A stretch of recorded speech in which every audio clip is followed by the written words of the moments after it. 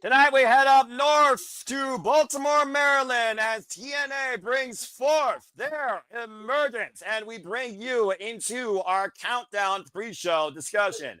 Welcome to the conversations and welcome back once again to the Super Alpha Studios live on Watch Along event schedule. It's good to have you all this Friday evening. And please remember to remain hashtag spoiler free towards any other platforms and shows you watch across all things wrestling, including but not limited to SmackDown. Thank you for tuning in to alternative watch-line coverage of TNA Emergence. Join with us if you choose by becoming a subscriber today on TNA+. Thank you.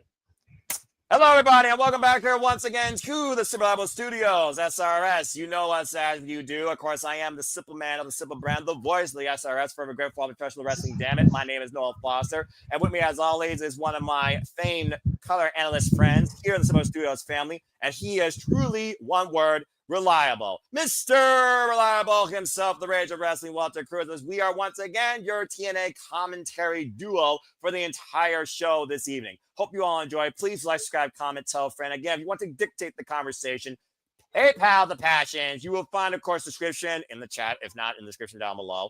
And again, it's as simple as that. We, of course, have two matches come up here on the countdown that goes live in about 20 minutes across TNA social media platforms, including the two TNA Plus, YouTube, and their Twitch, actually. And of course, you can watch TNA Emergence with us live, 8 p.m. Eastern Standard Time, being a subscriber on TNA Plus for $9.99 a month. And that is, of course, how we will stay in tune and keep you all up to date with the action ahead tonight. Before we talk about what's ahead, let's see how Walter is doing and get everyone's thoughts, including y'all's in the chat.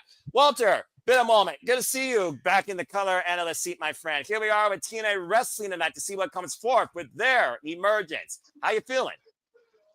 Feeling good. It's a Friday where TNA is on pay-per-view, so I'm doing way better right now. Right? Again, when TNA does their PLEs, their pay-per-view level all year round, to say the least, it's always a fun time. And I'm always looking forward to calling TNA wrestling when it comes to the X Division Championship, the Knockouts Division, of course, being one of the cornerstones of women's professional wrestling since 2008. Damn it. As well as I pray to God we prevent an NXT takeover and we bring back home the TNA World Championship, which will be our main event, where not only should we trust the system tonight, the system might save TNA as we know it. And that and so much more to come and to be discussed here as, again, we bring you into TNA Emergence. And again, folks, we do this for all the biggest shows, pay-per-views, specials, PLEs across all things wrestling, including not limited to WWE, NXT, TNA, AEW, ROH, HOG, MLW, GCW, NJPW, UFC, and more to come down the pipeline. As once in a while, we look at our promotions across independent wrestling and Title Match Network wrestling. Safet, good to see you as always. Appreciate you tuning in to Sleepy Ditting. Again, I want to give a shout out to Walter Cruz, Dwayne Atkinson, Datilla, Rennie Gracie, JJ Williams, Emmanuel Dominguez. For those that want to be part of the debate tonight, I am extremely sorry and I apologize. I was sick. I woke up at 2 a.m. The rest is history. I did a quickie. But please stay tuned next week for 2 dates of Sleepy Predicting for AEW Forbidden Door and NXT Heatwave. But again, that will be next week. This is tonight. It's Friday night, August 15th, as Walter alluded to. And to your point, Walter, there's a lot of matches on tap. Let's go ahead and run down what we have ahead here before we talk about the matches that in more depth. On the countdown, we have the hometown man taking on Ryan Nemeth. And, of course, the hometown man has the hometown advantage. Rosemary goes one-on-one with Indy Hartwell, looking to be the gatekeeper towards this impressive knockout to become the knockout. Can she overcome that green mist that was in her face last night and be the former TNA Knockouts world champion? Mustafa Ali continues to try and show an Ali you should trust. If not, you will have to deal with, of course, Agent Zero. Macedonia learned that the hard way, as Macedonia called out Mustafa Ali for one-on-one match tonight, and all the agents involved, and Tasha Steele, on behalf of the Ali administration, made it official. Macedonia looking to take Mustafa Ali down a peg, and every Secret Service agent with him. We have, of course, the TNA World Tag Team Champions on the line as the Hardy defend the gold. Smoke got him against the Rascalz. Zachary, Wentz, and Myron Reed. The Rascalz looking to become, once again, 3-time TNA Tag Team Champions against the very men that inspire them to come forth in this business. Trust the system or fly with asses. The system goes up against First Class, also known as Top Trash, as Rich Swann is back with Flop Dollar AJ Francis, taking on Brian Myers and Eddie Edwards with Alicia Edwards in the corner. Do you trust the system, or are you actually trying to be with first class? I feel sorry for you if you are the latter. And we also, of course, have the X Division Championship on the line as Leon Slater goes in this first defense tonight against Cedric Alexander. Can the Heart and Soul at 205 Live become the face of the X Division and defeat the youngest X Division champion in this company's history on 0D? You're sure to be in for something, as we got a no counts, no disqualification match for the TNA International Championship as Bulletproof Steve Maclin defends the gold against Jake Something. Last time they went to a double countout. This time, the only way the match will end is via pinfall or submission inside the ring. There has to be a winner, and that winner will leave TNA International Champion. Can Maclin survive this war, or will Something finally achieve something in TNA Wrestling? We also have Mike Santana continuing forward on his path of purpose towards the TNA World Championship as Sami Callihan looks to prove something himself, where if Sami says if he doesn't win, he might as well retire from professional wrestling. It's do or die for the Death Machine tonight against Mike Santana, who's looking to move one step closer towards the TNA World Championship. Fatal four-way knockouts action for the Knockouts Tag Team Championships. The Inspiration goes up against the Elegance brand, as the Elegance brand defends against Fatal Influence of NXT, Laylee Lee, and Zaya Brookside. And all these teams right now are looking to seize the goal, but can NXT continue their stranglehold on the Knockouts division? We'll see soon enough. And in our main event, homecoming for Moose, who will have his family in the building, in attendance, at front row, as Moose looks to regain the TNA World Championship and bring it home against NXT's Trick Williams. You may not trust the system, but do you trust in the face of the franchise saving TNA tonight? And that is all ahead at TNA Emergence from Baltimore, Maryland, that goes live at the top of the hour with the countdown in less than 15 minutes. Oh boy, Walter, that's a stacked card and a lot on the line tonight. And again, NXT could gain even more of a stranglehold if things don't go our way here. For once, we might have to trust, we might rely on the Elegance brand and trust the system. It's bizarre when you figure about it. At the end of the day, it's still TNA versus NXT. There's a lot that really could happen here as we forge towards victory run and see who truly is bound for glory across both companies. Mm-hmm. It's weird, right? The system are faces for us tonight, basically, because we need to trust the system in order to get what we want, in order to get TNA back to where it belongs on the top. But we'll see where it goes. Some of these matches going to be a bit interesting. Yeah, and of course, we know one match is going to be something, as he put it in all caps, Safet keeping the gimmick alive. Again, since I did a quickie simply predicting, let's go ahead and talk a bit more about the big marquee matches tonight that are ahead. So let's go ahead, since Safet put it so eloquently in the chat. Let's get your thoughts, Walter, on something! Jake Something going one-on-one against Steve Maclin for the second time ever. Like I said during simply predicting, Jake Something is very familiar competing at Emergence in big-time matches. He previously faced Josh Alexander for the X Division Championship, and he previously faced Sonata during Excursion while he was IWGP World Heavyweight Championship. Of course, Jake Something came back to TNA earlier this year and earned the opportunity after going through Vance Warner. Of course, we saw Vance Warner, Steve Maclin, and Jake Something had a triple threat. We saw how well the three worked together.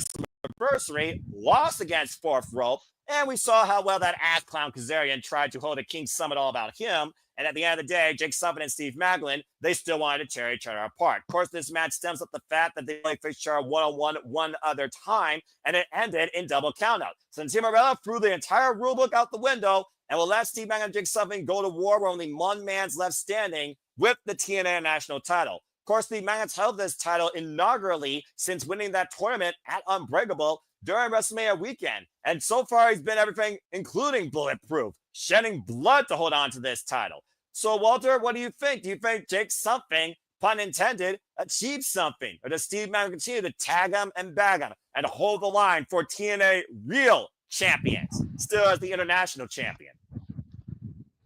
Well, we know one thing. The match damn sure is going to be something. Something!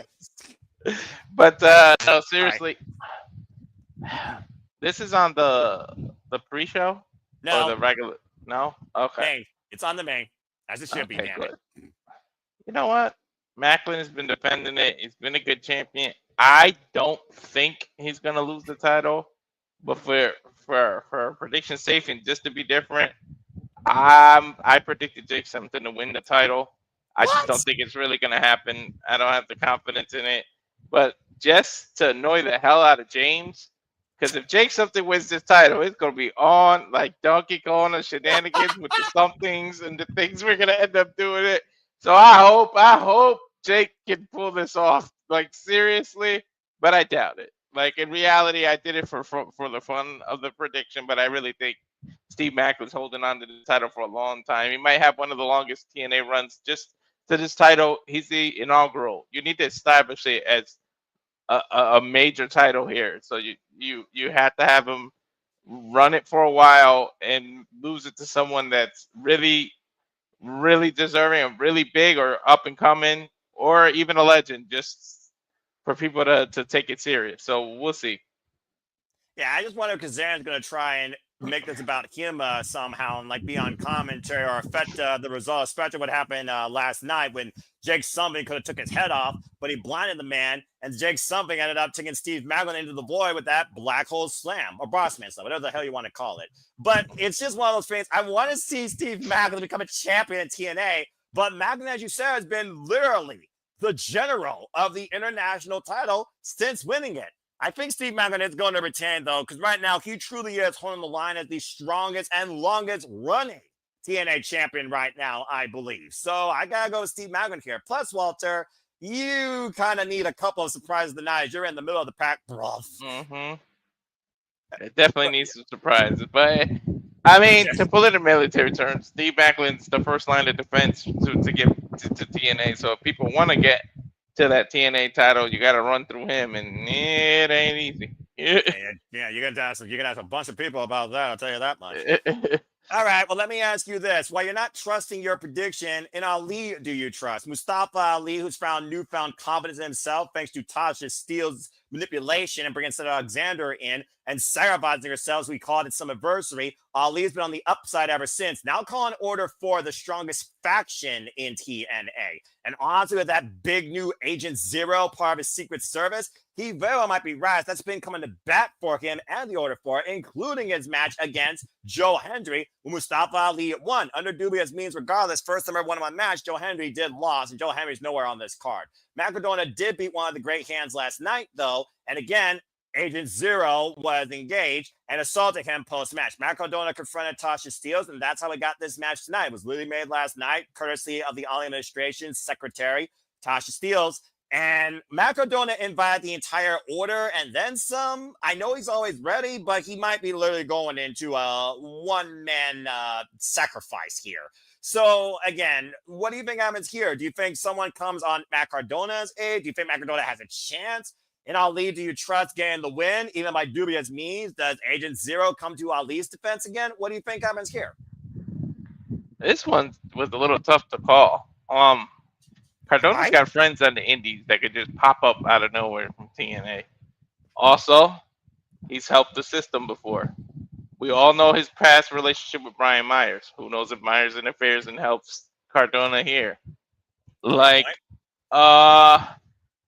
But unfortunately, oh God, I hate to say it. I think we're gonna have to trust in Mustafa Ali here tonight. I think he pulls it a win because he has the obvious advantage. It's in your face. Unless Cardona has something up his sleeve, but you know he'd never wear sleeves. But if he has something in his trunks, I guess, then he might pull it out. But yeah, I this is just an exhibition match for Ali to get back to upper priors and try to go after the TNA World Title, whoever that may be. But we'll talk about that. Yeah, we'll talk about that here shortly, especially when I think both matches that I think you want to talk about are going to cause an effect with each other as we continue to forge towards Bound for Glory, which cuts its way through Victory Road after we get past this heat wave in what emerges tonight at Emergence. But before we get there, I will say this. I do think Mustafa Ali right now has everything going for him. He's confident in himself, and he's got backup also to prove it. He's got 100% trust in the Order 4 in his campaign to be that great leader that he thinks TNA needs through him. He also believes now that the Order 4 is the most dominant faction in TNA. And based if the system fails tonight, he very well could be right, leading by example with a win here tonight. And Matt Cardona, at the end of the day, he's going in here by himself. With this new Agent Zero also part of Ali's campaign, Ali's been untouchable. It's like protecting Mr. President, Mustafa Ali. So I do think you have a point here, and I do think that Mustafa Ali is going to get the win too. So Cardona, good luck, bruv. You're going to need it. And I mean that politely. Jesus. Well, that being said, this is going to be anything but elegant. Sorry, I pooped a little bit in my mouth. But let's go ahead and talk about this fatal four-way TNA Knockouts World Tag Team Summit, where I pray to God we get inspired tonight as the Elegance brand, and of course, Heather by Elegance, with the personal conscience and Ash by Elegance in their corner. Defend the TNA Knockouts World Tag Team Championships against NXT's fatal influence, Fallon, Henley, and Jazmyn Nix, who just lost a tag match, literally, this past Tuesday on NXT. And might I add, regardless of this, it's going to be Fatal Influence versus the Elegance brand in trios action that's coming Tuesday on NXT. But as far as night goes, Elegance brand defense go against NXT's Fatal Influence, Zaya, Brookside, and Yǐng Lee, and the Inspiration. Of course, Cassie Lee, Jessica McKay, who they screwed over at Slammiversary. Straight up, Yǐng Lee and Zaya pinned the Elegance brand 2 weeks ago on TNA Impact to earn this opportunity and become very strong so far as a tag team. We watched their work on Explosion. Of course, the Inspiration came back to TNA to re-inspire women's tag team wrestling and win back the TNA Knockouts Tag Team Championship. While the Elegance brand's done everything possible with their newest insurance policy, M by Elegance, who of course came in to complete the brand, and that stupid Peter Herman reject, saving the titles when needed by any means necessary. But now we have a Fatal Influence trying to take over TNA as we know it, where, of course, the TNA Knockouts champion is nowhere to be found on this graphic and also currently holds the TNA Knockouts World Championship in NXT. Damn it. But that being said, different conversation, different comedy, different show, different story. Walter, we went with Inspiration at Slammiversary. We all got fucked. Here, Fatal 4-Way, though, champions did not be involved in the decision. And I really feel like here, this might be a way to finally remove the Elegance brand as the face of the TNA Knockouts Tag Division. I can only pray. I'm just being straight up biased here. I'm not even going to put any more critical thing into this. Inspiration better fucking win tonight. Damn it, they deserve it. And they should be the leaders of the women's tag team wrestling scene across both NXT, WWE, and freaking TNA, in my opinion. Damn it. But Walter, what do you think of this match? Who do you got? I'm not an elegant person. Right. I don't want to be influenced. I want to be inspired. Good I want to go with Inspiration, but looking at this division is just ugh. It hasn't been everything but elegant. I kind of wish it was an elimination match, just so whoever wins it actually earns it. But Zaya Lee and Brookside have been on the Zaya Brookside and Yǐng Lee have been on this merger together, and they've been on fire. And it's like, it wouldn't shock me if they actually pull this out of nowhere. Right. However, yeah, like I said, they're a well-gelled team, but I want to be inspired. The fact that they came back, both went to be mothers, came back out of nowhere, might I add. We called when they returned, and it was just the excitement on your face. I just feel like as soon as they returned, I saw them winning the titles. I got disappointed last time in Elegance won, but we'll see what happens here. I need the Inspiration to win, and I don't want you to have to spaz out if Ash and Heather retain. So spazzing? How dare you? Who the fuck am I kidding? He's calling me out, but he's 100% correct, and I will do that again. To everyone's laughter, I'm sure, and entertainment. But yeah, Inspiration re-inspired the TNA Knockouts Tag Team Championships, and they're damn sure going to go to NXT. So yeah. Is it Ash and Heather, or Heather and do they have the Freebird rule? Because Ash is in the background in the graphic. It's Freebird, yep, because let's not forget Ash, Ignorance, Ash by Elegance is going to be going up against Monster Simmons and Jessie Jane next week in that heat wave for the TNA Knockouts World Championship. And let's not forget both Ash by Elegance and Monster screwed each other in their respective singles matches against Jessie Jane when it came to bringing this title back home to TNA. Oy. That might be the excuse. It's not really Ash, it's Heather and the what the hell's her name? M. Maggie Lee. M by Elegance. Yeah, M by Elegance. Then they might lose, and then it cause friction in Elegance. We might be able to jump for joy, and they end up breaking up. But we'll see. Well, I mean, we fought the same thing with Federal Influence, and look at them now. Now, can they actually get the win tonight? Can they coexist? You tell me. At the end of the day, I still think Fallon Henry should have been the one to freaking be the champion, but whole different conversation.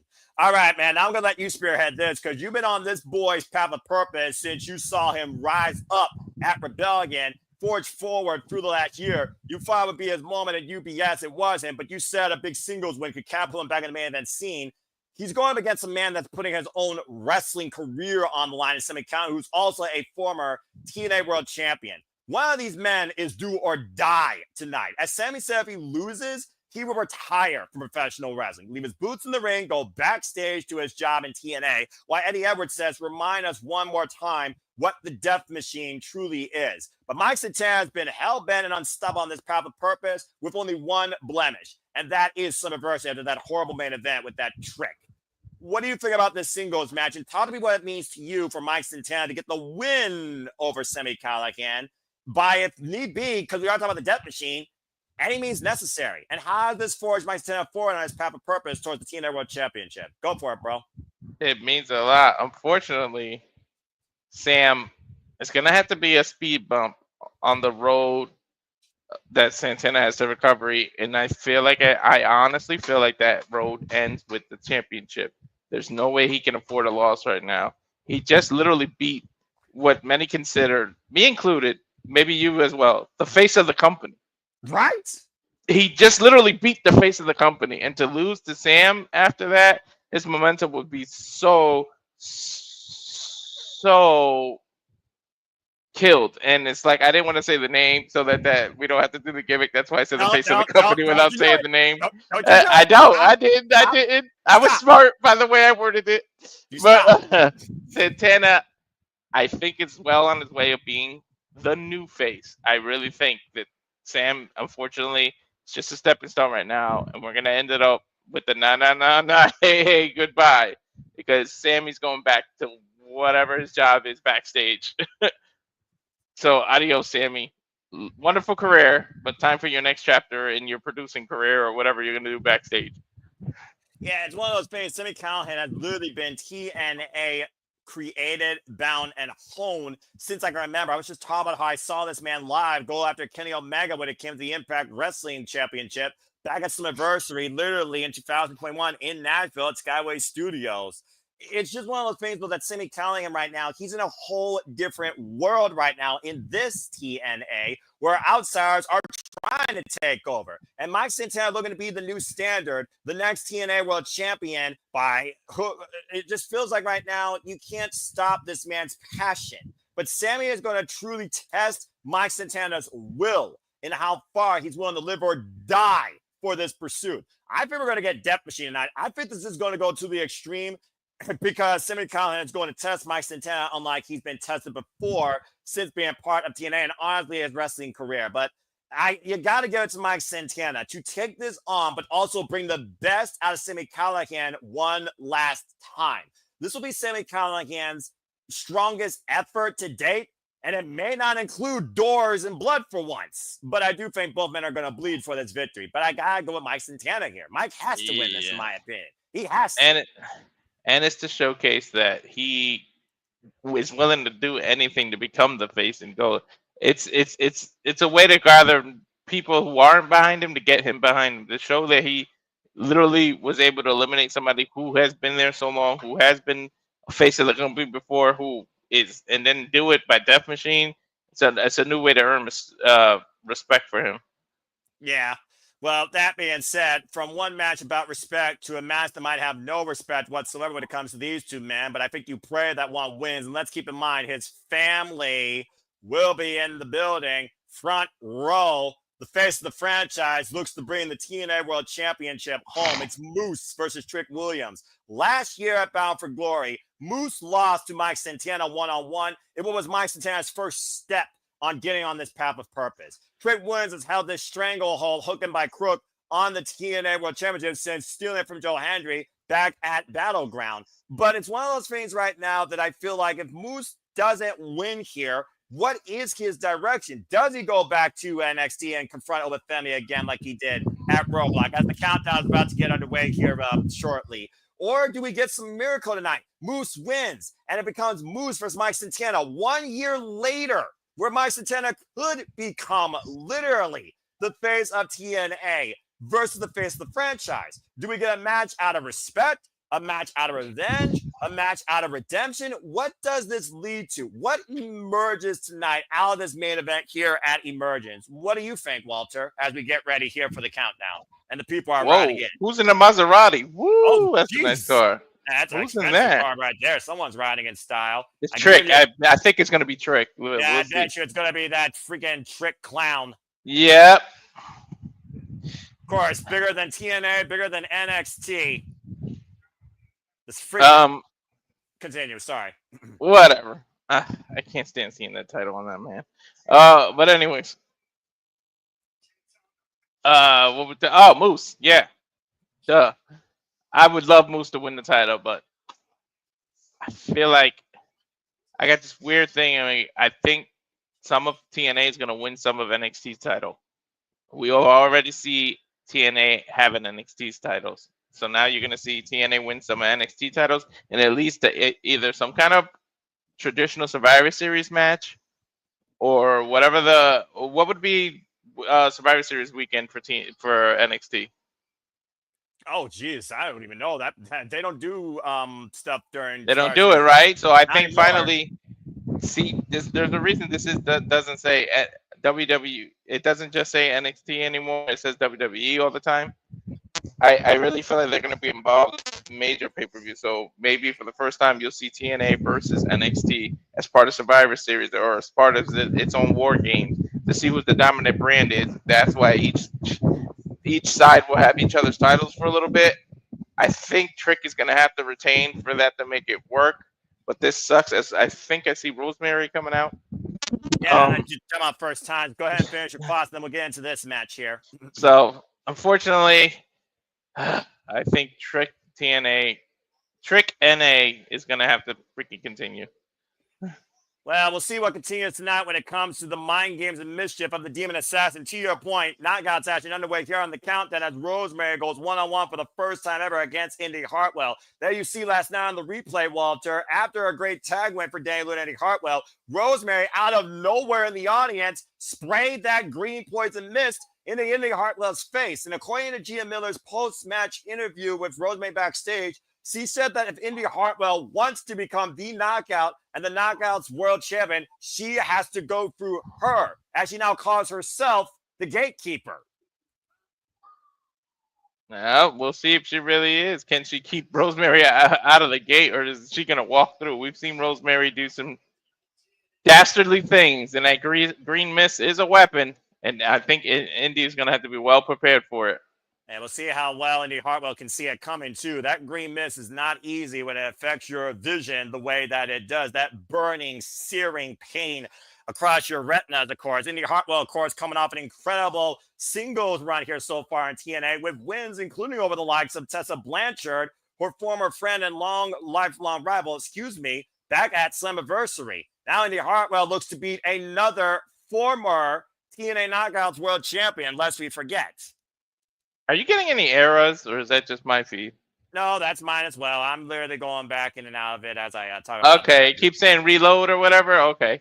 Yeah, I just went back to the live thing on the main thing at the top and clicked it. Anyway, Indy Hartwell, Rosemary, one for the first time ever. Rosemary, also a former TNA Knockouts Tag Team Champion. The other's underway. Indy Hartwell right now with the hot start here. And I don't blame her because you do not want to mess around with Rosemary with how dangerous she is. You know, that might be a good thing. That means so many people are on the app, it might be overloading it, which means they're getting more viewers.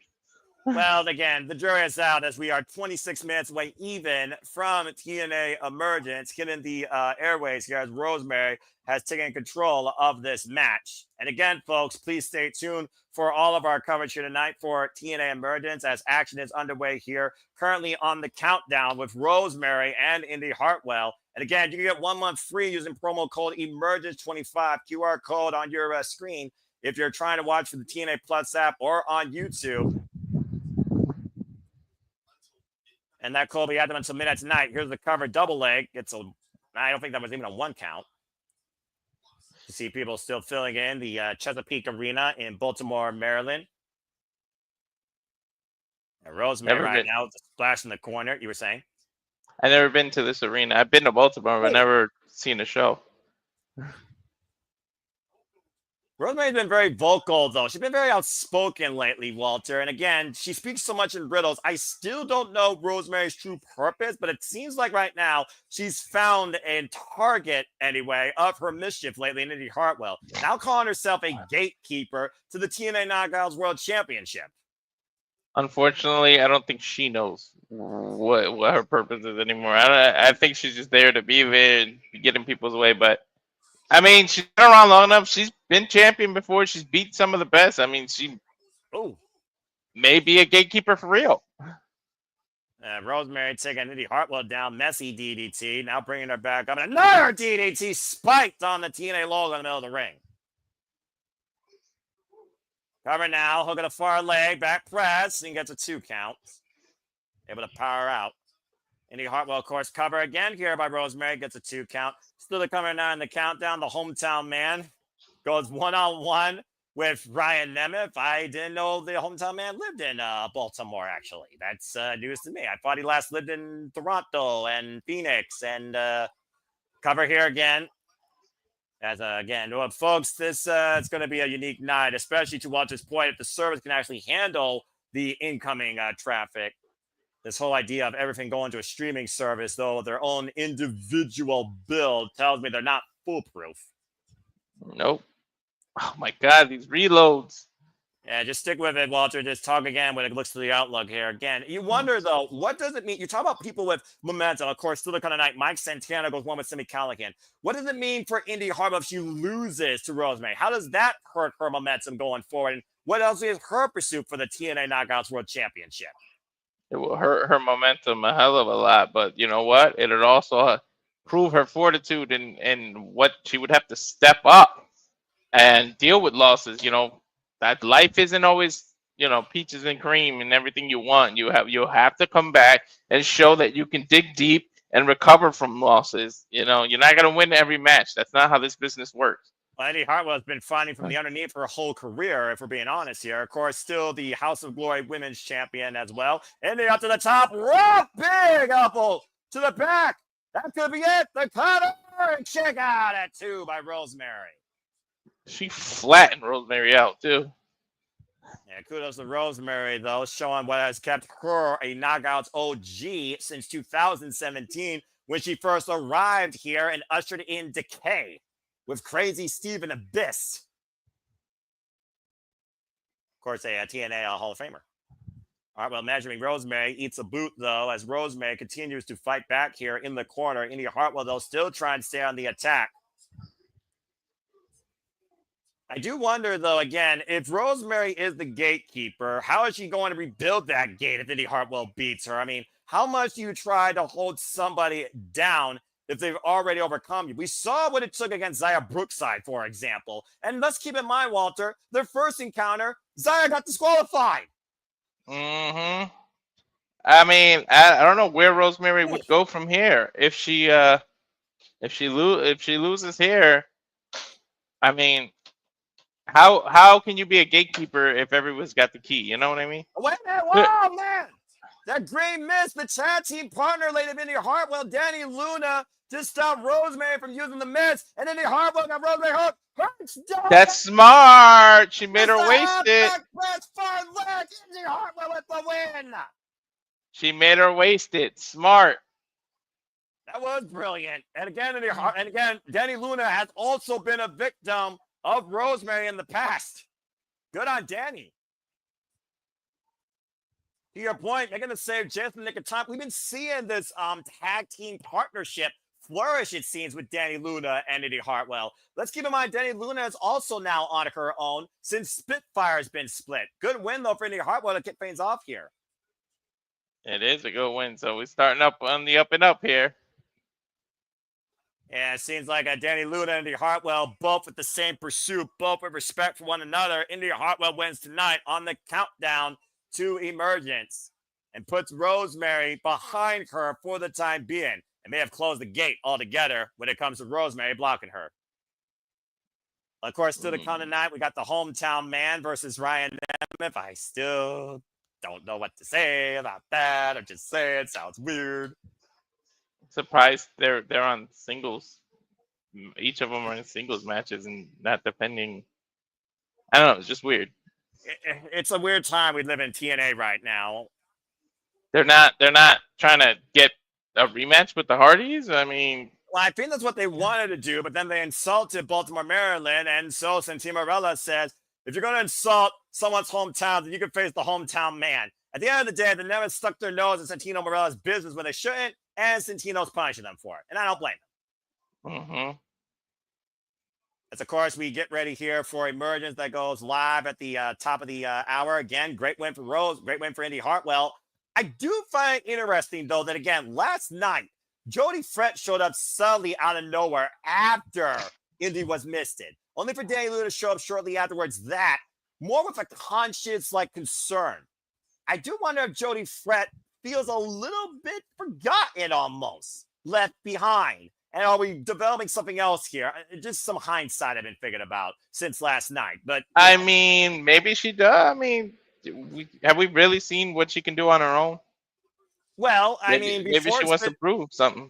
Before Spitfire, when she first arrived, again, she was running roughshod through the Knockouts division, the Wild Child. So the jury's out. The problem is many people forgot that. See, even I forgot that she was a big single star on her own. Like she's been associated with the tag team for so long that it's like you tend to forget. Maybe that's her point. She's here to remind people. And to your point, look at this backstage interview. Remember Sami Callihan and Moose Monsters Ball anniversary? No, God, do I.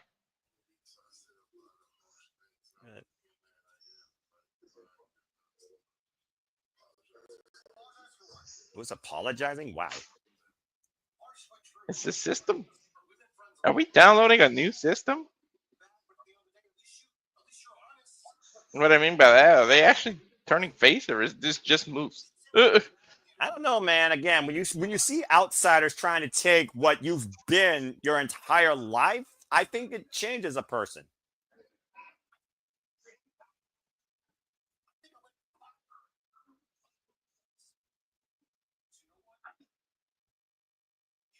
You, this company. Sami saying everything. He's got to live in the ring.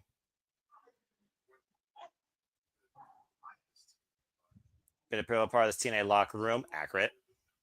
He said they lit a fire under his ass. That's for damn sure. He's not wrong. Not at all. What? Not done yet. It's so weird to see Moose give people respect like that. And Sami telling Moose, bring back our world championship. Man. Whoo, ominous words, man. Well, it almost feels like closure there with Sami Callihan and Moose, founded through respect and the love for the TNA brand. Clearly, Sami hopes that Moose brings that title home, but Moose hopes that Sami shows exactly why he's been TNA and been the Death Machine tonight. Both these men are planning to show exactly what TNA wrestling is all about, but one of them might do it for the last time. Yeah, exactly. Who knows if Moose does lose? When's the next chance he gets? We know what happened with the consequences of if Sami loses, he's forced to retire. Well, what could be a potentially historic night? Here comes the Hollywood hunk, Ryan Nemeth, without his big brother. Oh, God. Can this please be? Just control yourself, bro. That's all I got to say. I just want it to be a squash. Can Ryan just get his ass whooped, please? Well, I think the mascot of the Baltimore Ravens is also in the building, to your point. So I wouldn't rule it out if I'm being honest with you here. So, again, we'll find out soon enough. The man... He even steals his brother's entrance. He has no identity. Literally, Joe Henry was right. The biggest claim is that he's his brother, and that's it. Meanwhile, the hometown man's arrived here in Baltimore, Maryland. He's not coming alone. About to say, the hometown man's been seen now in Toronto, in Alabama, in Phoenix, in New York. Yep. did I miss a place? Hometown man has been home everywhere. Hey, the hometown man. But look what he's wearing. I mean, for Pete's sake. Baltimore Orioles baseball jersey. Yeah, thank you, Walter. I was trying to get the word out. A shout out to Stat Boy Mike, by the way, with his coverage of the NBA coming up regarding sports. And you can, of course, watch that and more here at the Stat Boy Sports Bar, partner of the Suburban Studios, of course.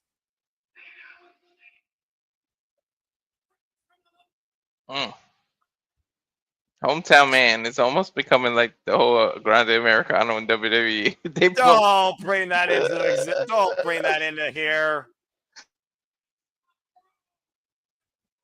Ay, ay, ay. Never trying to ignore him. You can't ignore all Baltimore, Maryland booing you out of the building. You over spray tan idiot. There's probably 7,000 or 8,000 people booing the hell out of him right now. I don't know if it's that high, but I still agree with you. I don't know. Last pay, didn't they break a record and have like 7,500? Yes, you're right. They did. Yeah. Do that. I'll give you that. So it could be 7. How Ripken pop. Oh, of course. I mean, the hometown man has a pretty good win-loss record so far in TNA, though. He's the only hometown hero who actually wins in their hometown. You're right. Kazarian failed to do that rebellion, for example. And your boy Mike Santana, unfortunately, lost at Summerversary in New York. Oh, big right. With a flip-flop and fly. Hometown man chance raining out. I kid you not. I don't know what to say at this point. Hometown. I guess that's look at Walter getting into it. You're not there in the hometown, though, dude. I know. I mean, he's so popular. Look at this guy. A big hip attack in the corner to Ryan Nemeth, the hometown man in firm control. Hometown, you can say he's a man of the people, huh?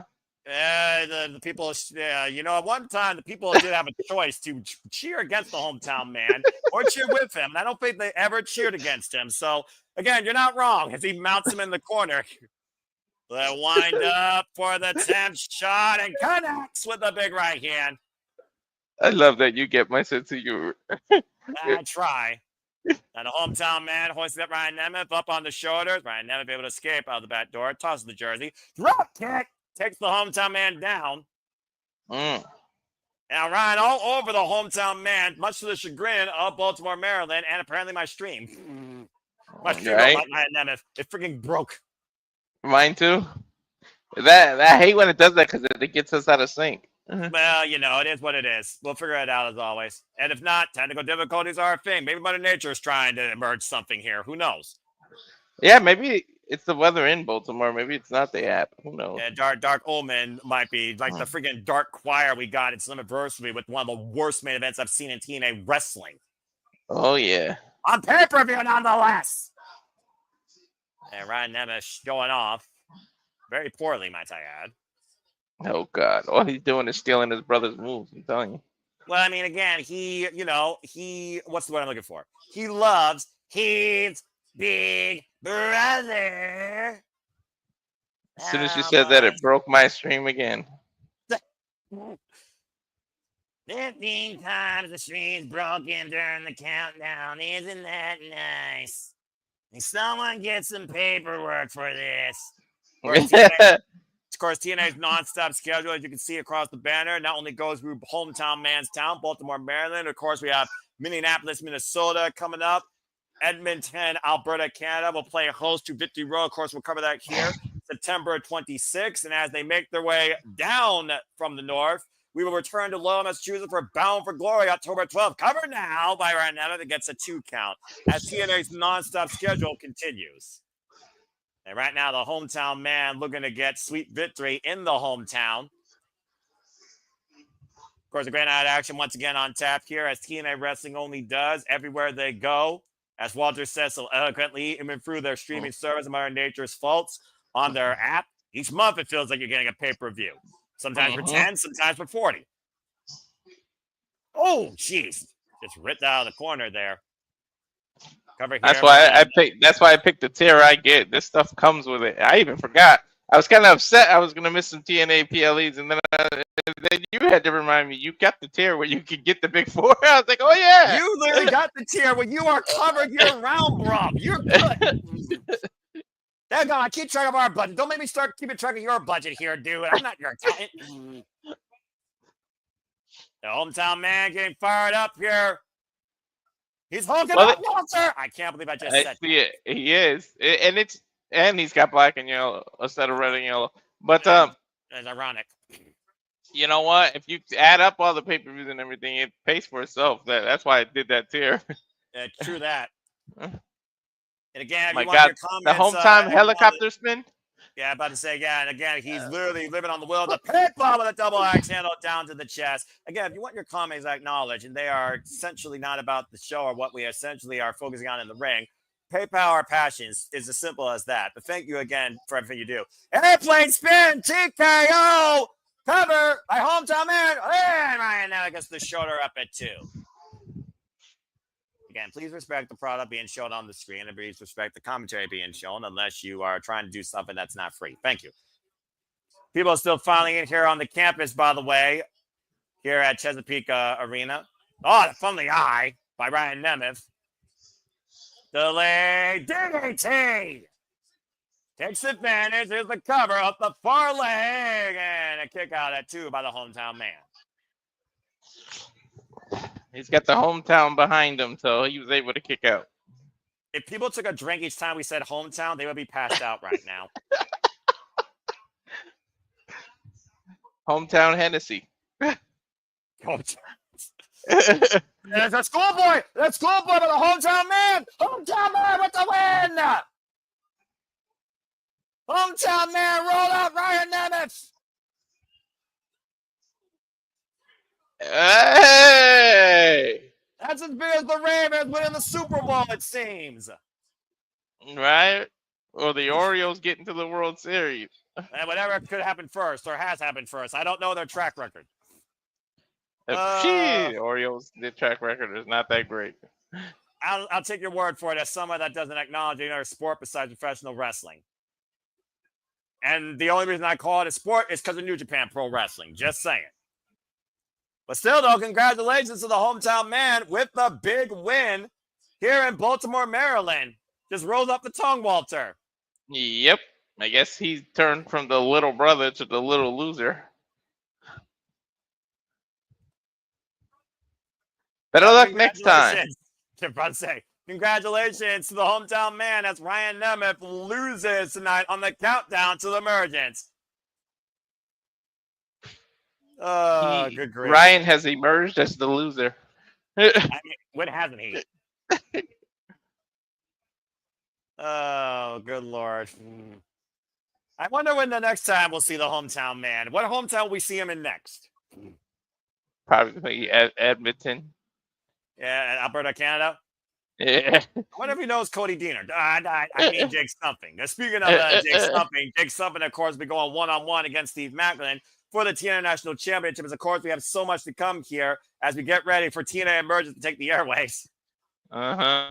Oh, Lord.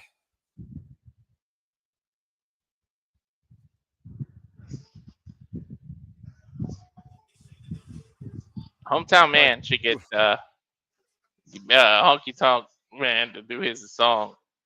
Just instead of the Honky Tonk, it's the hometown man. Non-copyright. We're not in First off, we're not in Tennessee. We're not in Graceland. And the second, non-copyright. Good Lord. All right, well, again, folks, we get ready here for our merge. If you want to join us, become a subscriber at TNA Plus today. You can watch the show along with us. We are strictly focusing on TNA Emergence tonight, so please remain #spoiler free for all other facets of wrestling, including, of course, WWE SmackDown, as we keep you completely in tune with what happens tonight here at TNA Emergence. Again, we have TNA Knockouts Fatal 4-Way. For the TNA Knockouts World Tag Team Championships, Mustafa Ali goes one-on-one with Matt Cardona. Actually, Championship Online, Leon Slater versus Cedric Alexander. TNA World Tag Team Online, the Hardy defend against the Rascalz. Jake Something versus Steve Maclin. No count disqualification for the TNA National Championship. Sami kind of looking to give absolutely everything and then some one last time against Mike Santana, where if he loses, he will retire from professional wrestling altogether. And of course, when we look at this video package, the face of the franchise, Moose, looks to bring home what was stolen by Trick Williams and NXT, our TNA World Championship. And that is our main event. And Moose's family is in the building. And while you're over there subscribing to TNA Plus, head over to YouTube to the Rage Wrestling channel to hit the subscribe button there too. Whoa! There's something for you, Walter. You might want to read that. Oh, well, that would be a PayPal, but yeah. Okay, now I need Moose to win. Come on. So, do you want to talk any further about this? We get ready for the show as we talk about this video package, Walter. Go ahead and lend your thoughts one more time. I mean, don't count out Moose. Moose has been to the top of the food chain a few times, and he beat arguably, I said it earlier, the biggest face of the company. He beat that man. Right? The man beat him too, but I'm just saying, he beat. I don't want to say his name because I don't want that stuff to happen, but he beat him. And I'm about to say, a pretty strong win, by the way, as well. So, and again, as we get ready here, if you haven't already, subscribe. I mean, subscribe. How long did the system rule with him as the champ? I mean, since literally TNA was born last year, January, to your point, when he beat Alex Shelley at TNA Hard to Kill in the main event, and the system took over. Yep. And hopefully tonight we trust the system to bring back home the TNA World Championship, courtesy of the face of the franchise. And of course, they're running down the card again, as I already talked to you about earlier, as we get ready for TNA Emergence. Again, let's be inspired! Re-inspire the tag team division! And prevent the fatal influence taking over the knockouts division as a whole, damn it. Be worse than the beautiful people ever were.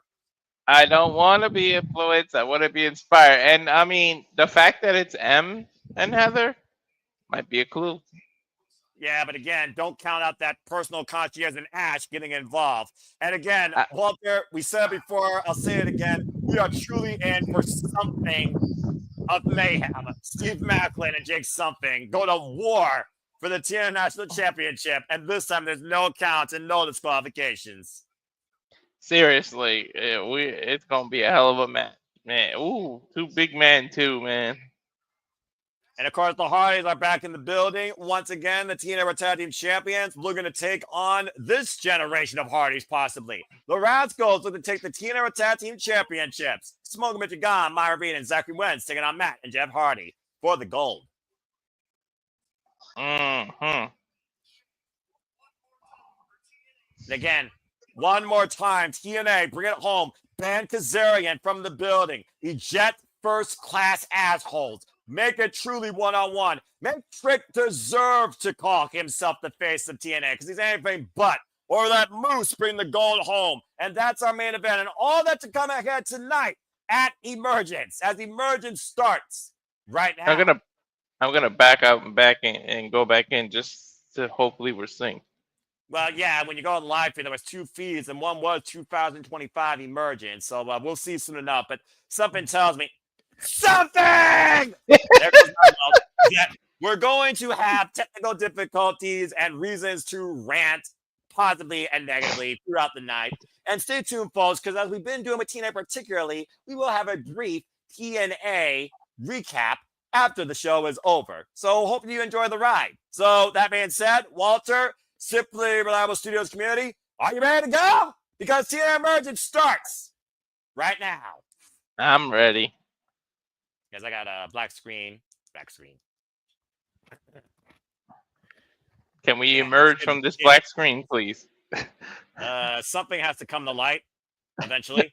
Maybe. Possibly. As again later. There's the FBI logo. Again, if you pirate this, we will find you and find you $250,000 and incarcerate you for 5 years.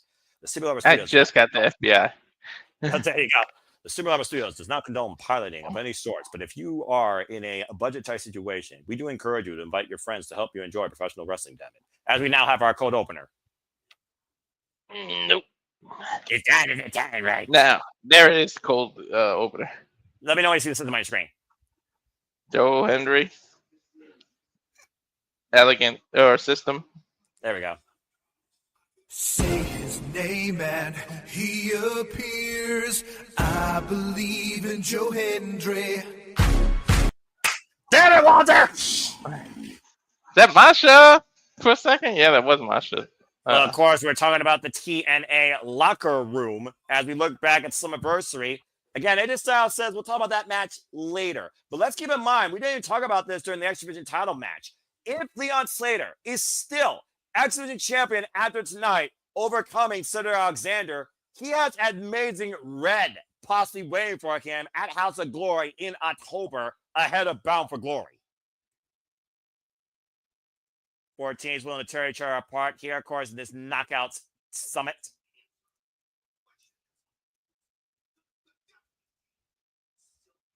Does the Death Machine still have it?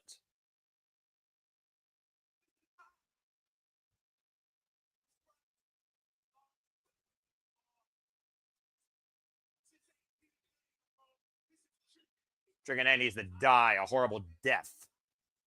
Tell me about it.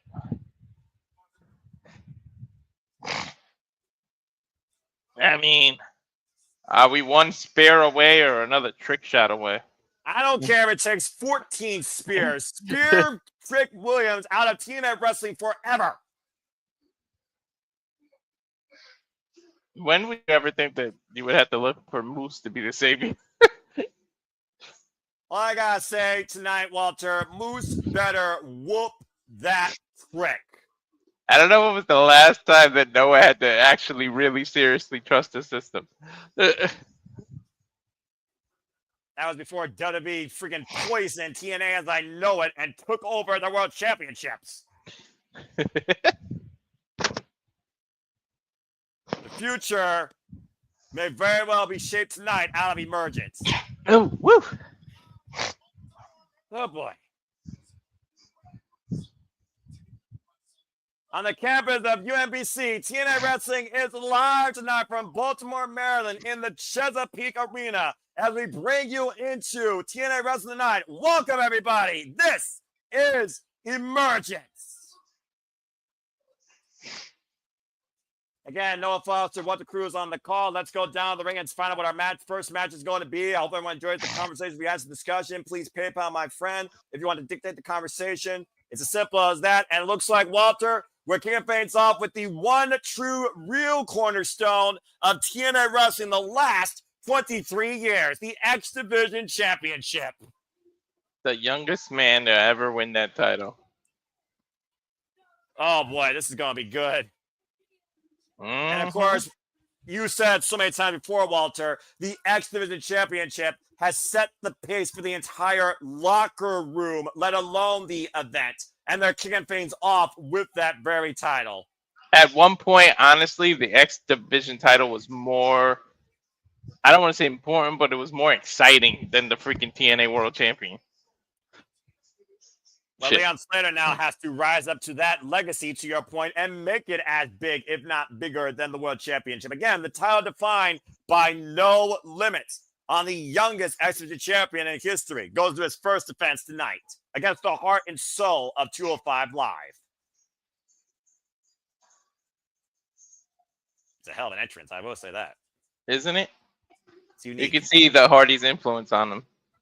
Again, the Hardys really said this young man has so much promise, and he rose up to that promise, beating Moose for the X Division Championship.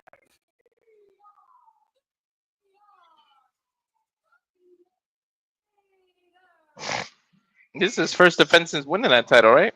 That's correct. And again, Leon Slater has already been endorsed, the youngest in charge, by the inaugural X Division champion, the phenomenal AJ Styles. But Cedric Alexander showed Leon Slater last night what a lumbar check feels like.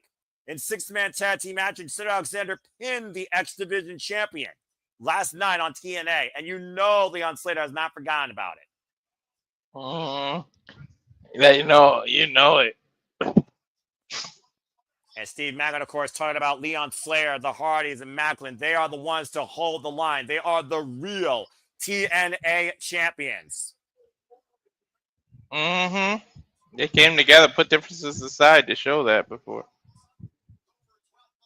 And of course, Sunday, October 12th, live on pay-per-view, Leon Slater looks to go in and defend that title at Bound for Glory. And so Alexander looks to stop that path before it even gets started towards Victory Road. Looking to be the ultimate roadblock tonight for Leon Slater. Let's go ahead and look at the X Factors here, Walter. First time ever won. Slater pinned Hodge in a triple threat title defense. Slater Alexander pinned Leon Slater last night on Impact. That's not when it counted, though. What counts is the big one. If he can do that again, all the marbles are turned over because now it's for the title. Now is when it's important to get that 3 count. And of course, Slater Alexander, though, goes with all the momentum. Not only was he not pinned during that triple threat, Leon Slater's first defense, this is his second defense, but he pinned the champion last night. TNA X Division Championship cornerstone of this company, held by the likes of Low Key, Samoa Joe, Frank Kazarian, Chris Sabin, the most influential champion, 10-time over X Division champion. And of course, the walking weapon, Josh Alexander, Ace Austin, Trey Miguel, just to name a few. And weight slog applied here right now, and takedown by Slater Alexander. Slater Alexander, who just arrived in TNA off a loss to Mustafa Ali at Summiversary. But again, as I said earlier, Slater Alexander was once the heart and soul of an entire brand, the Cruiserweight brand, 205 Live. Shout out, by the way, to Mackenzie Mitchell, Gia Miller, Tom Hannafin, and Matthew Waywald. Of course, your play-by-play, your broadcasters of TNA. It's one of those things that for a long time, I feel like people who didn't watch TNA as much as we did, Walter, looked at the X division like a cruiserweight division. But it's anything but. It's more than that. A heavyweight has proven how they could define this title in their own way. Moose, the prime example. Ooh, jeez. Smash that left leg over a single leg grab, and immediately Cedric finds his way on the rope to force the break. Look at the fire right now coming out early on here in both Leon Slater and Cedric Alexander here. Well, you got to figure out what it means for Slater to carry this division. I mean, he dreamed of this. He's the youngest. He's got a chip on his shoulder, not just the title on one shoulder, but he's got a huge chip to prove he's worthy of it. Calls himself the youngest in charge for a reason. To your point, handspring, back elbow strike perfectly connects. And it's almost like facing a mirror of yourself, too. I mean, Cedric has a very similar style. Well, to your point, though, we know that finisher, he has the lumbar check, while Leon Slater has the Swanton 450 splash. One of the most beautiful things you would ever see. Yeah, right? Ooh, block the boot. And right now, Leon grabbing the leg again. Oh! Damaging that left leg right now, preventing Cedric Alexander possibly going up to the top rope for high-risk offense. Uh-oh. Oh, jeez. First in the turnbuckle and then drop down hard, back first on the apron. Both of these men have done a lot of damage here, and they're going. Take a look at the replay here, Walter. Double impact. Woo! Jeez. It just dumped it, fell over on the outside. Oh, again, just drop back first on the apron, where, of course, wood meets steel. Hardest part of the ring. Of course, Alexander knows the only way the title changes hands will be a pinfall or submission inside the ring, to your point. Now focusing a second on Leon Slater, almost a Falcon Arrow has done the deal! And a kick out at 2 for Leon Slater. Dude, Cedric's got some momentum right now, ever since that happened. Well, again, you talked about Cedric's finisher. What is Cedric's attack focusing on, Walter? The back. The back. The snapmare right now. And again, a vicious kick to the spine, lining up the spine of Leon Slater here tonight. Of course he put into that kick. Oh, jeez. Well, I mean, again, Cedric Alexander was once all about business of hurting people. Yeah, that's true. Yeah, you figure out the influences in Cedric Alexander's career. Let's not forget, Cedric Alexander had a match with Kota Ibushi that put him on the map in the Cruiserweight Classic. That made him got signed by WWE in the first place. Covered now, back presses the far leg and gets a 2 count. Meanwhile, Leon Slater was scouted during the Turning Point tour in the UK to become part of TNA by Scott D'Amore. Knife edge chop in the corner. Damn it, I missed that, man. Yeah, you and me both. I missed them and Gail Kim, but again, different conversation the other day. We're not trying to talk about that, though. God help us. We need those people. There's a cover now by Cedric. Kick out by Leon Slater, though. The heavy kinesio tape on the right shoulder of Cedric Alexander.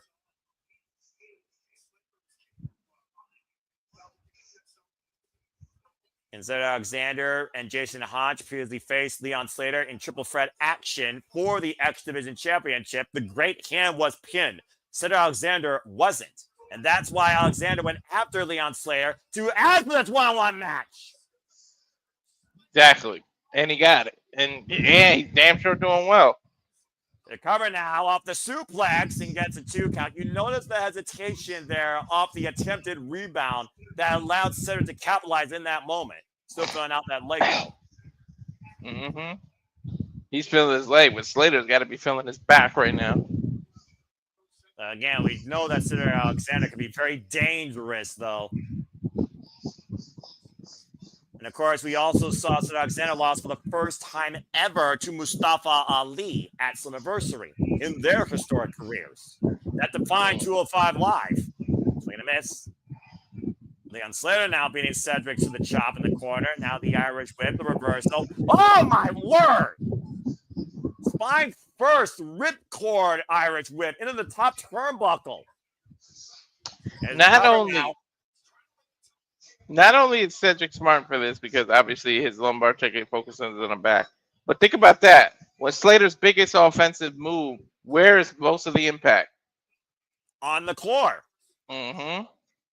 Which, of course, rattles your spine in the process, especially if you miss. By the way, smart strategy there for Cedric going for 3 quick pins, further wearing down the champion. Forcing you to exert energy, yep. We talked about momentum earlier here. Cedric has all the momentum going into this match. And at this point, I would say all of it right now during this match. He has the champion reeling. And, of course, putting more pressure on the back, putting more pressure on the champion to step up or go to those higher risks. Now, Cedric just literally wearing down Leon Slater in the corner here. Yep. And I mean, think of it like a bird. When it's a hurt wing, it's hard to fly, right? You hurt this man who's known for high flying. You hurt his back. And his effective high flying. And again, that whiplash effect, though, nonetheless, also got to disorient you. Again, he whipped him hard in the turnbuckles there. Might be looking to do it again as Leon Slater wraps his right arm around the top ring rope. I mean, the ring literally shook as if it was 2 big men in there. So Alexander still focusing on the attack. Now attacking the core of Leon. Looking for the Irish whip. Leon Slater, though, flies out with a lariat. Good God. Using the momentum against them. But again, it was smart by Cedric to whip him right into the back against the turnbuckle. Yeah, well, to your point, though, look at this. He exploded and turned Cedric inside out with that lariat. It's almost desperation or instinct because Slater hasn't moved since he's done it. Both men back to their feet, though, slow to stir here as we are once again back to square one in the middle of the ring. Leon Slater now attacking his original point, the left leg, kick the hamstring. And again, trying to tie up that quad right back to where he began. Big right hand, knife edge chop. Slater right now continuing the attack. Irish whip, stand in the corner, stops himself from going in. Drop kick, sends Cedric face first in the second turnbuckle. It's action like this that has defined the X Division for over 20 plus years. What a crossbody is the cover! Kick out! But to your point, you see Slater immediately grabbing the lower back. Hell yeah, immediately. Look up effective. I mean, trust me, as someone who's had back issues, it literally cripples you, man. Well, it's like, when your ribs are compromised, you can't breathe. How well are you effective when you can't stand straight? You saw him literally trying to wrench his spine back in place. Yeah, exactly. But we also saw how far Leon Slater was willing to risk his body to show his strength. Remember, he lifted Moose up on his shoulders. Now we're going to do the same as Alexander, and the back gave out. Oh, and lit up for a buzzsaw kick. Now Cedric, when they capitalize, hoisting up Slater. Power bomb.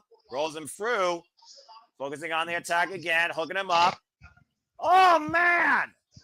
Takes down Slater with a brainbuster. Here's the current new champion. Nearly got it. I was going to say, was that a brainbuster? Because he landed him more on his head. But it's also black. Take a look at the replay. Look. Yeah, it was definitely more. I think he was looking for a brainbuster, but it turned into a suplex. Still heavy impact on the back. Good call there. Mm-hmm. Leon Slater's still alive. Again, the youngest in charge is looking to not leave here tonight. Just a former champion. Looking for that lumbar check. Again, yeah. Grabbing a hold of ropes. Again, man, he's knows young. exactly what that feels like. He's young. Well, that was some veteran instinct to grab the rope and hook it to avoid getting in the lumbar. Yeah, again, great shot though by Slater. Once again, looking to hoist up Leon Slater. Now Slater grabs the second rope. Again, just a one shot though to the back of Leon Slater. Gives Cedric Alexander control. Oh! I mean, when you're compromised at this point, that one shot feels like 5 or 6. Yeah, you hear that freaking shot though? That one had some luster behind it. Mm-hmm. Uh-oh. I sense disaster. Figured about again all the damage done to the back. To your player. Good job! Slater countered! They call it high risk for a reason, Noah. Corkscrew Bulldog takeover! You know what he's going to look for. You know what he's going to look for here. And on to his heroes again, modified up high. Cedric in the drop zone. 450, but Cedric got the knees up. When he didn't go for the actual Swanton 450, just a normal 450, but paid for it. Yeah, he literally got the wind knocked out of him as those knees went into his ribcage. Take a look at this counter, by the way. Watch the transition in midair. Turns it around to prevent the superplex, and immediately falls up to your point, a 450 only, but hits Cedric's knees in the process. Mm-hmm. And that might be a costly mistake on both champion and challenger, putting their own bodies on the line to stay alive. But again, this proves to you what this X Division title means to everyone. They're literally risking life and limb right now. Big right hand by Cedric to Leon Slater. Leon, though, again, going back after the quad. The left leg, trying to tie the muscles up in it. He is laser focused. Might as well put a target on Cedric's leg and on Leon Slater's back. And Leon Slater on spaghetti legs out of that German suplex. Now Cedric with the waist like another snap German. Damn, dude. That Slater is out of it right now. Swing and miss, and again, trifecta. But Leon's still trying to get back to his feet. The resilience. He's just being defiant. That's the youth there, right there, Noah. Yeah, well, again, youth could also be very foolish. It might just be a matter of time before Cedric Alexander gives him a lumbar check that ushers him in as the next X Division champion. I mean, he could be playing possum. No, you never know. Elbows right to the ear. Meanwhile, German suplex. Leon Slater lands on his feet, though. And the roll-up. That's Cedric. 2 count. But Cedric reversal. Traps both legs. Too bad again. Leon Slater with the reversal. Traps both legs. High 2.5. Both men exerting a hell of a lot of energy in that sequence there, Noah. A huge right hand by Cedric Alexander on the conclusion of that exchange. Cedric stood up and over, though, and did not find his footing on the apron. Oh, you got to think that's that compromised quad. He put his weight on it and just couldn't take it. He fell off. Yeah, but again, you see where Cedric is, though, on the outside over a corner. Uh-oh. I think you see where Leon Slater is going as well. Might be figuring to fly over the lights. And Slater wants Cedric up and over on the outside. This is TNA Wrestling. This is the X Division. This is the youngest in charge. Take flight, Leon Slater. Good Lord. And now you see Cedric brought back inside. Leon Slater once again going up to the top rope, still grabbing that back. Might be looking to finally get the full effect. You called for it earlier. Let's see if he nails it. Going for the 450. Roll out of the way to Cedric, though. And Cedric, watch out, Spanish fly! Wow, what a counter. Incredible. Now hooking up Leon Slater for Lombard counter, roll out, cover, high stack. Oh, wait, look at Leon Slater. Pick up Cedric Alexander. Look at this. Did he just...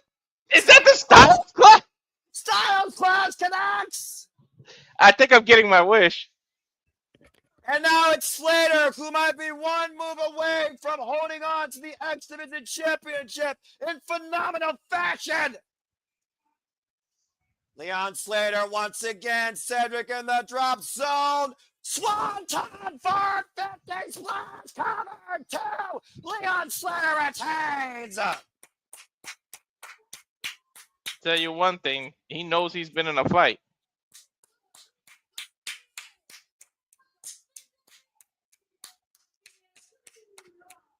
That was a hell of a match.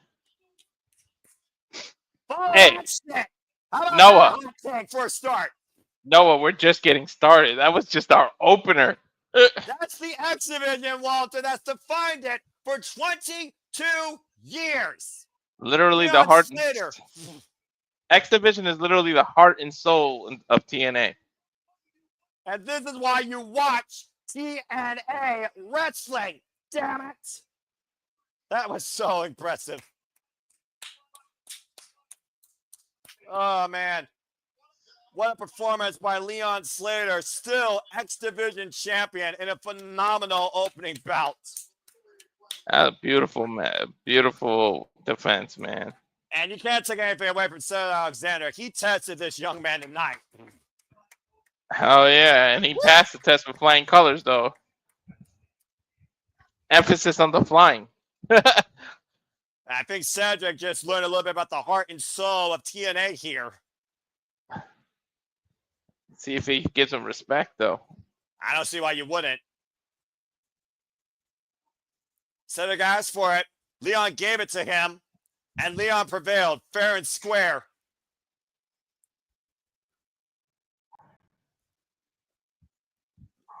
And start with the hand out. That's what this is about. Respect. Tremendous sign of respect here.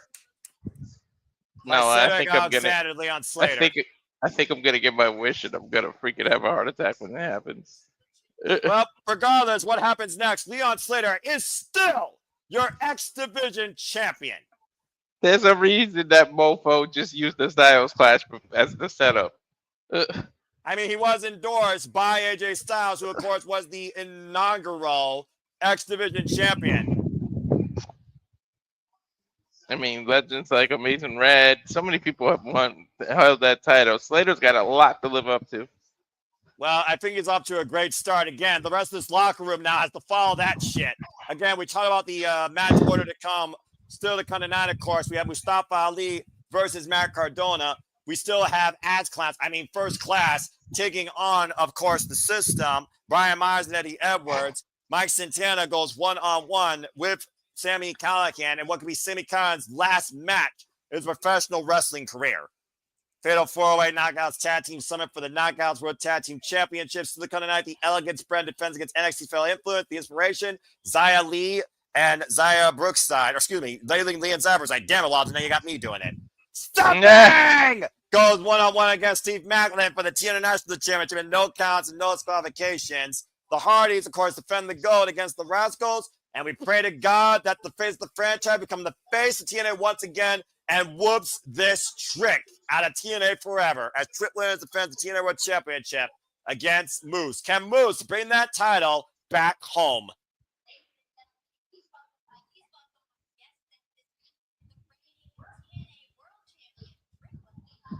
Oh, get that man off my screen.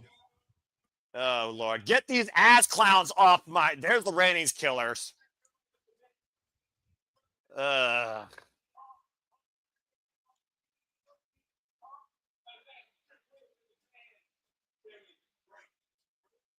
It was the man that's killing TNA as we know it.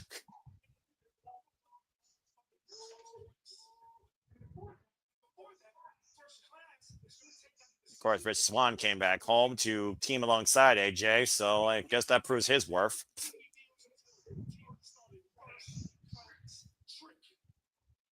First crash trick's going to get TNA canceled if we're not careful. Tell me about it. As we got a backstage interview here with the three biggest losers in TNA wrestling history. Curly Mo and the other guy's name. I forget what his name is. You tell me. Larry, Curly, and Mo. Oh, yeah, that's right. The Three Stooges. Oh, brother. Phenomenal opener, though, with Leon Slater and freaking Cedric Alexander. That was incredible. About to say, hey, moron, do you know what right side up is? You're holding the towel upside down. You drunk or are you just that stupid? No wonder you were freaking Carmelo Hayes' Casanova. Again, Mike Santana still preparing. Did I say that out loud? Still preparing tonight, of course, to go one-on-one with Sami Callihan as he continues forward on trying to fulfill his path of promise and purpose towards the TNA World Championship. But Sami Callihan is here for more than possibly a future shot at the TNA World title. He's here to prove something. Can he still hang here in TNA? As a former TNA World Champion, will Sami Callihan show us exactly why he's been the death machine of TNA for the better part of several years? But coming up next, Walter, let's see if Matt Cardona is always ready for Mustafa Ali's administration. It's Mustafa Ali versus Matt Cardona one-on-one here tonight at Emergence. They got a tough act to follow. I tell you that shit. Well, Matt Cardona has got a tough campaign to overrule. Mm-hmm.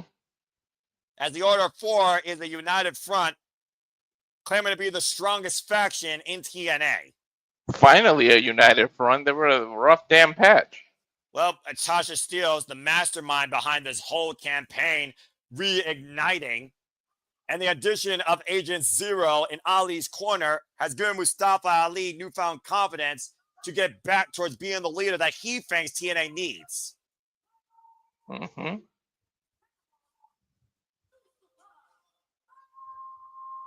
We'll see if Cardona has some backup because, man, you're going to need it. Well, he did beat one of the Great Hands last night, but he was unable to overcome the post-match assault led by Agent Zero, as the Order 4 looks stronger than ever. And of course, you got the press secretary Tasha Steele and the Great Hands in Mustafa Ali's corner escorting him.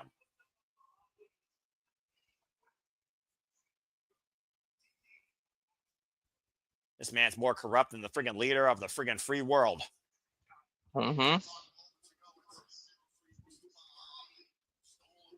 And again, Mustafa Ali, as we talked about a little bit earlier, Walter, he stole a victory from Cedric Alexander with the sacrifice on the behest of Tasha Steele. She made a sacrifice. I mean, the whole reason Cedric Alexander's in the company is Tasha. Tasha knew she had to pull something to get Ali on the same page, because I mean the Order 4 were anything but on the same page. They weren't even the same book at one point. Well, Matt Cardona won the entire Order 4. He's got it, but tonight he goes one-on-one with Mustafa Ali. But don't think the Ali administration won't get involved here if they sense that they're needed. And again, look who's at the forefront of the whole thing. Agent Zero. Mm-hmm. Of Ali's Secret Service.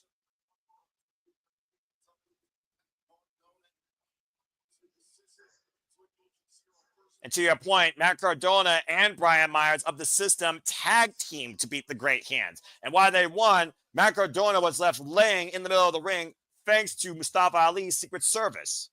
Yep. That's why we're here. This whole idea of faction warfare where the System is not as strong as they used to be and the Order 4 is what TNA needs is at the forefront right now in this war between TNA and NXT. Yeah. And of course, Mustafa Ali also has his eyes set on getting the TNA World Championship. I mean, that's why you get in this business, to be the champion. Why else would you join TNA but to be the world champion? I Well, think eventually that's everybody's desire, but yeah, I suppose that's true. Macardona, of course, former TNA digital media champion, took the title from Jordan Grace. mm-hmm. But you also got to consider this, with Mustafa Ali having his eyes on the TNA World Championship, you got to consider Macardona also has his sights set on the TNA World Championship. And Mustafa Ali will stop at nothing to make sure that all obstacles are removed from his way. Starting with Cardona, he's a big 6'3" obstacle right now. Deathmatch King, of course, multiple-time champion, insert promotion here, including GCW heavyweight champion at one point. Mm-hmm. Seems like they're just filling each other out at this point. Well, I mean, there is a fair share level of experience when it comes to both these men's independent campaigns on the independent scene. Of course, Mustafa Ali redefined the X Division Championship last year when he, of course, beat Chris Sabin for that title at No Surrender in the main event and went on to hold it all the way to Slammiversary before losing to Speedball Mike Bailey via submission. You know, Cardona considers himself the king of the indies. Yeah, Deathmatch King as well. Nice transition there. Takeover in the crucifix, roll up, and a 2 count on Matt Cardona as Ali with the push-ups and this loaded level of confidence. Mustafa Ali also stole a win recently, as we saw, against Joe Hendry for a first-time ever one-on-one matchup on TNA Impact, being a former TNA World Champion. I mean, that'll get you noticed. Notice that Joe Hendry is nowhere on this card tonight, by the way. When was the last time you said that about Joe Hendry? Right? And right now, Mustafa Ali, nice snapmare. Fall up in the corner, sent up and over, lands on the apron. Swing and a miss. Of course, Matt Cardona, former WWE Tag Team Champion, WWE United States Champion as well. Oh, man! Big clothesline to Mustafa Ali by Matt Cardona. Ali was not ready for that. Mm-hmm. Everyone's got a plan until they get punched in the mouth. Wrestling What? 101. Mike Tyson famously said that. He's teasing. He also said that, too. Mm-hmm. And Cardona, of course, doing what he knows so well, and that is surviving. Because Matt Cardona is a survivor. There's no denying that. Here's the cover now, back press on the far leg and gets a 2 count. Ever since Zack Ryder died, Matt Cardona built his own brand, his own identity. He paved his own journey in and out of TNA. Similar to what Mustafa Ali did, honestly. And you would think Mustafa Ali would respect that. Cardona was social media before social media was a thing. Accurate. Driven over, sent to the outside hard, goes Ali, driven down into his great hands. As a great hands here are trying to check my. Oh, Matt Cardona with the double drop kick, wiping him on the outside. And again, Ali trying to take advantage here, though, as again, Matt Cardona is taking on the entire Order 4 here, honestly. It's a handicap. The Irish whip and Ali. Oh, man! Sami went flying. Yeah, face first goes Ali, swung around the ring post like a horseshoe. Dude, I think he got hit right on the nose, too. Yeah, it wouldn't surprise me, honestly. Probably never looked better, honestly, if I'm being perfectly honest here, too. Now, Matt Cardona back in control here, needs to bring Mustafa Ali back inside the ring, though. Again, Ali rolling to the outside, and Matt Cardona again needs to bring him back in if he wants to find any way to beat him. Oh! And super kick caught Matt Cardona coming out. Ali with a little bit of a false sense of security there for Matt Cardona. Had him exactly where he wanted him, and now what the hell is he figuring here? Whoa, no, wait, hold on. They only got one table for a reason. Back body drop to Ali. Great counter by Matt Cardona as it looked like Ali was looking to powerbomb it through the freaking announce table. They only got one table out there, freaking Ali. What the hell are you doing? I say, look at all that equipment, by the way. That's like an old school announce desk. Oh, the mastermind of this whole campaign, Tasha Steele, distracting Matt Cardona, giving Ali some much-needed time to regroup, unable to. Drought gets sent up and over to the outside. And right now, Matt Cardona is literally out wrestling Ali right now. Tasha Steele is trying the official, though. Oh, jeez. Dropped face first on the apron with the tarp right up underneath him. The Irish whip reversal again. Ali slides in between the corner. And now the Great Hand trying to get involved. Cardona slid Ali, draping DDT to the floor. And the referee never saw that. Just like freaking real life, politics corrupt pro wrestling. Go fucking figure. Taking a look here on the replay as Mr. Reliable, the hardest working man here, is working double time as always. And Ali taking advantage of Matt Cardona there with a draping DDT. Now bringing him back inside. Hook the far leg, back press, and a 2 count. Good Lord. All of Cardona's body weight literally compressed on his shoulder blades. And of course, the match has zero give for a competitor as it's supposed to protect the building, not the wrestlers. Ali once again.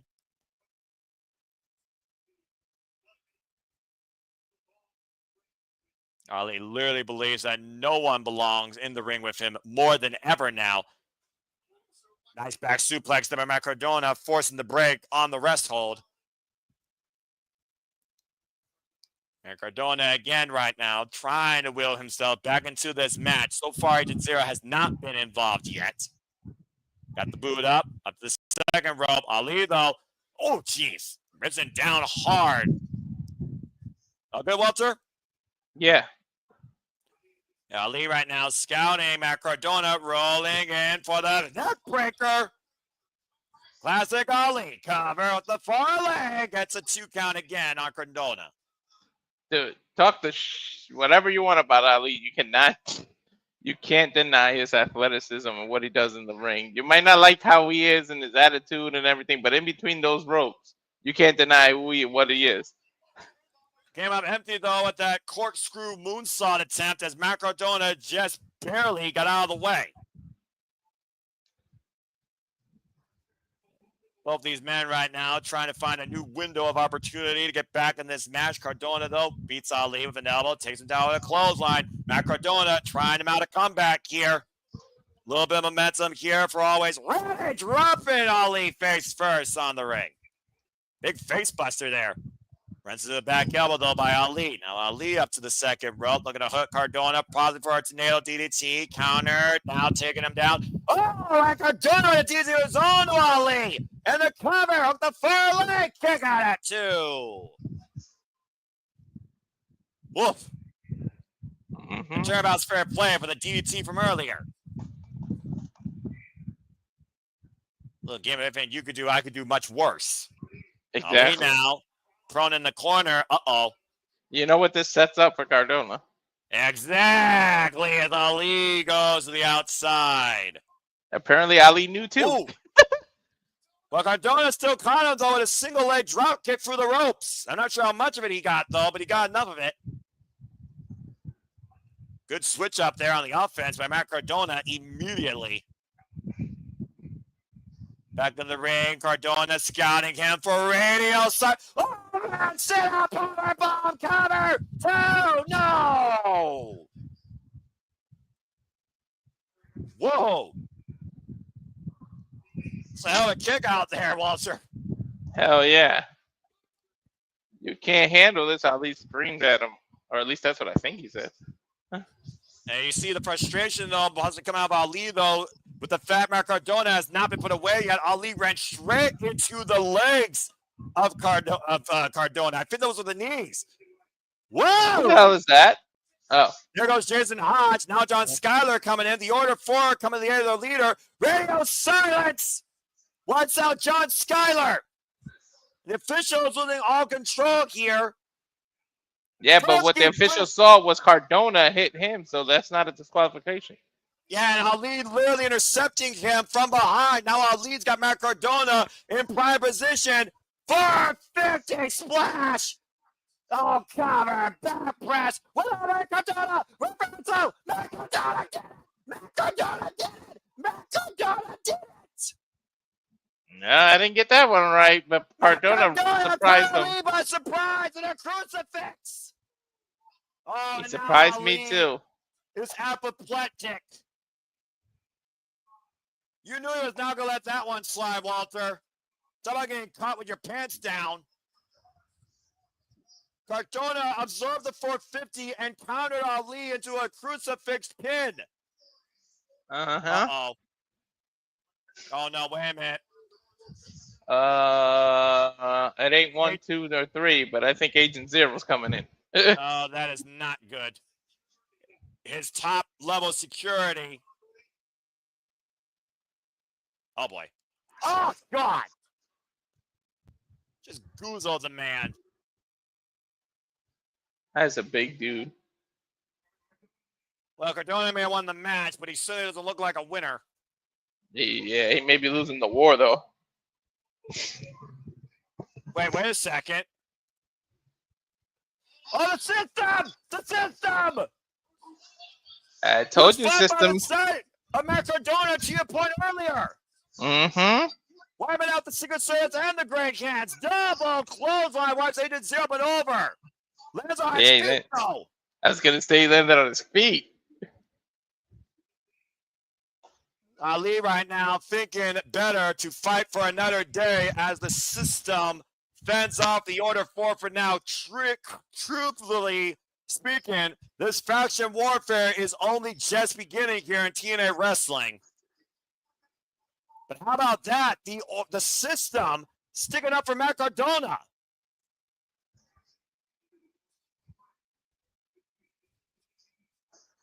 Well, battle line's drawn here tonight as Ali's Secret Service fended off for the time being. As we get ready for these ass clowns now to take on the system. Still a big win, though, for Matt Cardona as Matt Cardona beats Mustafa Ali. I almost wish that Ali's Secret Service would just assault first class for the get to the ring, but I know it's not going to happen.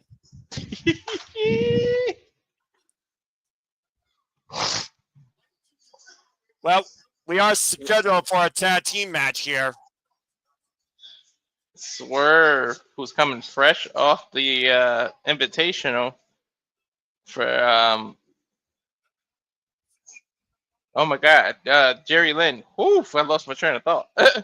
Well, when these ass clowns are on your screen, do you really need to think? Exactly. 180 in behavior, the way Swan is behaving now, and how he did for Jerry Lynn. Well, when you're a sellout for Cheez-Its, I mean, it doesn't take much to show your attitude differently. Poor Casey Navarro, by the way. I mean, he was injured.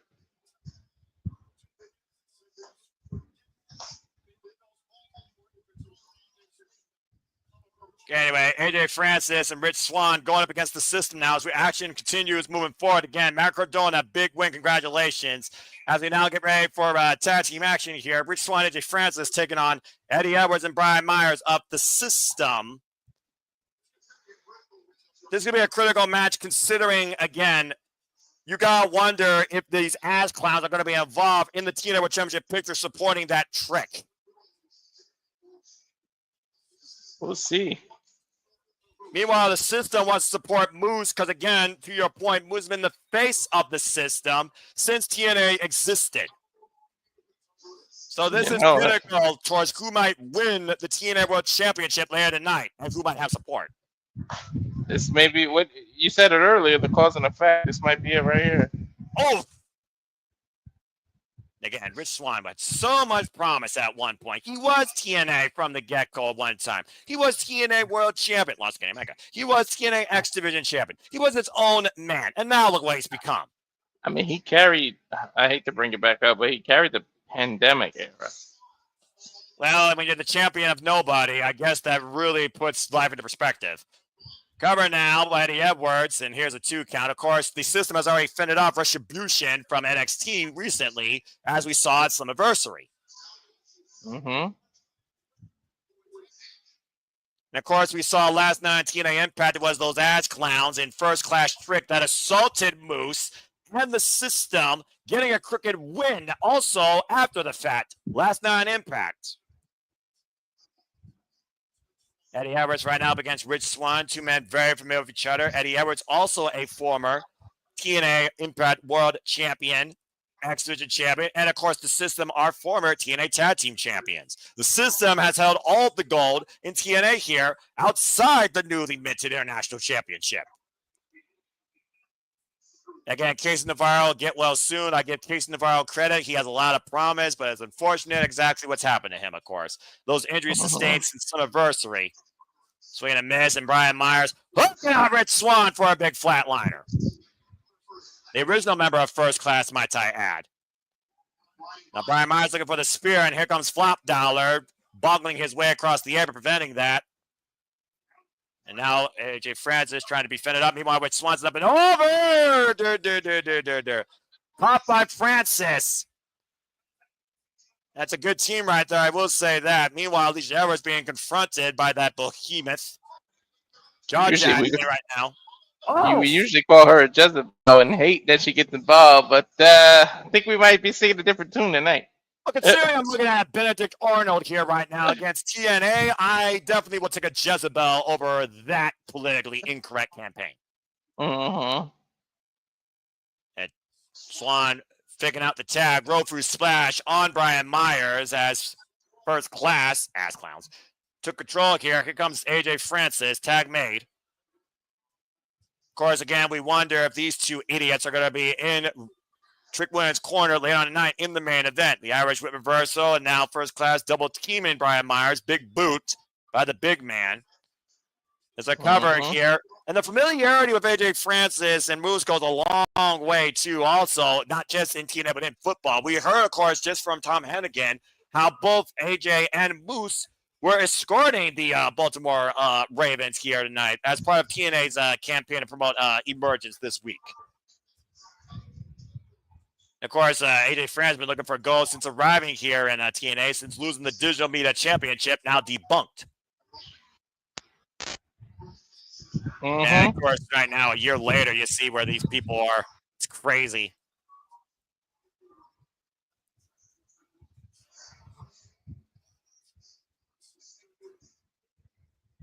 And, of course, we got the Hardys, of course, the TNA Tag Team Champions. Of course, eventually, we know in October, the Hardys will defend that goal, will go up against the Dudleys at Bound for Glory.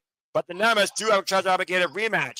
Swann running in with a moonsault, gets a 2 count, and Brian Myers still alive in this match. That might be both teams' last shot at Glory. And right now, keeping Brian Myers isolated from Eddie Edwards. Again, isolate and dominate. Tag Team 101. I can't wait for that matchup though. Again, I have my thoughts, but I'll leave it mostly constrained for now. Not by much, but I will be a little bit constrained for now. Of course, again, we saw how Kazarian, nice spear, rebound the ropes. How these idiots have turned their back on this company. Able to get up to the spear right now as Brian Myers has made an opening for the system. JDC Alicia Edwards wheeling on Brian Myers to make the tag. Tag made Eddie Edwards. Now Edwards into the fray now as Rich Swann looks to come into play. The two-time TNA World Champion, Taking Rich Swann into the midsection of AJ Francis. Oh, wow. Tossed up and over, lands face first. Big boot there by Rich Swann and AJ. Eddie Edwards, nice as a Gurry. AJ Francis, though, big splash in the corner to Eddie Edwards, saving Rich Swann from possibly a backpack stunner. The Irish whip up underneath the banner. Kick to the midsection, drops AJ to a knee. It says Rich Swann, boot straight in the face of AJ. Hand, spring, caught. Now Eddie Edwards. Boom, thunderbolt, cover, 2, and AJ breaks it up. Somehow Francis is still standing here in the ring. Now Brian Myers going off the ropes, trying to take AJ Francis down, rebounds off the ropes, gets a boot, sends Brian Myers up and over the outside. And once again, AJ Francis, the non-legal man, isolated in the system. Eddie Edwards, Guzzo, pop up, knockout shot, possibly there. Just got blasted there by AJ Francis. Attack made by Rich Swann now, forcefully, to AJ Francis, who looks to hit pay dirt and set himself closer to another day at the payday window with the TNA World Champion as interests. At the expense of Eddie Edwards and the system. Don't turn around, Eddie. Eddie Edwards right now, Guzzo breaks the grip, though. And again, Eddie Edwards, the ride or die, trying to prevent AJ from choke slamming him. Oh, the knee in the midsection. Now Francis looking to hook up Eddie Edwards. Now Eddie Edwards. Oh, wow. Great straight by Eddie Edwards, taking AJ Francis over with a suplex. Now Edwards with the Zachary in the corner, rocking the big man, trying to bring some momentum back home to TNA Wrestling. Edwards now, what the hell is this? Up on the top rope. Possibly Dangerous territory. Oh, but look at Brian Myers, look at his positioning. Possibly looking for a system overload. AJ holding on to the ropes, though. They want playing matches in the past with this tag team move. Meanwhile, what the hell? The Secret Service coming to the ring. On the head of Mustafa Ali, trying to wipe out Natasha Steeles. That's a real Jezebel. On the back, you see Alicia Edwards looking to snatch a bitch. Snatch his Tasha away. There's Oh, literally hell's broken loose out here. The Great Cans now wiping out the system. Meanwhile, inside the ring, we got focus the match inside the ring. Rich Swann, Eddie Edwards here. There is a faction warfare going on in TNA. Yeah, Little System's fighting Flop Dollar. And, uh-oh. No, not Agent Zero. Oh, God. Driving Edwards into the apron. Guzzo with an apron powerbomb. Now Agent Zero literally sending Eddie Edwards back inside the ring for AJ Francis to pick up the scraps. Oh, fuck this campaign to hell. Choke slam. God damn it, you fucking ass flop and your bitch ass political assistants. First class assholes beat the system. You know what's crazy? I think I picked them. There's nothing class about what we just saw with that catastrophe of a tag team finish. A little assistance by the political dictator, Mustafa Ali, and these freaking trainers of TNA wiping out the system I faced Agent Zero. Hey, man. How often has System have the numbers over the years and have done everything in their power? It kind of about fair pay, to be honest. Yeah, well, again, it still doesn't make it right. At the end of the day, the system lost. Mustafa Ali just helped the traders of TNA. Couldn't leave his ego in the back. Couldn't think about the company. Had to think about himself more than anything. And gave First Class huge momentum. And I'm with Trick Williams later on in our main event. Bullshit. There's a reason why I didn't change the banner. Bullshit anyway, indeed. Injury report, Trey Miguel is out indefinitely due to a hernia surgery, which is why Myron Rita stepped in for the Rascalz and will be challenging the Hardys later tonight, of course, for the TNA World Tag Team Championships. And, of course, Casey Navarro is recovering from a dislocated knee and is out of action indefinitely after being swept away by First Class AJ Francis for Rich Swann. Again, nothing classes about him. And also Moose, he might be going in here with a bad hip after a pre-match assault last night by those ass clowns in First Class Trick. But despite that, Moose is mega clear to compete and will challenge Trick Williams in our main event for the TNA World Championship. And that's your injury report, courtesy of Bioflex for TNA Wrestling. I'll be right back now. My computer's showing some lag. I'm gonna restart it. That's fine. All right. Special guest commentator. Jazmyn! I believe in Joe Hendry. I believe in Joe Hendry. In Paris and Tokyo, America, Scotland, and Canada, and Mexico, they say, I believe in Joe Hendry. I believe in Joe Hendry. Now that's a worthwhile commentary for this next match. His name and he appears. I believe in Joe Hendry. Cedric!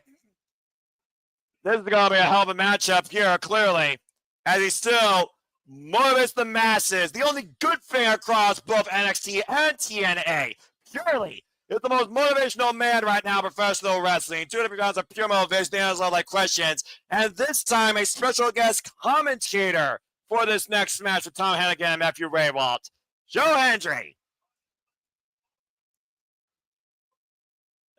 Baltimore now in definitely a better mood, as well as I.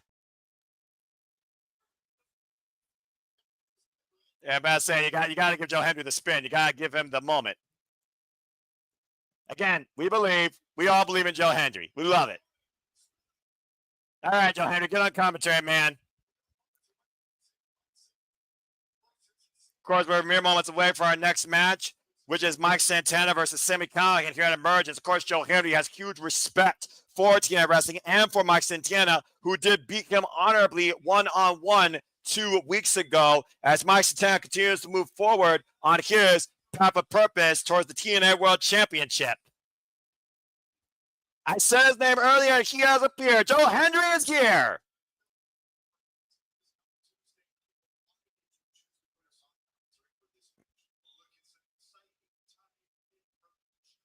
Time Impressive Wrestling.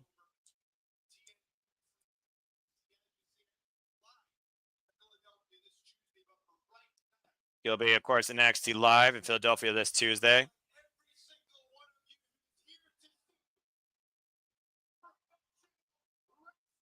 Damn it! American Professional Wrestling. This is going to be a hell of a match. A lot of heart is going to be driven out of here as Sami Callihan looks to show why he's the Death Machine, possibly for the last time. Sami Callihan's career could very well end tonight at Emergence.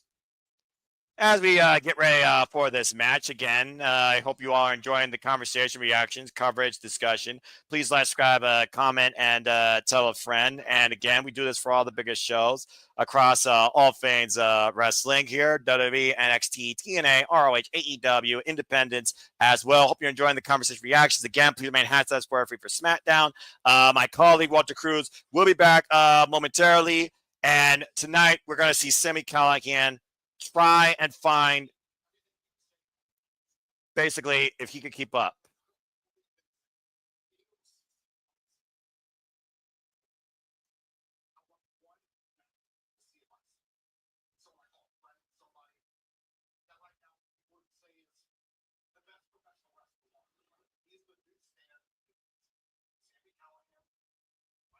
Sami Callihan looks to fight the new standard of TNA wrestling. Just to see if he still got it. See if he can still be the Death Machine. But if he loses, he very well might be done wrestling altogether.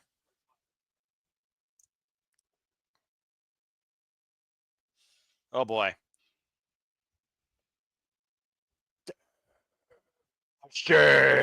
Machine! Death! Damn it, I picked literally the worst time to go have to do a restart. Freaking Joe Hendry comes out. Say his name and he appears. I believe in Joe Hendry. You did. Oh, and what a match he came out for to be special commentary for, Walter. We talked about this a lot. Joe Hendry, of course, respects TNA unlike that ass clown we saw earlier and that politically incorrect, corrupt leader. But, of course, he also respects the lineage of TNA wrestling, going all the way back to AJ Styles, to Sting, to Bobby Roode, and to, of course, this man here, the Death Machine, Sami Callihan. While he has not shared the ring with him, particularly in a negative fashion, he knows what this means to Sami tonight in what could be his last match here in professional wrestling.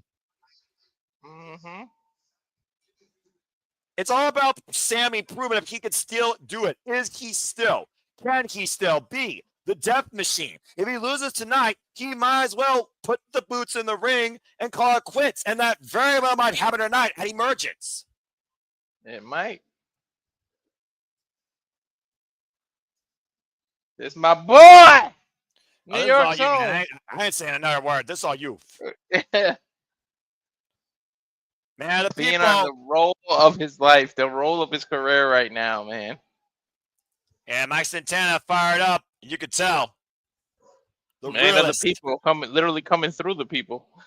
with the people behind him. Through the crowd itself. Mike Santana.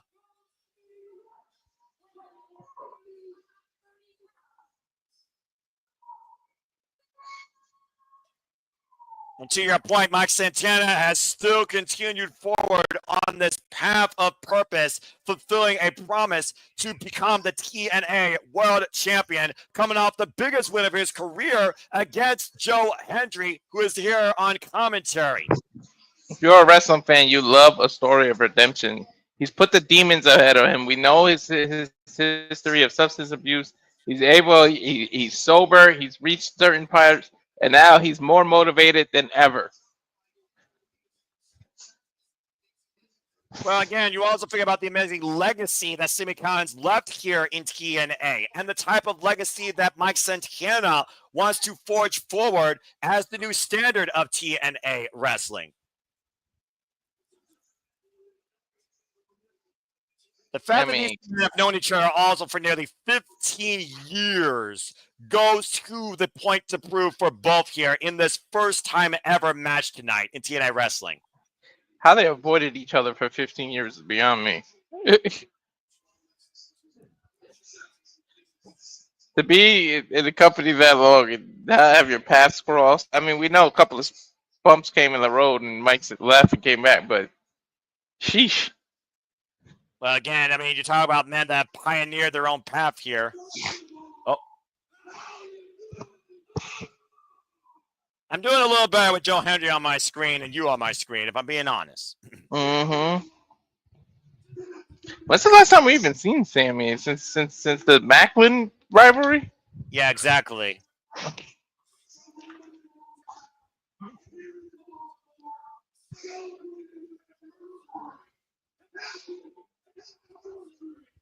Oh, that's nice. Happy anniversary there to one of his best friends.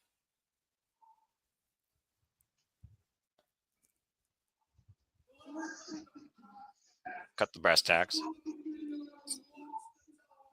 Saw me watch the show. If you lose Baltimore tonight, give him a boost into the ring. And the Death Machine retires. Damn.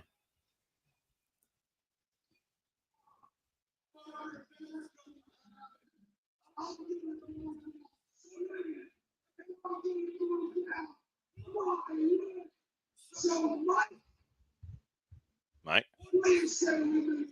Oh no. I knew it! You sure the hell said it. Both of them are street fight! Why the fuck not? You said it. Would you expect anything less? Of course not. And Mike, I think he's going to happily oblige. My bad. These are respectful.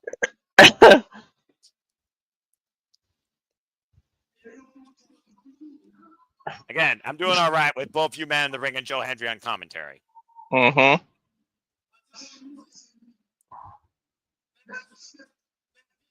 I respect him as history.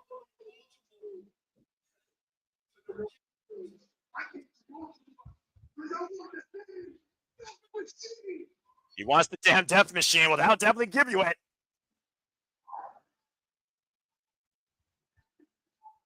Definitely. Death Machine match? I mean, a Baltimore street fight might as well be called that. And I think both men happen to agree. Well, there's the bell, so I guess it's going to be a Baltimore street fight now, Walter, which basically means there's no fucking rules. They're about to wreak havoc on each other, respectfully. You just put havoc and respectfully in the same sentence. You realize that, right? Again, this could be Sami Callihan's final match. This may not be for the weak at heart. Well, yeah, especially if you don't like blood, because yeah. You heard what Sami said. If he loses, the Death Machine retires. Handshake at the midsection. Looking to hook him up positive with the Captain's Driver 97 already. Look, to spin the block. Oh, man. And made it early. Well, you heard him. He said if he's going to go up, this is going to happen. He's going to do it his way.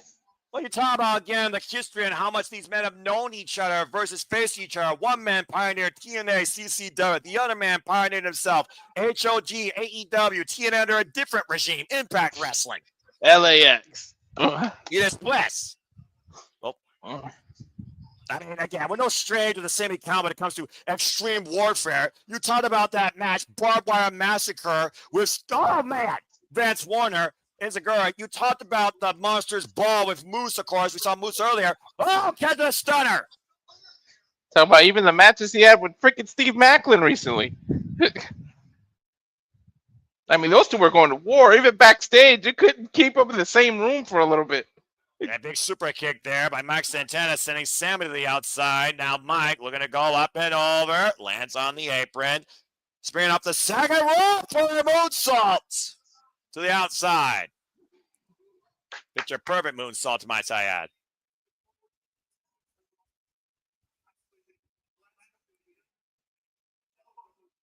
Take a look at the replay here, Walter. Beautiful, picture perfect moonsault off the second rope. Bouncing off the second rope, all the momentum. Mike's fired up, man. When is he not fired up, though? I mean, again, it's a different type of feeling in the building tonight, especially with these two. Again, Joe Henry is special guest commentary. They bought Joe Henry out. That should tell you the magnitude of this match. Well, again, Joe Henry, who has so much respect not only for TNA Wrestling, but the legacy of TNA Wrestling. Sami Callihan has forged his own legacy of violence through Ohio versus everything since being part of TNA Wrestling. Of course, Death Machine, The Draw. That body drop to Mike Santana on the entranceway. And as I said earlier, Joe Henry is also a former TNA World Champion. And again, Sami Callihan is also a former Impact World Champion. Mm-hmm. And Santana's trying to follow that and become that. He's got a long way to go. But, I mean, step one was beating Joe Henry. Now, if he can get past Sam and force him to retire, I mean, he may be well on his way. The question is, and we'll find out at the end, is he going to end up bringing the title back to TNA, or does he have to take it from Moose? Well, right now, Mike Santana needs to focus on surviving this fight. And I know he's no stranger to fights in his life, but again, how much do you fight one of your closest friends where they literally have nothing to lose and everything to gain morally, but everything to lose literally? Where again, if Sami loses, he will retire from professional wrestling. That says a lot, because you know what this sport means to people. Exactly. They make it more important than family itself. Than their own life. Where's Mike Santana? Where's Sami going? To get some equalizer. Oh, Lord. Well, he was clearly ready for a war tonight. He knew he wanted to change this up. I mean, it may be Friday, but it suddenly became trash night. I mean, again, he's not a high flyer. He's not a luchador. He's not a brawler even. He is literally a death match genius. And that's made him the success that he's had here in Impact Wrestling and TNA. Regular the eyes to Mike Santana here. Again, it's all legal now because it's a Baltimore street fight. Anything goes. And now Sami Callihan, I'm not sure what he's looking for here, trying to paint a beautiful disaster here on the canvas, clearly, with Mike Santana as a broken heap. All the wars that Sami's been involved with. What the hell is that? Oh, no. We've seen this before plenty of times. Oh, no. Oh, no, no, no, no, no. Oh, no. Walter. Oh, no. Oh, no. Oh, no. The paper cut. I hate that. God. Right in the fingers. Paper cuts are right in the tendon. between the fingers. That little shit hurts. Well, think about how much more that hurts with a freaking perfect photograph. Mm-hmm. That's a thicker piece of paper. Mm-hmm. With smart edges, with the sharp edges. The pain's gotta be searing. Oh no, not the other hand, not the other hand. Oh, and my Santana biting the hand of Sami, and Sami taking a bite out of Santana here. Oh my Mind you, Noah, these are two people who actually respect and like each other. So imagine if they were in the ring with someone they didn't like. Paper cut across the lips of Mike Santana. You sick fuck and evil genius. If this is how we treat his friends, I hate to be his enemy.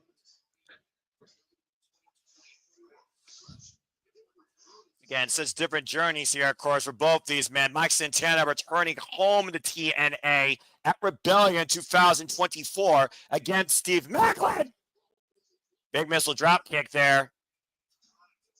And now the cover, and barely gets a 1 count. And again, you see right now Mike Santana checking his lips and his can.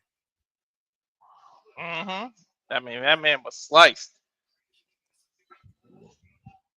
Of course, right now we talked about the transition of Mike Santana going from tag team specialist to his own man, while Sami Callihan has talked about transitioning from the ring to various backstage roles here in TNA wrestling. Mm-hmm. Both men had a transition from what they were to what they are now. And yet here we are with Sami Callihan going back to his roots that made him the death machine to draw in the first place here in TNA in a street fight, and that's a staple gun. It's a what? Oh, no. No, that's it's not. A staple gun. No, it's not. Oh, no. Trying to staple Santana's forehead. Oof. Mind you, he's already cut through paper cuts. So you staple one of those sons of bitches.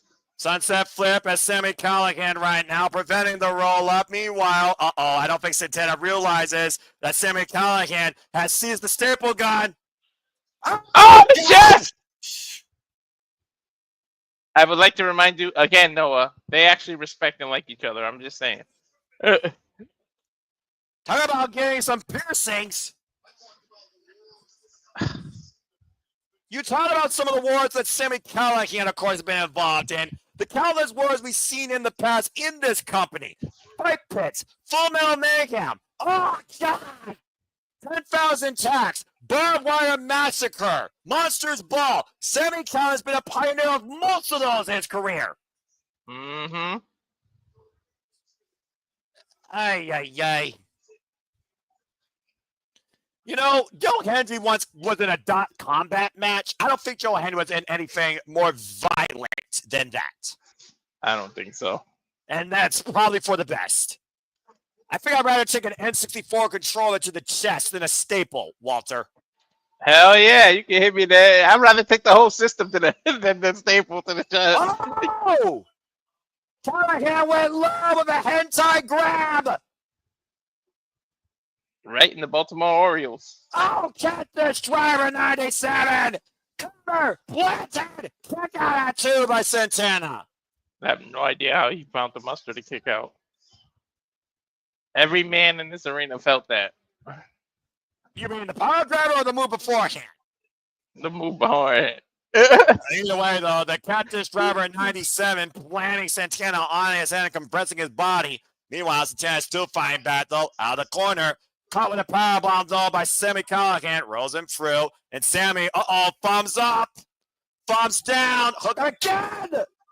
Another Catfish Driver, and he got it. Back press. Hook their leg. Kick out 2.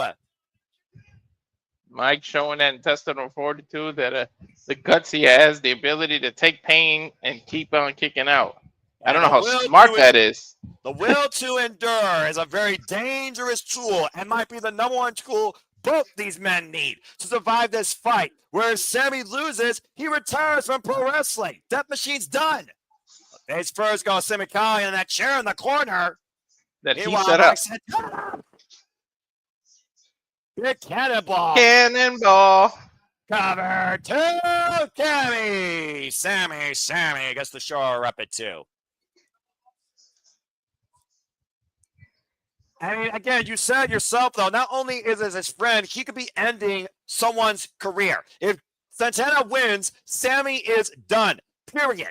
Swing and a miss off the clothesline, roll through. Oh, reverse bump 50. Cover 2. Whoa. Get a kick out 1. Oh, look at the shock on Mike's face.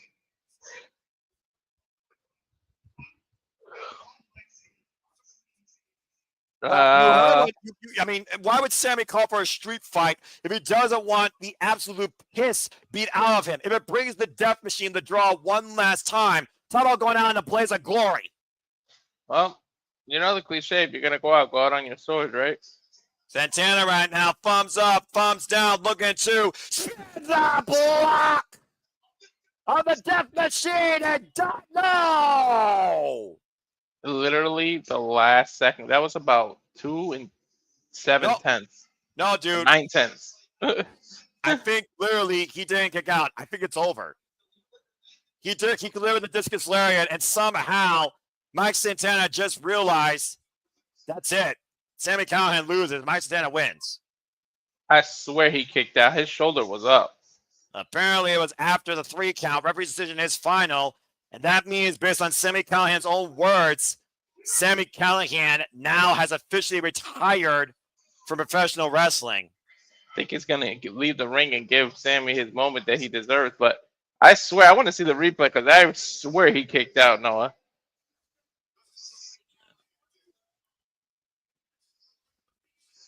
Santana taking off his wrist tape now and his elbow pad. I think he's going to show respect, put it in the ring for him, give Sami his moment. Well, you talked about, again, the history of these two men, how far back it goes. He's telling Callihan to get up, though. He wants Callihan to literally stand on his own 2 feet on the letters that he made such a draw for nearly 10 years. Mm-hmm. I don't think this victory feels as sweet for Mike Santana as it feels bitter. I think after that 3 count, he realized what it meant. You know, during the fight, you just think of victory, but after, you realize the consequences of the actions. Again, you figure about this is their first time ever one-on-one matchup. These two men have been somehow bound with each other as far as Impact Wrestling goes for 8 years. But regardless, Mike Santana is his own man now and will continue to forge down his own path for the TNA World Championship. From LAX and OVE to Mike Santana versus Sami Callihan one last time, and Sami Callihan is officially retiring from professional wrestling. I think he's unlacing the boots too, buddy. That's literally what he said he would do. Sami said himself, he hasn't been the same since the one match he had this year. He gained 60 pounds, he broke his ankle, but he wanted to see if it could be the Death Machine one last time. And he was that for a little bit, but at the end of the day, he's being a man of his word.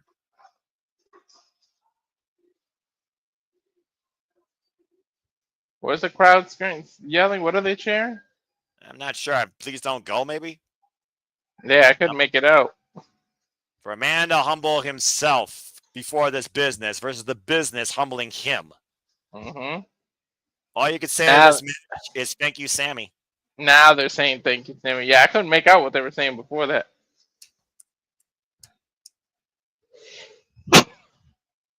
Well, Sami Callihan, thumbs down, boots down, career over.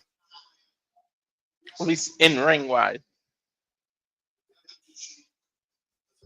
But he went out the way that he wanted to go, in a blaze of glory on his own rules. Yeah. Well, a type of match that made him famous. And no kidding. To your point, though, Walter, the Death Machine has officially retired. Death to the machine, huh? Quite literally. Mm-mm-mm. Well, as we turn gears to this video, oh god, does that mean the stupid TNA knockout titles? I mean the tag titles. I don't know, but now we're going behind the scenes of TNA Summiversary. As again, if you want, you can fade to black. As of course, it was TNA's biggest show in history here, with the biggest audience possible. So if you want to learn more about TNA Summiversary behind the scenes, go check out the documentary Fade to Black on TNA Plus now today, and I believe their YouTube channel.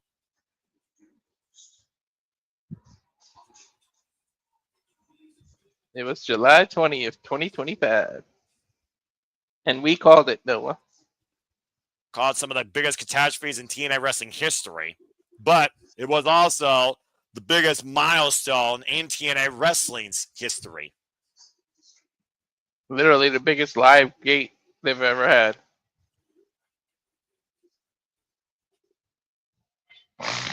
With a phenomenal homecoming, even if it was for just a moment.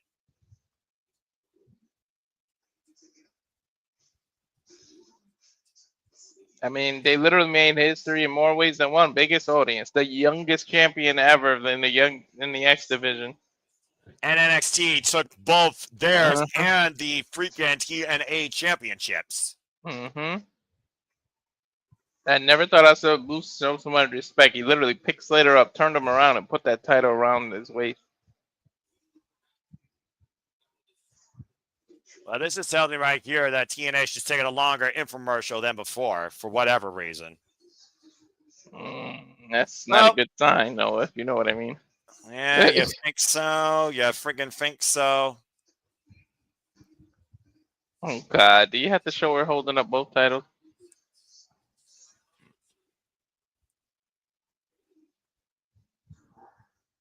What a unique title. Again, streaming now exclusively for all TNA Plus monthly subscribers.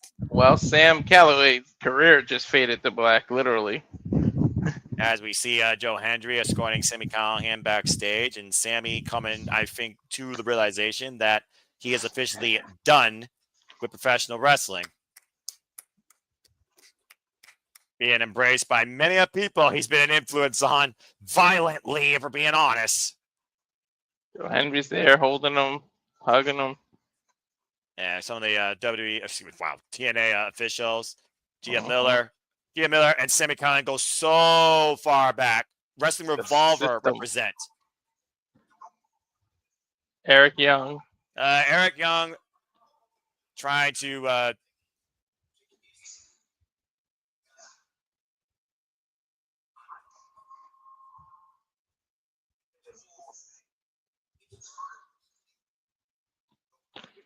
Ooh, Yǐng telling Joe Hendry this whole thing started because of you.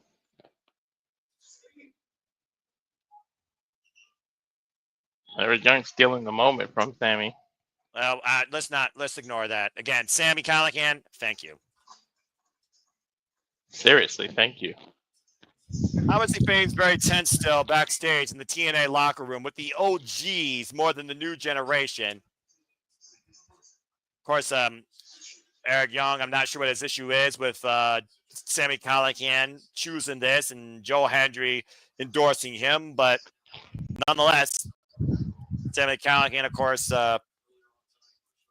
Anyway, let's go ahead and go. Let's go back to the countdown to Emergence. Despite all the technical issues, the hometown man was able to get a hometown win over Ryan Nemeth with a great schoolboy roll-up as all of Baltimore, Maryland cheered from the rafters. The hometown hero remains undefeated here in TNA wrestling, might I add. Yeah, man. Wherever he goes, he wins in his hometown, huh? Talk about having a home field advantage, playing as your best defense. You know it.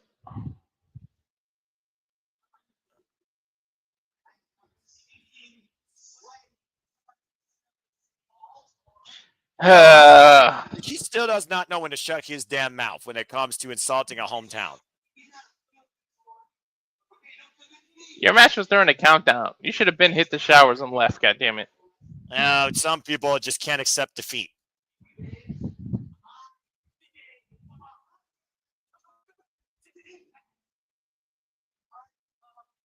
And of course, we do know that the Nemeth do have a contractually obligated rematch clause for the TNA World Tag Team Championships, regardless what happens tonight. True.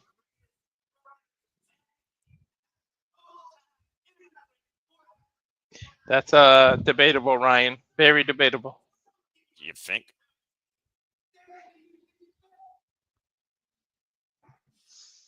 He still hasn't grown up at all, has he? Wait, what? Nope. Is that Masha? Well, we are set for 4-way knockouts tag team action, and Masha Slavics is very familiar with the knockouts tag team championships as well as the world championships. Look at Masha Slavics will join us in commentary.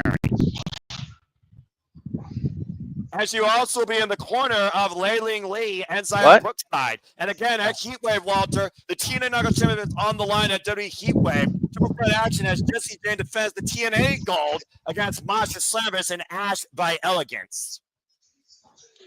I know. Don't hurt yourself saying that name. Too late. Already did. Sorry to go to Avatar, man, but wife just brought some good dinner too. And being greeted by, of course, Tommy Dreamer and TNA President Carlos Silva. I don't know if Carlos Silva has done any good for TNA, honestly. Is Brookside? I wonder what Masha is. She just doing commentary? Well, I think she's actually going to be in their corner because let's not forget, Zaya Brookside and Yǐng Lee came to Masha's aid during Summiversary. Unfortunately, it wasn't enough, though, as Jessie Jane holds the TNA Knockouts World Championship in NXT. Now, Fatal Influence looks to hold all the gold of the Knockouts for NXT.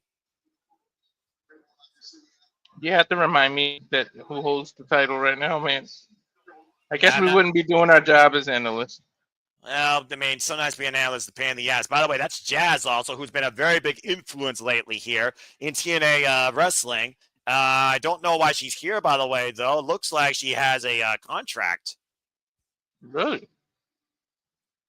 Here comes Yǐng Lee, living, breathing katana for Mortal Kombat. As, of course, Yǐng Lee and Zaya Brookside got a tag team win over the Elegance brand literally just last week on Impact to earn this opportunity tonight. Mm-hmm.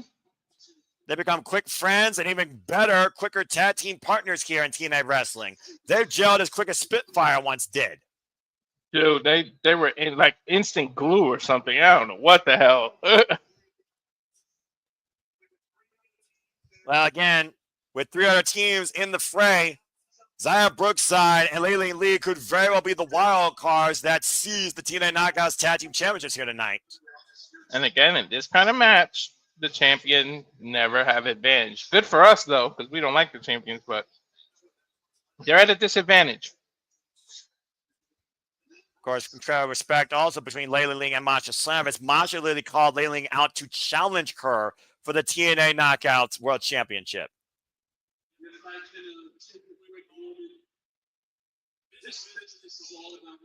This is a moment. Oh, we can have our audience. Tommy Dreamer in the ring now. Yeah. And he's 54 years old. That's impressive. Respect to Tommy Dreamer. Hell of a nice guy. I met him in person. Seems very humble. Journeys in life. Shade made most together. No one so much journey.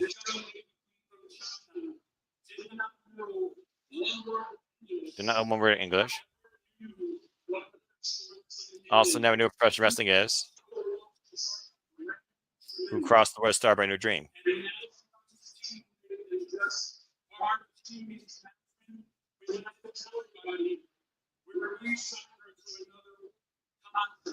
Oh, wow! Congratulations to Yǐng Lee. She will be signed to another contract. They're renewing her contract live? Wow. Oh my God, it's making me want to root for her to win. Is an honor. Do the deal. Well, congratulations to Yǐng Lee, and absolutely deserving. This is inspiring, Noah. Yeah, no kidding. Looks like Yǐng Lee is going to be a knockout for the foreseeable future. All the young girls out there, don't let a language barrier. Don't let people tell you can't do it. Hell, don't let an ocean make a barrier for you, because you can do it. Look, she came from China, the first one born, and came all the way to TNA. Well, that's an incredible moment right there. Congratulations, Lei-Ling Lee, re-signed to TNA Wrestling. I don't think I've ever seen that. Somebody like re-sign their contract live. Well, definitely thrilled to have her as a TNA knockout. She's definitely impressed me. Mm-hmm. Not, You want to talk about motivation to win these titles now? yeah, well, while that was very inspiring, it's time to focus now on the TNA Knockouts World Tag Team Championships. And here comes the team that I do think deserves to win more than anybody, and that is Cassie, Jessica, McKay, my inspiration. Here we go.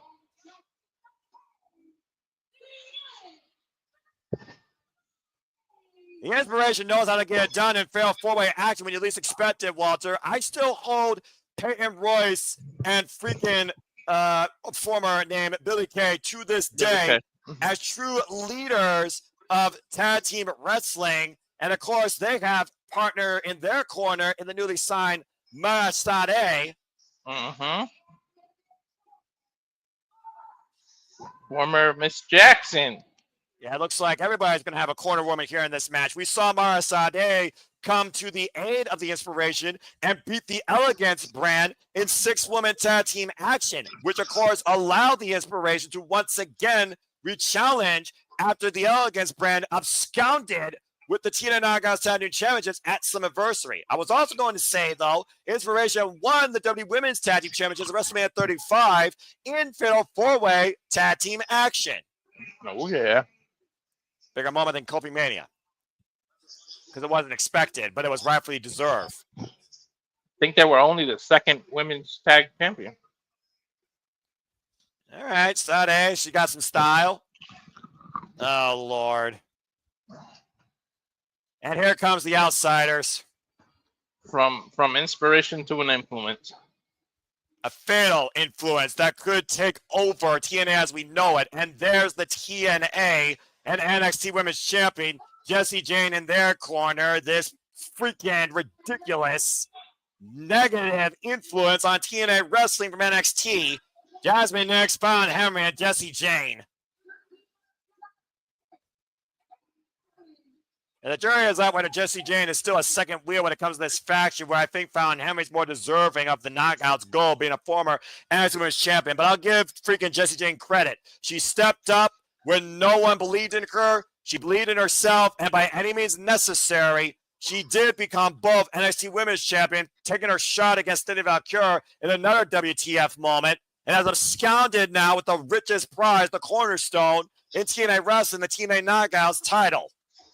They literally don't even listen to her. When she was confronted by the NXT locker room, she told them to attack, and they just stood there. And notice the reaction for Jessie Jane. Crickets. Mm-hmm. Oh, God. Fuck my life. We just went from bad to worse, huh? I'm trying my best not to rant. I already called somebody a dictator and a Benedict Arnold. Do you want me to chastise? No. Be good. Be professional. Be professional. Just gonna breathe. Just gonna breathe.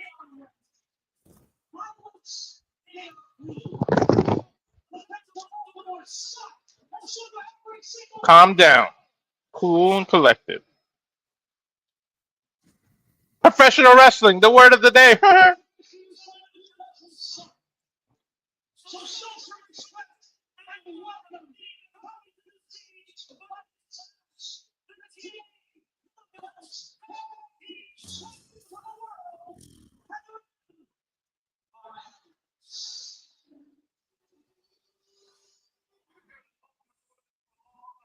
A word comes to mind when I see them, but it isn't elegant.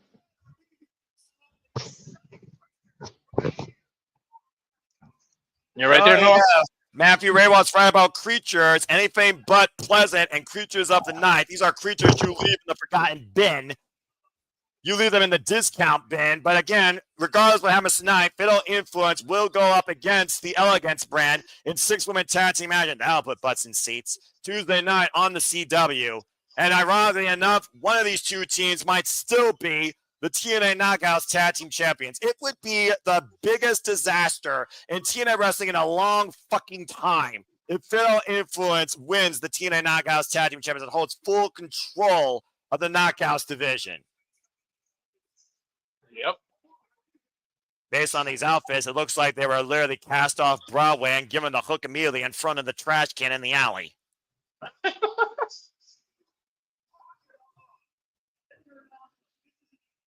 Hey, babe.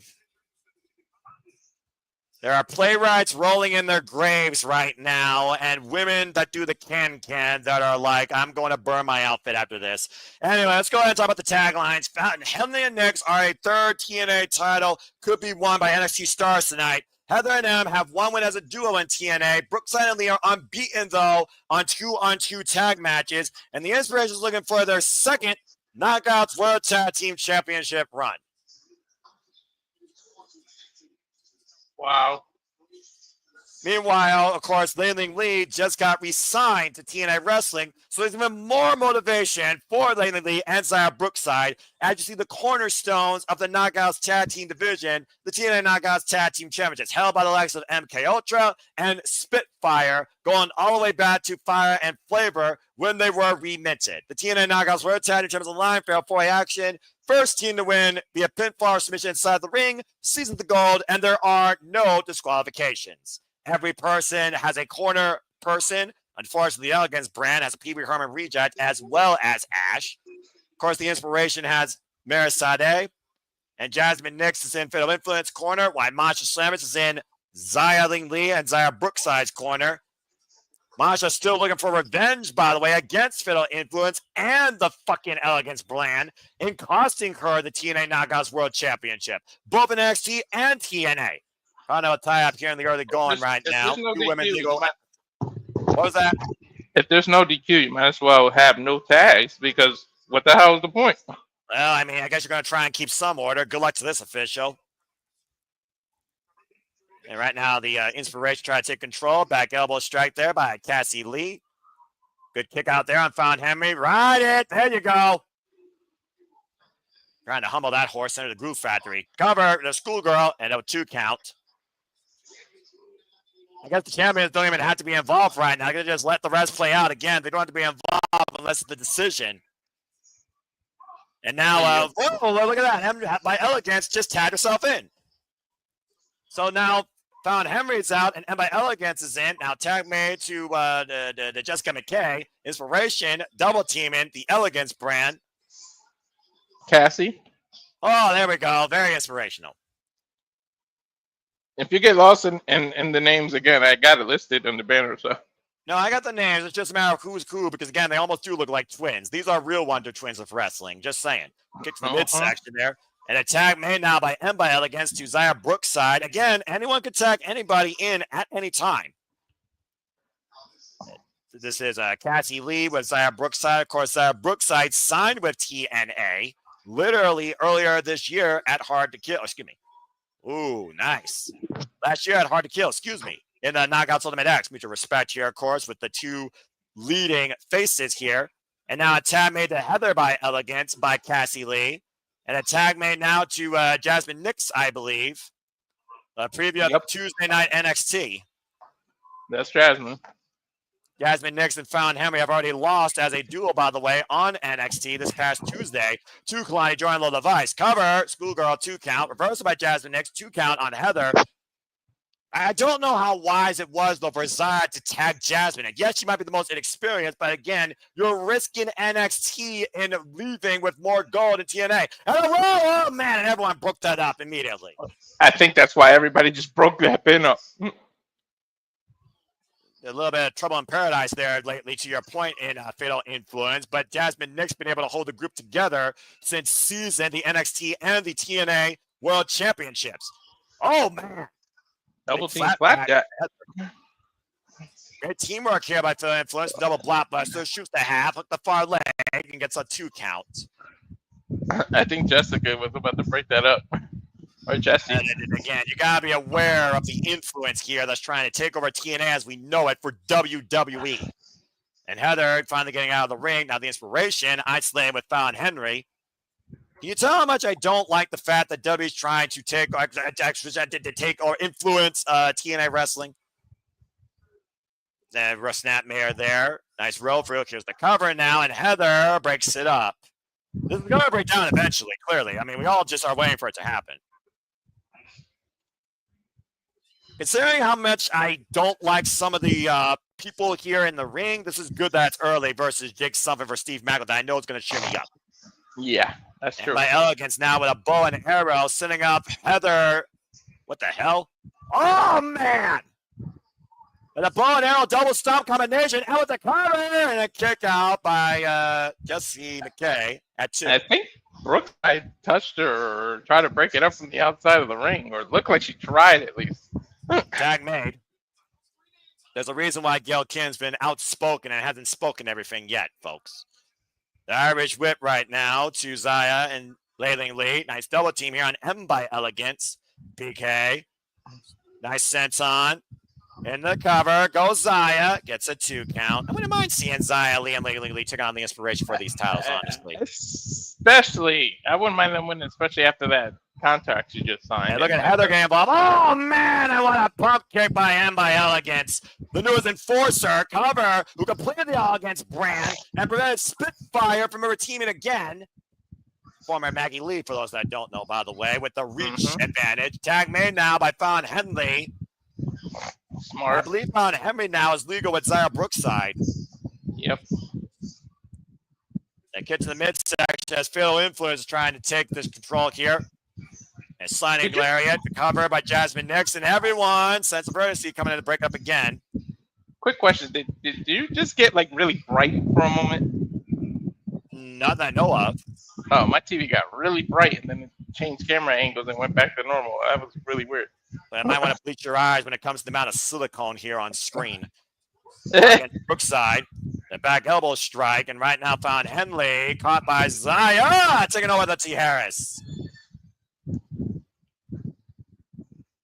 3 of these great teams represent TNA, while 1 represents NXT. Regardless, TNA wants to keep the TNA Knockouts Tag Team Championships in their company. Tag made to newly signed Leiling Lee. Tag made to Jazmyn Nix now. Ooh, she came out on fire. But how much fired up is she after what we saw earlier? Trying to become a champion for the first time in TNA, newly resigned. She's going to want to prove what they offered that contract. And no kidding. Climbing shots here in the corner, and you see Masha encouraging her right now. Just dropping the hammer on Jazmyn Nix. Now Zaya Brookside legal. The Irish whip, drop toe hold. And Zaya, step up, elbow drop. That was clever. Shoots the half and a cut. Wait, they didn't go for the cover yet. Now bringing it back to the corner. Tag made to Leiling Lee. Whoa, coming Ooh, what a head kick. And look at these double team moves, man. Up in the Argentine backbreaker. Taking her for the ride, spin her around and around. Spinning face buster. Yeah, she might have made herself dizzy. Look at that. She can't even go for the cover. Right, trying to roll her away, but I rolled her close to the ropes, and Jazmyn Nix put the foot on the rope. Yeah, but she didn't pick up a foot on her own. Just saying. Yeah, well, this fatal influence might become the disease of TNA wrestling if we're not careful here. Again, behind the referee's back, didn't see it. You see Myron though getting involved with Jazmyn. Uh-oh. And shout out to Lily. How you doing? Hope you're doing well. Well, I knew it was going to break down Venture with the Outsiders. Myron just brought the TNA Knockouts World Champion in the ring. Again, those complications, though. Oh! I'm surprised Masha hasn't left her corner. Neither has Ash or that freaking Pee Wee Herman reject. Oh, no! Rolling out car! That discus elbow she uses. There's Masha. And they're asked by against this freaking dirty reject. And these 3 will meet next weekend for the TNA Knockouts World Championship at Heatwave. Three-way dance. Are all over Jesse Jane. The rest of the group having to separate them. Everybody's trying to separate each other.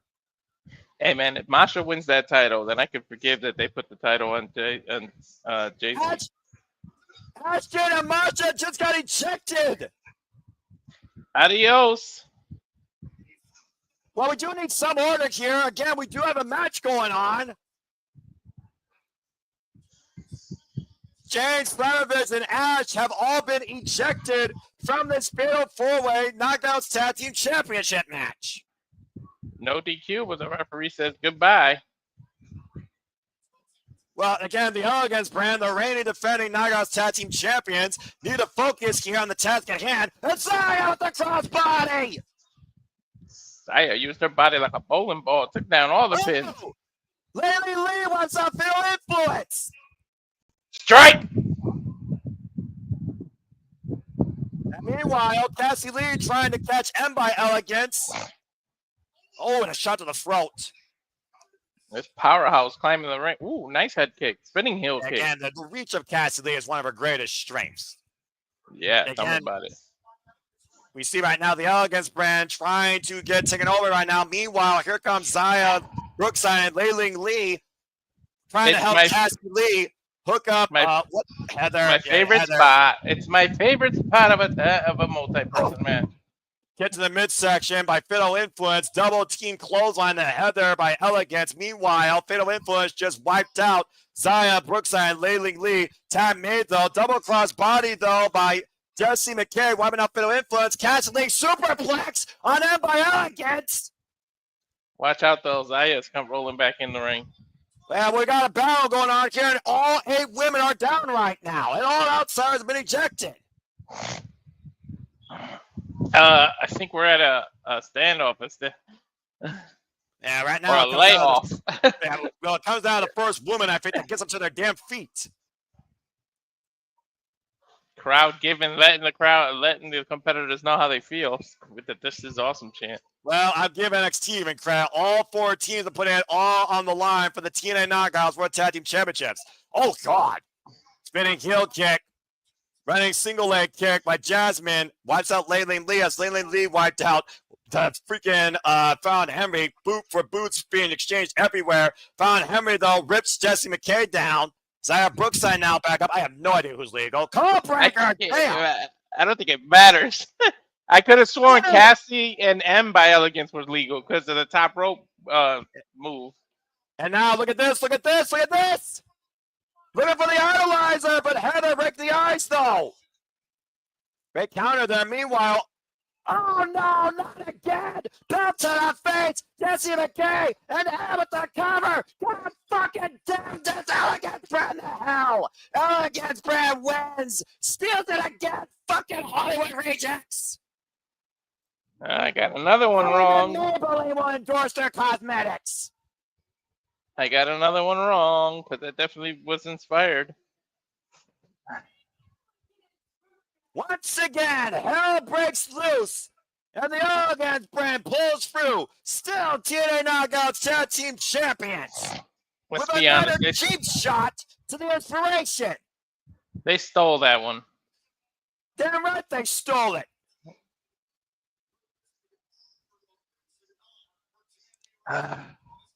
Well, again, coming this Tuesday, you can witness the Elegance brand at NXT for the first time ever, taking on Fatal Influence in 6-woman tag team action. Meanwhile, M and Heather by Elegance are still, unfortunately, TNA Knockouts Tag Team Champions. Fuck that. The silver lining is at least the titles are still in TNA. It's a hollow victory regardless. I still say it's a hollow fucking victory, and the Inspiration deserves better. Anyway, speaking of knockouts action, let's go back to the countdown, by the way, Walter. It was Rosemary and Indy Hartwell one-on-one. Rosemary looking for the miss. Danny Luna pulled Rosemary, and Rosemary missed Danny, which allowed Indy to hook Rosemary behind. Hurts doing it. Choose to have, and Indy Hartwell just pins another former TNA Knockouts World Champion and former TNA Knockouts Tag Team Champion. That was so smart by Danny to make her waste the myth.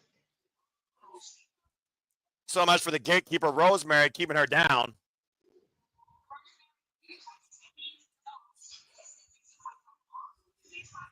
She tried to blind you. That's Danny Luna, proper Brit. A Brit and an Australian talking at the same time. Woo! These accents.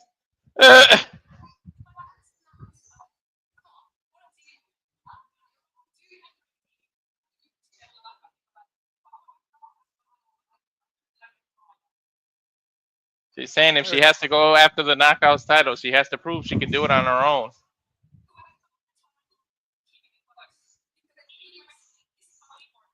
Ooh. Indy Hartwell determined, hell-bent, one way or another, to become the TNA Knockouts World Champion. We'll be watching Heatwave very closely. Sure is something to follow, but speaking of which, let's go ahead now and get ready for some real guerrilla warfare. It's no countouts, no disqualification. Steve Maclin goes to war one more time against Jake Something. Something! Anyway, I'm a little better, if you're wondering, by the way. Still, fuck Elegance brand to hell. Ugh. And their damn cheap-ass Halloween Party City year-round cosplays. I mean, okay, I'm fine. Their days are numbered, Noah. Their days are numbered. It's Cedric, sir! Anyway, let's get ready for this guerrilla warfare. Of course, Steve Maclin, the inaugural TNA International Champion. Of course, Jake Something and Steve Maclin took each other to the ringer to the point it concluded in a double countout. Tonight, though, countouts cannot come into play. Maclin wants to go to war with Something until there's nothing left. And tonight, they get to do that. Nothing's going to hold these two men against each other from unleashing everything possible and then some. Will a Into the Void lead to Jake Something accomplishing something? Or will Steve Maclin once again tag him and bag him and hold the line? Is he bulletproof or is he wounded? And is he vulnerable? Jake Something, Steve Maclin 2, TNA International Championship. Tell you what, there'll be no friendly fire in this war. As we get set up for the TNA National Championship, here comes another crook, phony, loser, failure, court jester, never become TNA World Champion, the self-proclaimed king of TNA, Frankie Kazarian. I knew this ass clown was not going to leave himself out of this show tonight somehow to try and make it about himself. Mm-hmm.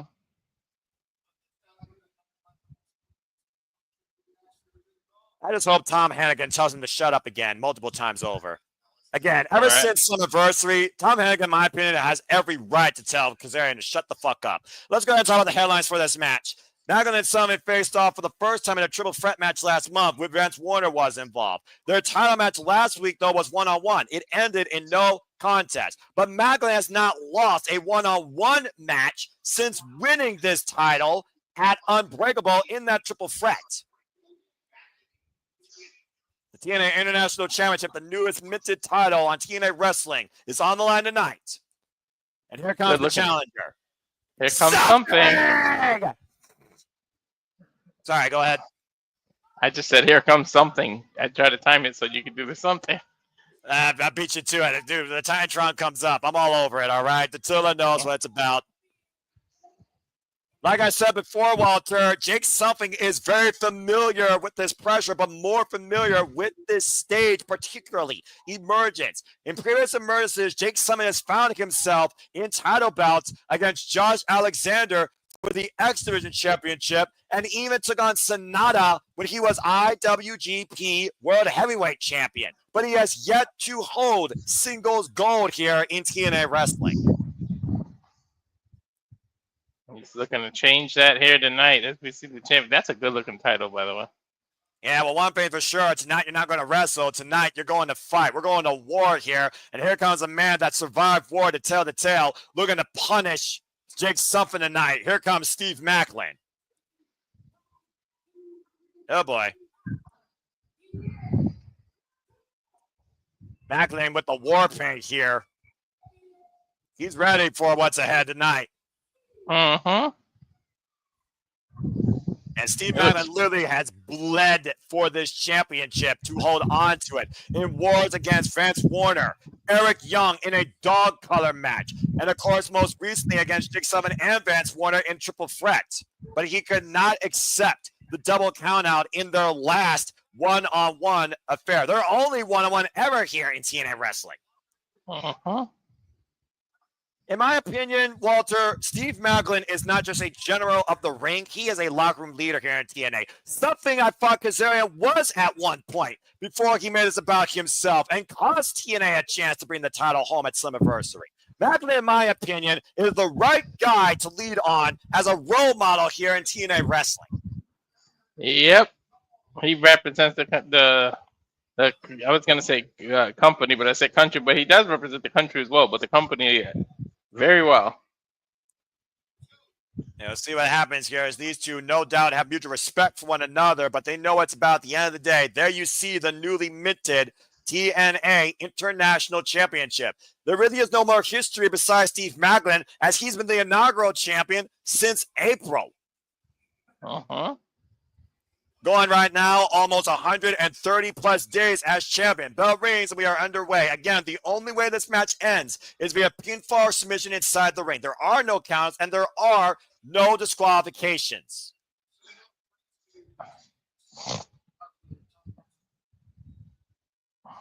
So here we go, kind of a tie up here, and what is sure to be our most lethal fight of the night. They literally gave two men this size no rules and just let them out. Hey, just let them freaking go to war. Oh my God! It's like letting two dogs loose with no chain and a stake in the middle of the ring. Back elbow strike right now, and swing and a miss by Jake Something. And Maclin sends something up and over the apron, but you see Jake Something pick the ankle. Now both men on the outside here, and again, to your point, there is no restraints. The referee is just there to encourage the men to get back in the ring and count or render a decision. Whatever you do, don't drink every time you hear the word something, because you will succumb to alcohol poisoning. Face first on the apron goes Jake Something. Walter, we don't, yeah, about to say. And now right now the knife edge chop to his challenger, and again, lining up the chest of Jake. 121 days so far for Maclin as the international champion. Good grief. You see that face paint already rubbing off on Something's shoulders. We barely getting started. I mean, again, you shouldn't be surprised, though. Of course not. Oh! Jake Something sent face first inside the steel ring steps, and now off the side, for added measure, into that diamond plate. Very easy to cut someone's skin with that, honestly. Oh! Big elbow strike here by Jake Something, clubbing away against the TNA International Champion. And meanwhile, Jake Something looking to hook up Maclin here. Kazarian, do your fucking history. He served in Afghanistan. He didn't ring a bell on the corner like you once did for a burrito in Arkansas, you freaking idiot. Oh, man. Good clothesline there by Jake Something and Maclin in the ring. I think Kazarian lost a few brain cells when, oh! The cycle knee there by Steve Maclin. We've seen him use that before. And right now, Maclin out of the corner. Diving headbutt. Cover off the far leg. Gets a 2 count. And Jake Something right now getting the entire arsenal of Steve Maclin very early here, Walter. Every time one of them gets momentum. Ah! Ooh! That clothesline out of the damn corner like a bat to the head. Yeah, and again, Jake Something still kicks out. Big, strong, meaty men. The definition of the night with this matchup, no doubt about it. Slapping man meat. Accurate. Of course, AEW owns the meat division. That's a whole different conversation. Woohoo! The side headlock. Walter, I've been meaning to ask you this for a while. We talk about titles. We talk about companies with too many titles. We talk about TNA maybe having the right balance. Of course, the TNA National Championship took over when the Digital Media Championship was dismissed. What do you see the TNA National Championship becoming in the long run? I think it's going to become the stepping stone to be the next TNA champion. I think it goes there, and depending on your size, you might go X Division next, or you might go straight after the TNA World Champion. The way Steve Maclin carries himself and carries this title, he damn sure better get a future TNA World title shot. Of course, but it may be what the Intercontinental title in WWE is supposed to be. This may very well be the workhorse title. Yeah, we'll see how it's reshaped here tonight based on who wins between Steve Maclin and, of course, Jake Something. Of course, to your point, Steve Maclin is a former TNA World Champion. He won that at Rebellion when it was vacated by Josh Alexander due to injury. The night that Steve Maclin and the Virtuosa ruled TNA with magnificence and mayhem and class. Again, both these men right now just clubbing away in the ribs, in the core. Oh, man, that was a big right. Something has to give here with these two eventually. Dude, I don't know what's going to give first, them or the ring. Oh, God. Well, Maclin just gave with that elbow. Covered now by Jake Something. Gets a 2 count. Notice the way Jake Something was stepping on Maclin's foot, holding in position for that attempted knockout shot. I hope they reinforce the ring. Jake Something previous challenged Joe Hendry, by the way, earlier this year for the TNA World Championship. Uh-oh. He's getting his inner warrior. I'm about to say, Jake Something's feeling something. Now Jake Something hoisting up Maclin, possibly for a powerbomb. Maclin escapes, though. Open palm strikes. Oh, my gosh, and just lighting up. From chest to face. That swing and a miss. Big back elbow rocking Jake Something's side head. American Slam. Shout out to the TNA Hall of Famer Kurt Angle. I know it's the Olympic Slam. I called it that because he's a veteran. People don't come after me. About to say right now, Maclin with the Scud. Oh my God, intercepted by Something. I think his head hit that table, Noah. Anti-air defense initiated there by Jake Something, wiping out the champion on the outside. There's a presentation table for the you not watching on the outside to where they offered Yǐng the contract. I think, well, we're going to get a replay. Hey, his head might have hit that table. Boom. Oh, no, okay. No, it hit the floor, but he also hit freaking elbow Jake Something on the way down. Meanwhile, Jake Something is confronting Kazarian. You did a focus, though. Don't let Kazarian distract you. Well, to be fair, Jake Something was literally irate with Kazarian's nonsense yesterday. I don't blame him. Oh, my God, black hole slam. Air ride on the floor. You can't pin on the outside there, though. Cannot win the championship on that. Again, literally, Kazarian instigating both Jake Something and Steve Maclin last night, trying to make it all about himself. You got to believe it. That took place in the ring. He would have had the 3 count. Right now, Jake Something needs to regroup, and to your point, needs to bring the champion back inside. He's in the driver's seat. What the hell is Jake Something thinking? Oh, no. Is he going to try to power bomb him on those steel steps? Oh, God! Called it. Spine first on the unrelenting steel ring steps. 2 your points. Ouch. Taking our look. Well, that was something. Yeah, bouncing on steel. Steel wins every time. Yeah, in case you don't know, folks, when flesh meets steel, steel undefeated. And now Jake Something is dragging a limp carcass of Steve Maclin up the entranceway. What the hell is Jake Something doing? Why is he dragging him away from the... Well, there are no rules. There's no count out, so... Clearly he wants to punish the Punisher further, is all I can think of here. But this again, goes beyond the championship. You know what this does, right? Even if he knocks him out, now you create dead weight, and you have to travel a hell of a lot further to get him in the ring. This might be Jake Something's undoing. Yeah, big. That's very accurate there, Walter. Again, the decision has to be rendered inside the ring. And Maclin's no small man. To drag that weight, whew. Well, both of these men, to your point, got close to a 260-pound girth. Mm-hmm. Is he going to powerbomb him off the stage now? Hell no. He's got something dangerous in mind here. Oh, man, bad body drop to Jake Something on the stage. Took a little too long. Eesh.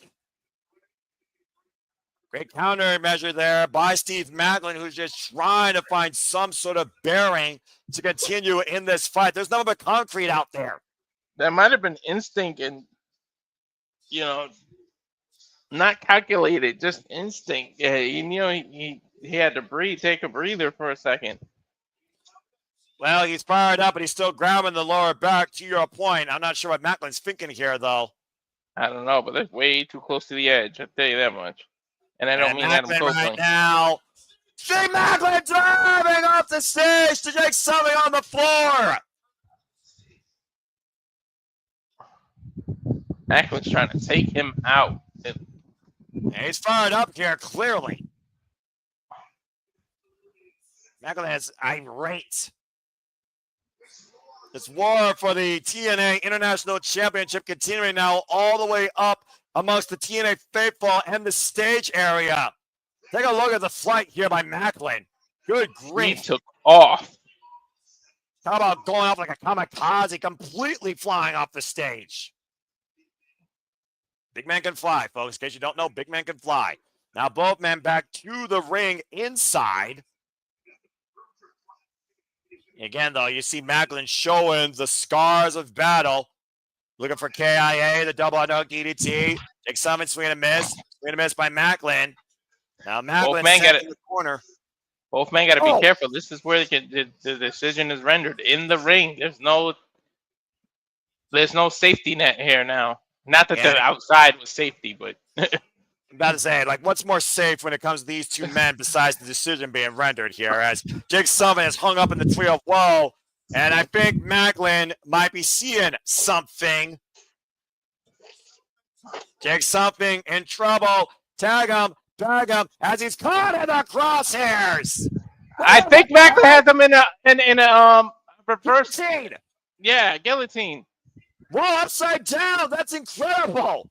What a countermeasure. That's a darts choke. That's basically a darts choke, which is an MMA hold. And again, rope break doesn't matter here. If Maclin goes out, Jake Summon can win the International Championship. And remember, but Jake has blood rushing to his head. Maclin might be out. No, Maclin's still alive. I don't know how he's staying in this, though. Forcing the grip off of Jake Summon. And again, just driving himself. Just straight headbutts to the core there. Good Lord. He almost fell right to sleep. Must have slowed his heart rate just enough. Caught in the crosshairs again, short range. And again, Maclin, relentless assault here against Jake Summon. Now he's looking to tag him and back him. Yeah, I'm about to say, he has him leveled. He has him prone. Target side and caught in the crosshairs in full. It may be over here. It may be academic here. Focus on Jake Summon. KIA.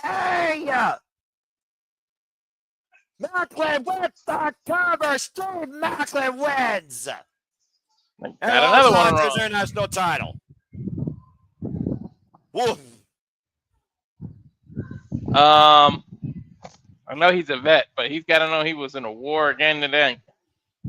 This man's been fighting wars his whole life in and out of the battlefields of Afghanistan. And on this holy canvas we call TNA Wrestling, Steve Maclin puts down Jake Summon and is still TNA International Champion. That was hell. Tremendous effort, though, and tremendous bout and brought by Jake Summon and Steve Maclin, showing what real TNA champions are made of. Uh-huh.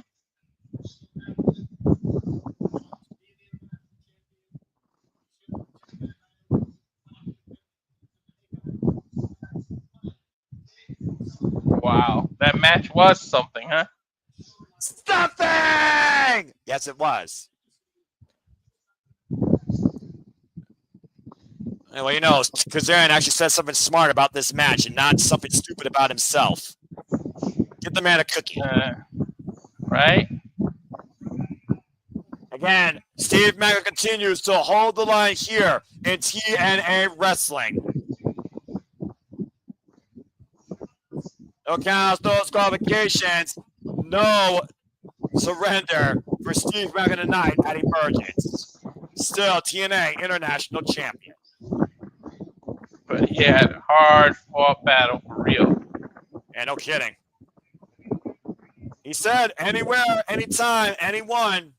Because he may be staring at his next opponent, to be honest. I mean, if Kazarian's daring enough. Yeah, let's get a word from our winner here with Gia Miller.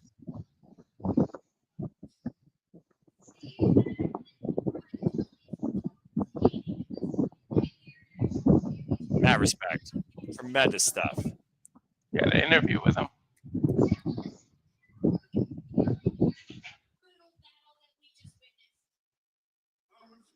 Yeah, how's he feeling? Thank you, my good man. All right.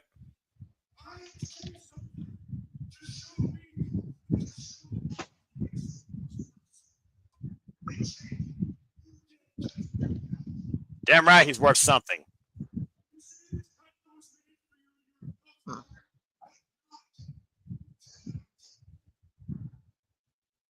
Told you Frankie was gonna stick his nose in it.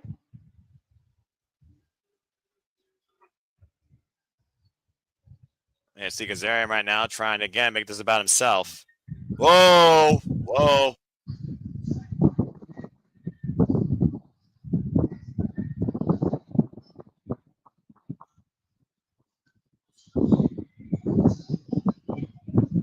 Wait a minute, what? Maclin is looking for a fight already against Kazarian after going through a war. I mean, again, he's been running his mouth all night. I can understand the pride that Maclin has. Maclin welcoming Kazarian into the ring. Is he putting the title on the line again? Well, again, Kazarian trying to make it all about himself. Clearly, Maclin is not for Kazarian's bullshit.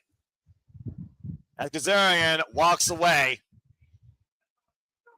the self-proclaimed king has left the building here tonight at TNA.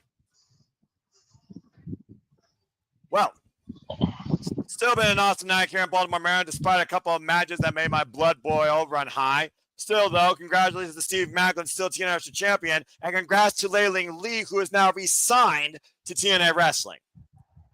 That's a big deal, man. It really is, honestly.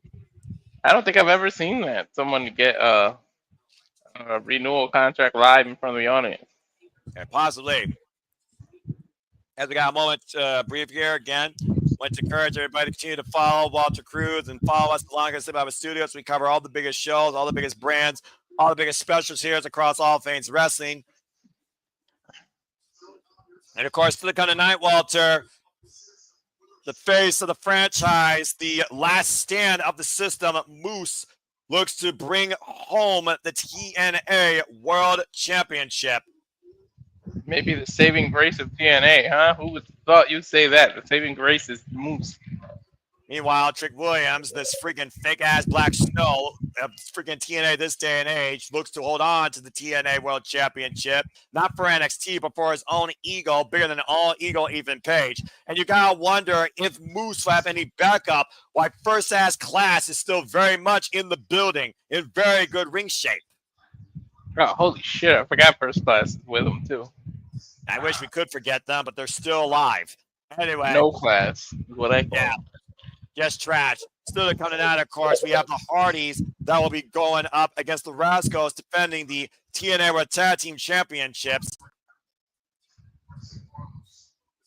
Of course, Carlos Silva, Tommy Dreamer, and other people were involved in the building. Talking about TNA at Jimmy's favorite seafood here. Must be a big time place there. Apparently, they were offered $1,000 actually too for community efforts. Show your soft side.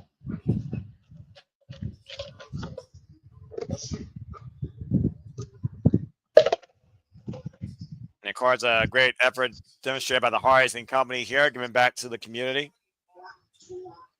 As the Hardy Party Tour continues here, the Hardys will throw out the first pitch on Tuesday, August 19th at Target Field, Minneapolis. This coming Tuesday, actually. Dueling first pitches. I've never heard of that unique situation. But right now, we'll see if the Hardys still hold the TNA Tag Team Championships when they do that fun little community endeavor, as they go up against the Rascalz, Zachary Wentz and Myron Reed. Is that next? Let's go ahead and look at the taglines real quick. Walter, Many Jeff captured the task in some adversity in impressive fashion, but the Rascalz beat the Nemeth 2 weeks ago to prove they're worthy challengers. And the Hardys have lost one 2-on-2 tag match in TNA over the last year. And we all know who that was too. The fucking Nemeth and their cheating ways. One that actually is worth some of the other one, not worth anything more than a straight dip. The Rascalz respect the Hardys and look to take the gold back for them and for a fallen Rascal and Trey Miguel. I love the Rascalz entrance. Let's smoke them if you got them, because here we go. Here comes our semi-main event. Mm-hmm.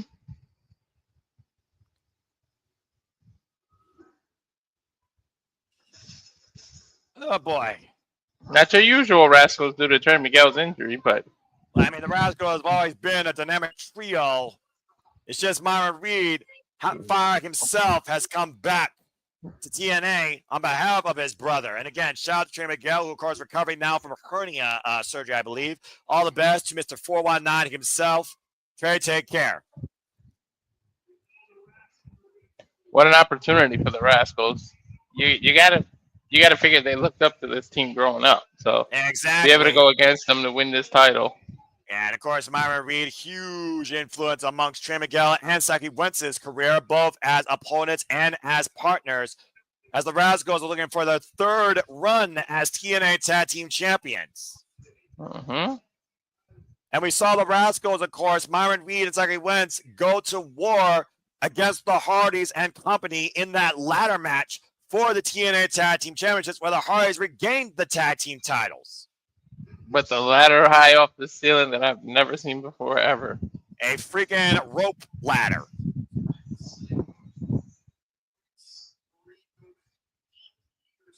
And Wentz and Reed go back 8 years of professional wrestling.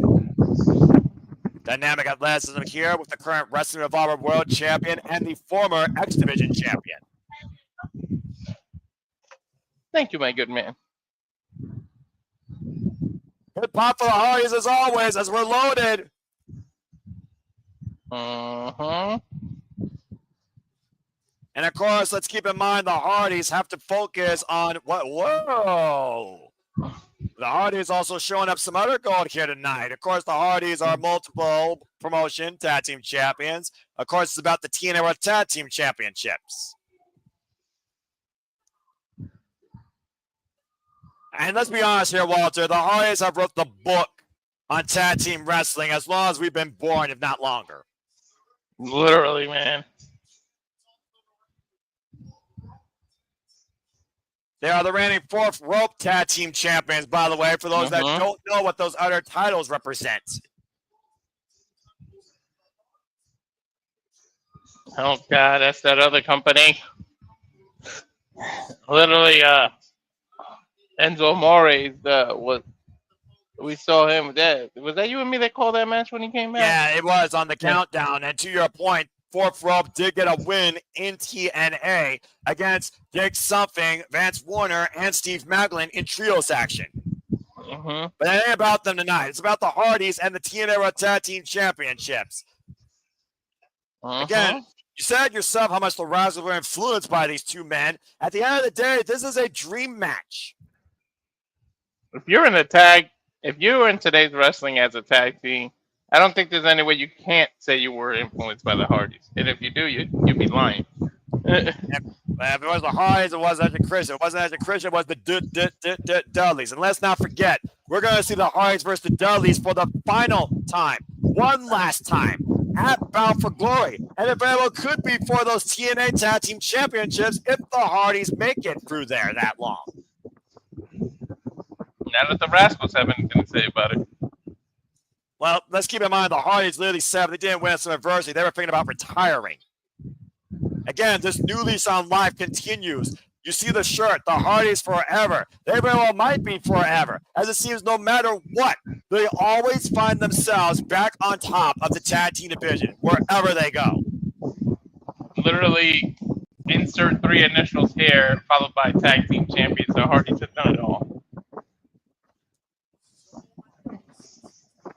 So many instances that we have seen legendary teams rise through TNA wrestling over great vets like Morrison Machine Guns, like America's Most Wanted, like Beer Money, like Team 3D, like the Hardys, just to name a few. Why this generation has been led by ABC, the Rascalz, the System, just to name a few. Again, the TNA World Tag Team Championships are on the line here in our semi-main event tonight. This will be the Hardys, I believe, first defense of the TNA World Tag Team Championships in their current run.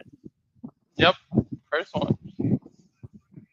Electric atmosphere here right now at Emergence in Baltimore, Maryland, at Chesapeake Arena. The Hardys now 4-time TNA Tag Team Champions, 27th day right now as the champs. A little less than a month. Well, either way, you might be in a dream match, but you can't look at these guys as idols. You can't look at them as heroes. They are your opponents at the end of the day. They are the obstacle. They are the measuring stick. They are what stand between you and glory as the TNA Tag Team Champion and the bigger purse at the end of the day. You have to look at them as just a speed bump in the road for you to become champ, not who you idolized growing up.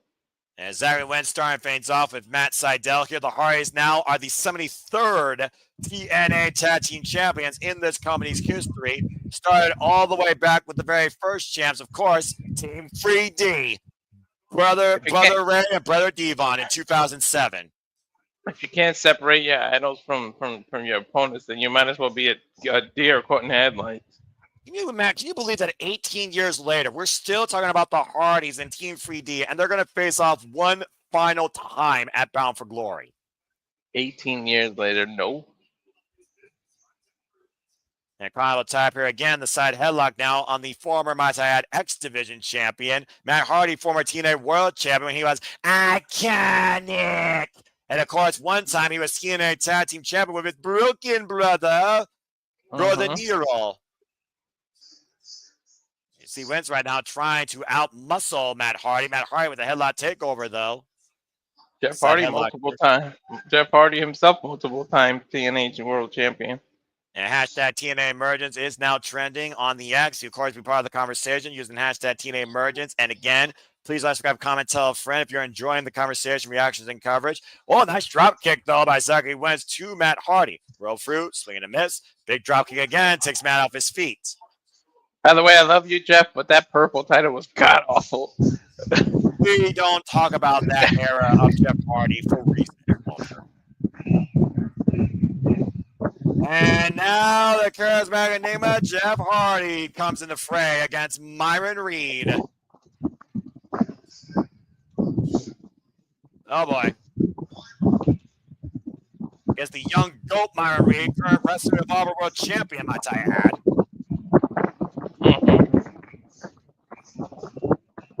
And off the ropes, we've seen Myron Reed, of course, with Trey Miguel since 2018.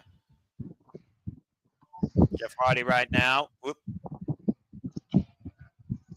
A little bit of show off there by Myron Reed, it looks like.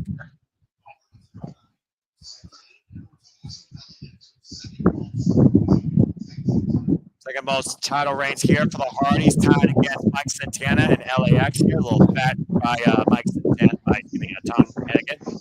Oh, nice drop kick.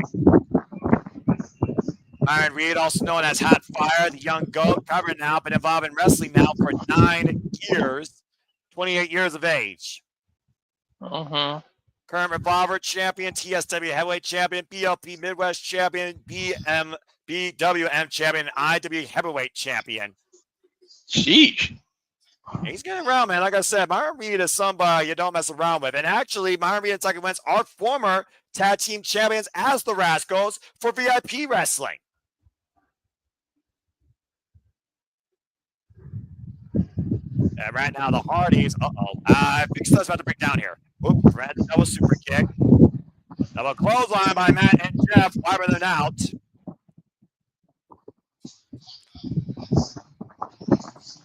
Yeah, the thing is, we're so used to the Hardys, taking things to the extreme, but we've also seen how much the Hardys, especially as of late, are able to slow things down and take control. Nice double team there. At this stage in their career, it benefits them to slow things down. And of course, talking about Jeff Hardy's return to TNA Wrestling that happened last year at Against All Odds. I mean, let's face it. You know, all good things come to an end. This may very well be the swan song of the Hardy. Combination, catapult, leg drop, and a splash by Jeff Hardy gets a 2 count. I know we hate to look at it like that, but this very much may be the last run.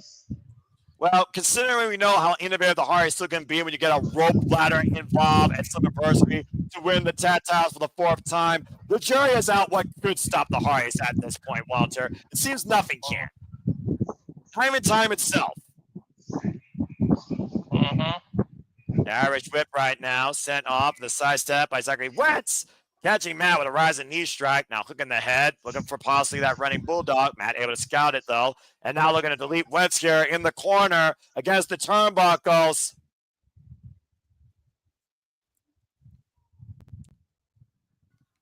And Matt Hardy, tag made to Jeff Hardy. Very methodical, calculated approach against the Rascalz. Nice double team suplex. Covered now by Jeff Hardy. Gets a 2 count. A snapmare here. Drop kick in between the shoulder blades. The ladder press covered by Jeff. Gets a 2 count again on Zachary Wentz. Keep in mind, whoever wins this match, the Nemeth have called their shot for their contractually obligated rematch. And the Nemeth are the only team to beat the Hardys under traditional tag team wrestling in the last year. Up and over. Slips out from underneath Matt. Oh, nice. Wrong corner for Wentz, though. He got it, though. That was innovative. And he tapped Myron Reed him. Myron Reed is go now. Oh, geez. Scissor kick. The back of the neck. He is unleashed right now. Up and over.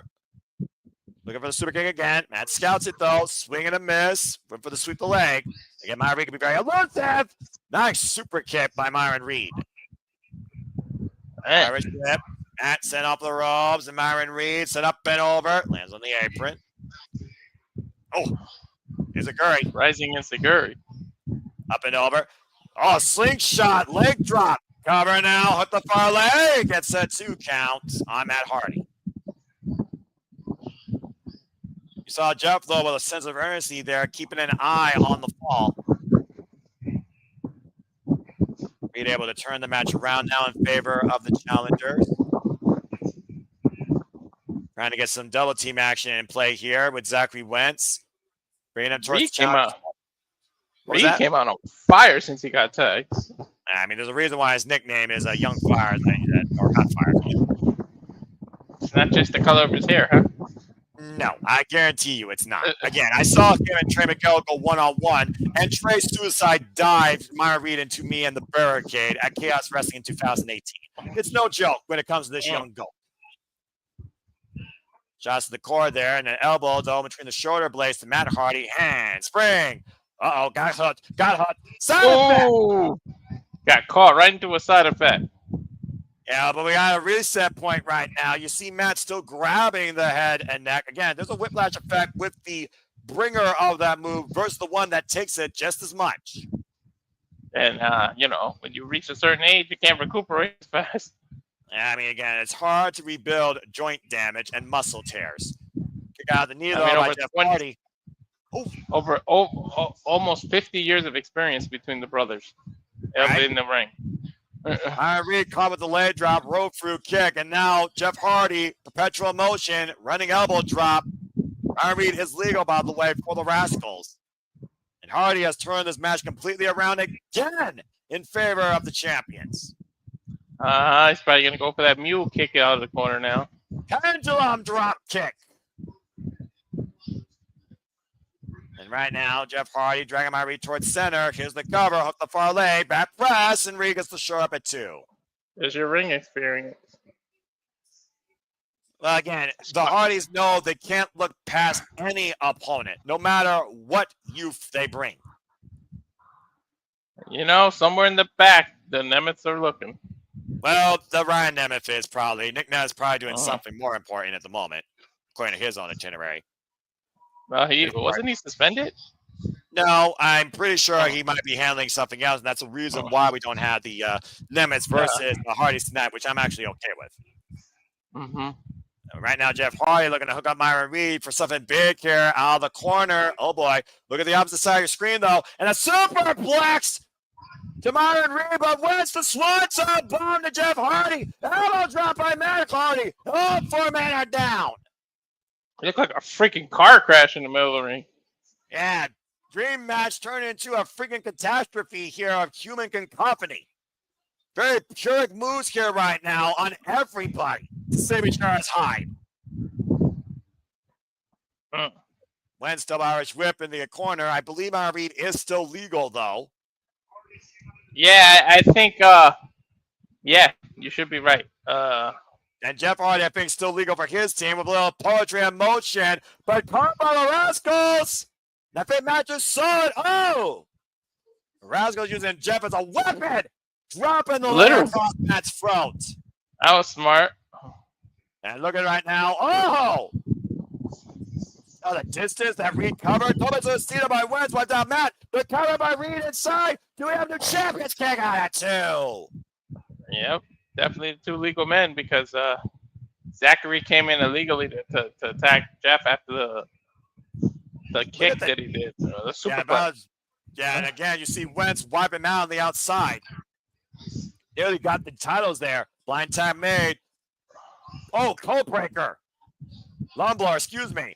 Double stomp holding Jeff in place. Double impact. Covered by Wentz to seize the titles. Jeff kicks out at 2. Jeff's feet were like seconds away from the rope, too. Again, this is the type of thing the Rascalz needed, though. They needed to isolate a Hardy and neutralize the other. The Rascalz are in their element right now, Walter. And Matt, though, oh, man, pushes Wentz down hard out of the corner. Down goes Zachary. Wentz, dumped to the outside. Myron Reed legal now. Now Matt, look at hook up Myron Reed. Oh! Stunned up millionaire. That was clever, using the top rope for leverage. Now Myron Reed. You have to use whatever you can. Jeff Hardy. Good God. I think Jeff blocked that stunner. He got countered and caught into a twist of fate. I don't know how Jeff did it, but he blocked that stunner. Or that cutter. He wanted to play him on, but the Hardys were able to scout it. Uh-oh. We see Wentz was neutralized. Jeff Hardy, though, to the top rope. Swanton bomb! Homer! Hardys retain!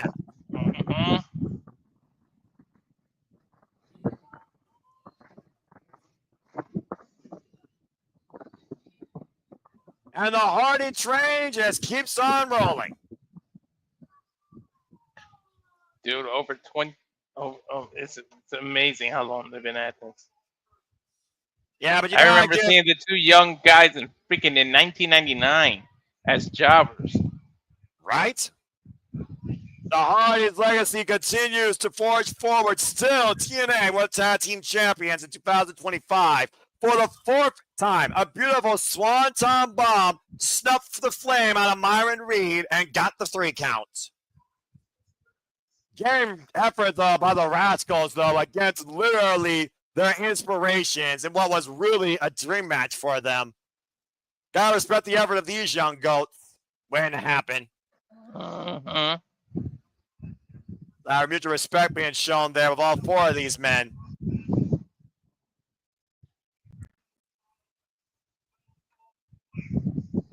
If nothing else, the Rascalz can take this as a learning experience, Walter. Their day will come once again. Sure it will. The Hardys still remain TNA World Tag Team Champions. And the Nemeth Brothers are looming. Let's keep that in mind. That's the problem. They got to revisit the freaking Nemeth. Not to mention, let's not forget at Bound for Glory one last time, Team 3D, the inaugural TNA Tag Team Champions.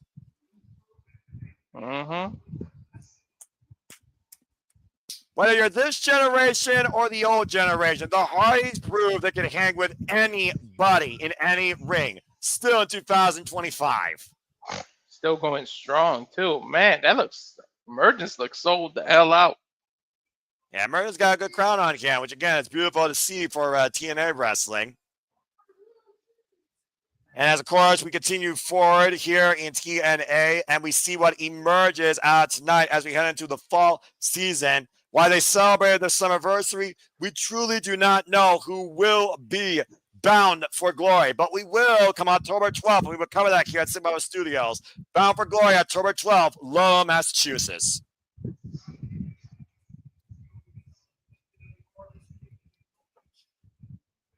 And of course, we know one match at Bound for Glory is already set, Walter. We have the Hardys versus Team 3D. Some people will be bound for disappointment while others are bound for glory. And there you see the schedule for TNA events. Of course, Emergence tonight, Impact Live, Indianapolis, Minnesota, Victory Road. The next time we cover TNA, September 26th in Edmonton, Alberta, Canada, and October 12th. It all leads to Bound for Glory in Lowell, Massachusetts. And of course, you get tickets now for all these events coming up between now and October 12th at TNAWrestling.com. This a special Impact tomorrow, or that's the taping? Prior taping. And this is your bathroom break moment as we have As Class back on screen. Take away the C and the L, and that's what you think of them. It's also accurate. AJ Francis and Rich Swann here, who of course looking to follow the system. This is the point you can subscribe, go get a drink, take a piss, take a liaki.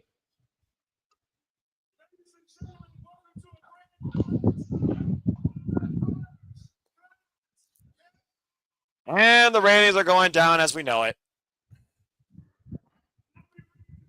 Wait till Navarro freaking recovers and he sees these two. They're going to get it. Yeah, well, the jury is out. See, this makes me not want to go see TNA live if I have to deal with this ass clown. If anyone wants to transcribe this, you have better things to do with your life that Siri can do for you. Dude, I even turned the TV down so I couldn't even translate if I wanted to. Well, again, if they say something of note, which is absolutely not going to happen, then maybe I'll actually acknowledge it. Again, the greatest thing that could happen tonight is Moose brings home the TNA World Championship.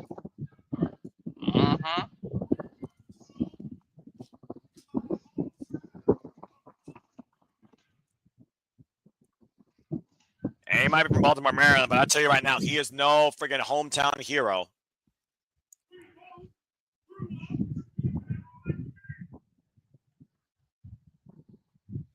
The connections that Moose and AJ unfortunately share with Maryland here, though, are night and day.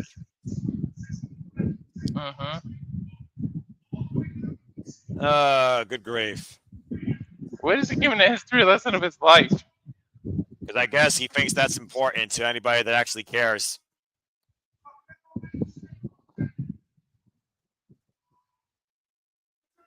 He's trying to get cheap pops from the crowd because he's from there, and they're still He's just going to insult them. Is all he's going to do. You know that.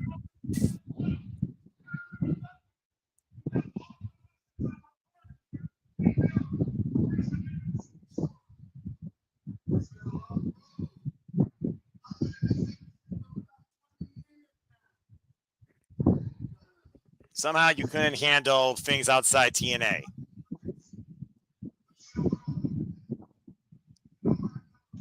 These people just don't talk all night long. I'd rather be singing Lionel Richie with the shirt unbuttoned than listening to this bullshit. Don't PayPal that, Arlene. It's not happening. Don't you dare PayPal that. Walter, shut up. I'm telling you right now, shut up. Walter? I didn't say anything. I do need some money, though, Arlene. You get your own money. Oh, good Lord Almighty.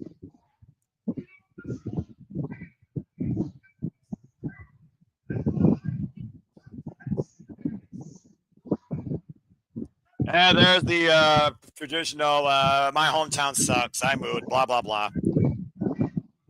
He moved to Texas and Swan moved where? I don't know, but what? Oh, look, There's it's a the mascot. Raven. It's Pro, the Baltimore Ravens. All right.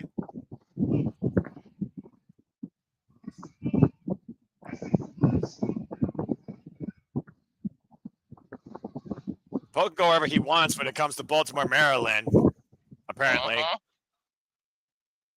Cheap pop. Yeah.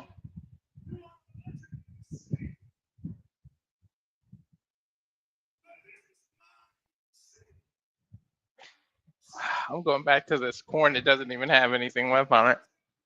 That's what I think of this segment.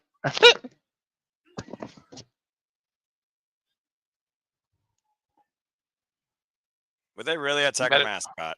That'd be, I mean, you know, weirder things have happened. He's hitting him with the dirty bird. No, he's hitting him with the system. Time for a system overrule.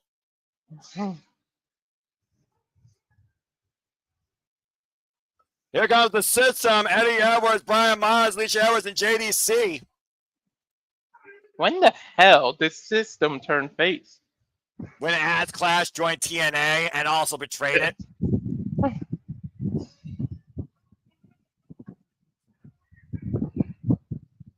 How dare he cuts off Alicia Edwards. Oh! Damn, she slapped the shit out of that boy. Good happen to a better human being.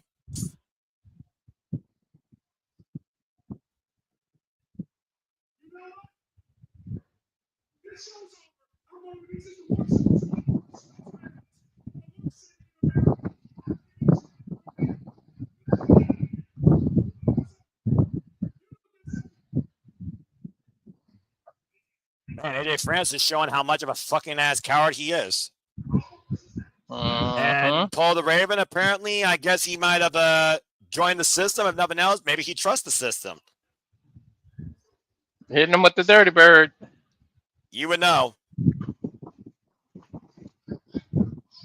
Big finger to Paul for making AJ France and Rich Swann leave town and canceling the first class penthouse.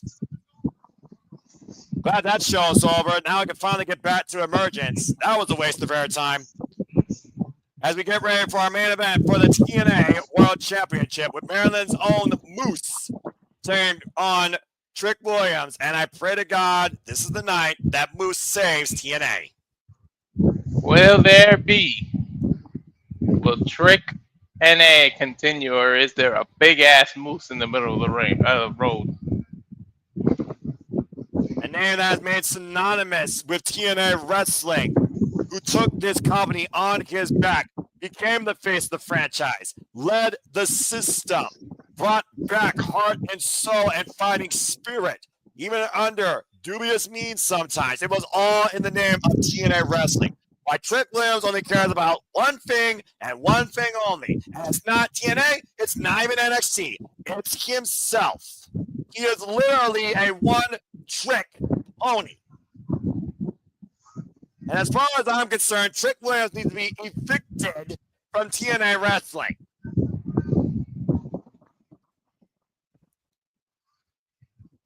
I will say this about Carlos Silva, just showing the projection, shows how much he actually might care about TNA wrestling when it comes to the TNA championship here in TNA.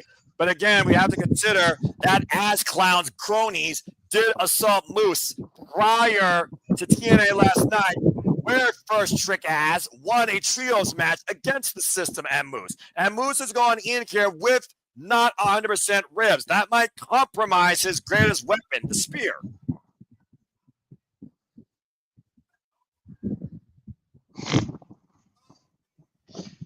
Whew.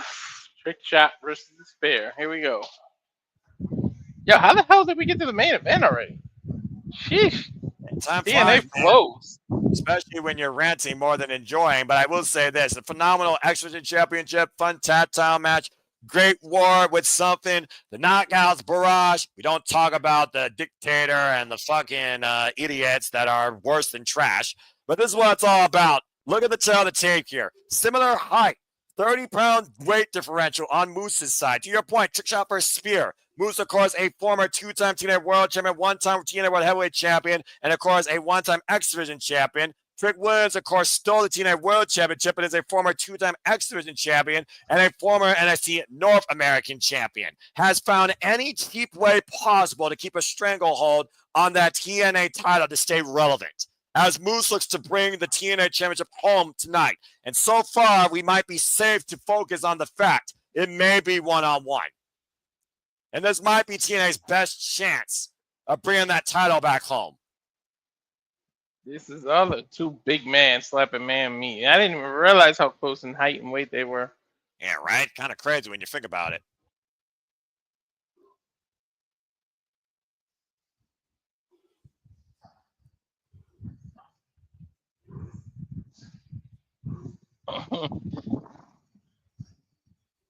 Been a long time since I've done this, I'll tell you that much. Uh-huh.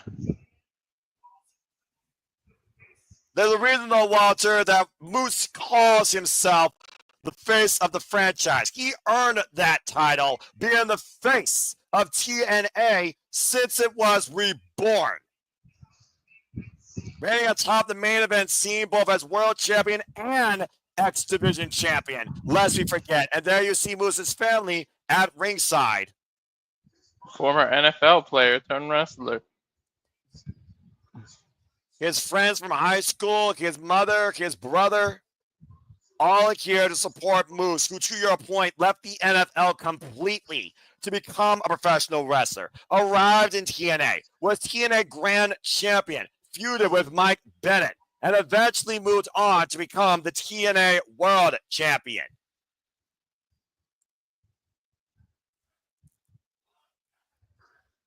And the people still chant this damn song.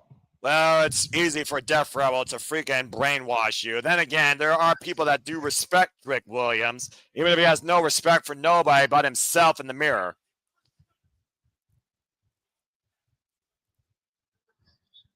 Very Harlem Heat inspired gear.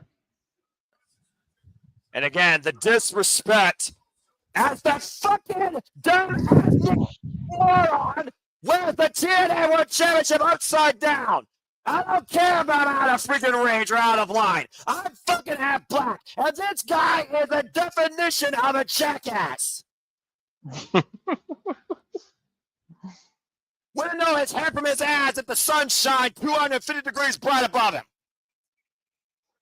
The sooner we rid TNA of this trick, the better. Damn. AC Carlos Silva at ringside here once again for this main event over the TNA World Championship. Let's go down to Mackenzie Mitchell for introduction. Sorry, not sorry.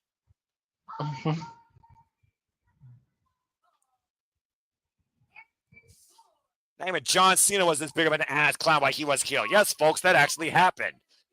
Mackenzie Mitchell, take it away. Sorry. Challenger being introduced first. As normal.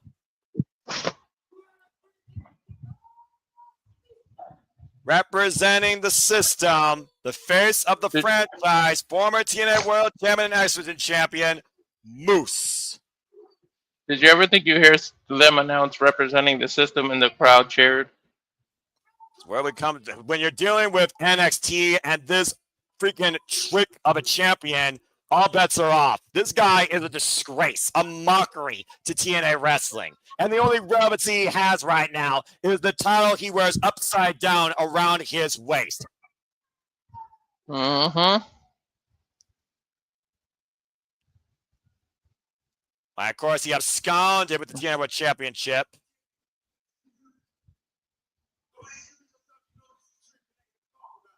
Let's not talk about and get spirited into oblivion. How about that hot shit?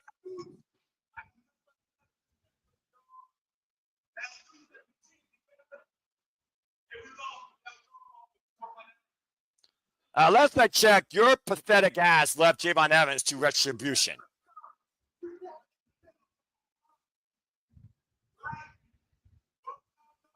Two former NFL. Oh, Lord.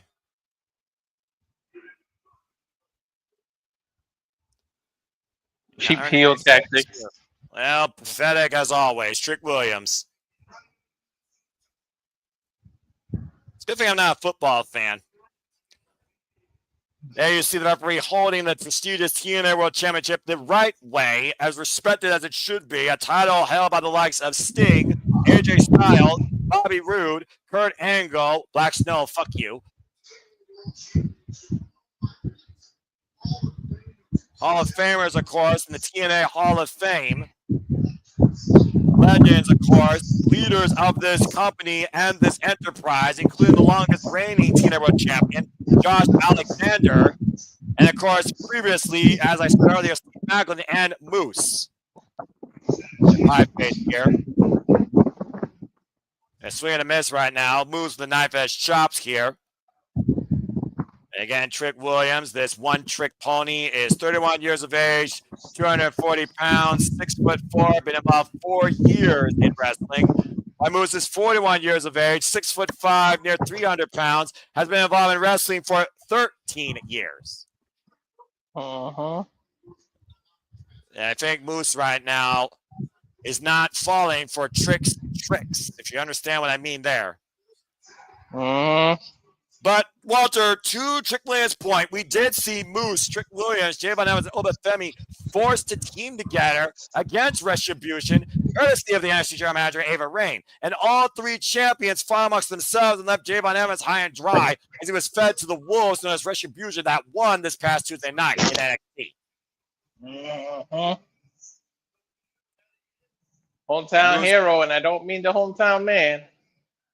You might as well call Moose a hometown hero if he literally saves the TNA World Championship. Oh, wait a minute. Now Moose looking to break Trick Williams. Someone should have did this to this man a long time ago. Look at the hoist him up. Trying to, oh, man. Down goes Moose. Reversal. Yeah, counter, take over Tierras. Oh, pump kick by Moose. Got a 5 by the referee. The side step. Moose shoulder first in the steel ring steps. And Daniel Spencer checking on Moose here. Again, Moose already going in here with bad ribs. Might have just literally compromised that shoulder. We know Moose isn't coming in at 100%, Walter. Well, I always say, doesn't matter. The only time any professional wrestler is 100% is their first match ever. After that, it's downhill. Referee restarting the count here as Trick Williams went back inside to break the count. Moose sent face first in the apron. Moose, like I said, former X Division champion, 266 days, phenomenal run. Former two-time TNA World Champion, combined 189 days amongst the actual run of the TNA World Championship, despite the fact he brought the TNA World Heavyweight Championship back to life and called that the most important title at one point. And as far as I'm concerned, he achieved that goal. He made that title feel super important. Able to stop Trick Williams, sends Trick Williams face first into the apron. And now it's up to Leon Slater to continue that legacy. Yeah, former Impact World Champion. Oh, geez, shoulder first, ring around the ring post goes Moose for 182 days. And right now, Trick Williams trying to make it personal in front of Moose's family, bringing him towards the family corner and chopping him against the barricades. Right in front of Moose's mother. Now Moose getting Trick Williams some punishment. Cheap shot to the throat. Referee trying to get control here. Obviously going to show a lot of leniency here when it comes to this title. Definitely. I mean, you don't want to see a match like a match like this thrown out via count out. I will say that. Please don't. You don't want to see it ruined by somebody interfering either. Look, we talked about ass clowns all night. I think they got evacuated because they left because they couldn't take on the system when the numbers weren't in their way. And I don't think Mustafa Ali is foolish enough to the point that he would not want the TNA title back home here. Oh, look! Exactly. That would be his biggest chance to get the title back. Wow, Moose just nipped up. Again, you do not expect that from a man that size. The agility. He was looking at that leg and Moose stepped up to the top rope, caught Trick Williams with a crossbody, and kicked up immediately. Mind you, he's 270 pounds. Oh! Overhead exploder, though, by Trick Williams sends Moose into the turnbuckles. Again, Trick Williams, when he actually can show what he's capable of in the ring, he's got all the talent in the world. And you saw it in that gleamer of a counter. Uh-huh. When he actually puts forth effort in what it means to be a champion, he's actually believable. Yeah, when he's not too busy disrespecting the damn title. Disrespecting everybody that's not named Trick Williams, literally, or Booker T for that matter. Freaking Booker T cosplayer of the century. I mean, literally, he's wearing Harlem Heat inspired gear. Look at it. Yeah, talk about identity crisis. Trick Williams doesn't know himself. Front face lock right now on Moose here by Trick Williams. The only chance here for whoop that Trick and Moose. Take that for what you will. They could be telling Moose to whip that Trick. I would hope so, but I do wonder anymore. Is this crowd TNA faithful driven or NXT ridden? Shot to the midsection there by Moose, looking to break the hold of Trick Williams, and does so. A big elbow there. Rebound off the ropes. Now Moose going off the ropes here. Trick Williams catching him, though. Face first with a flapjack.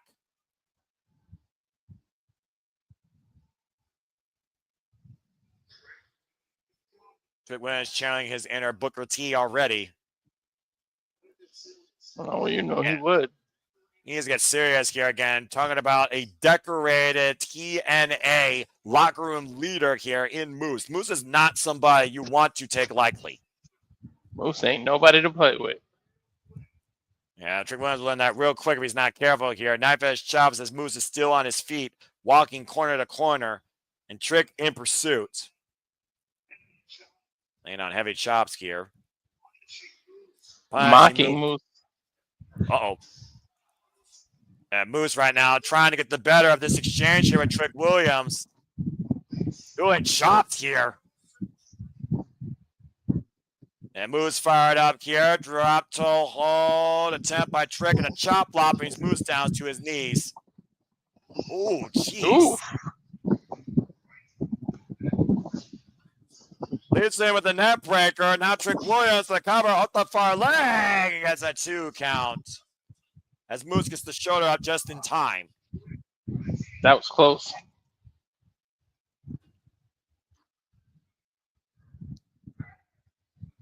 And you see right now Trick Williams, though, in the driver's seat. Mocking. I don't know. Don't take your eyes off the ball. Oh, boy.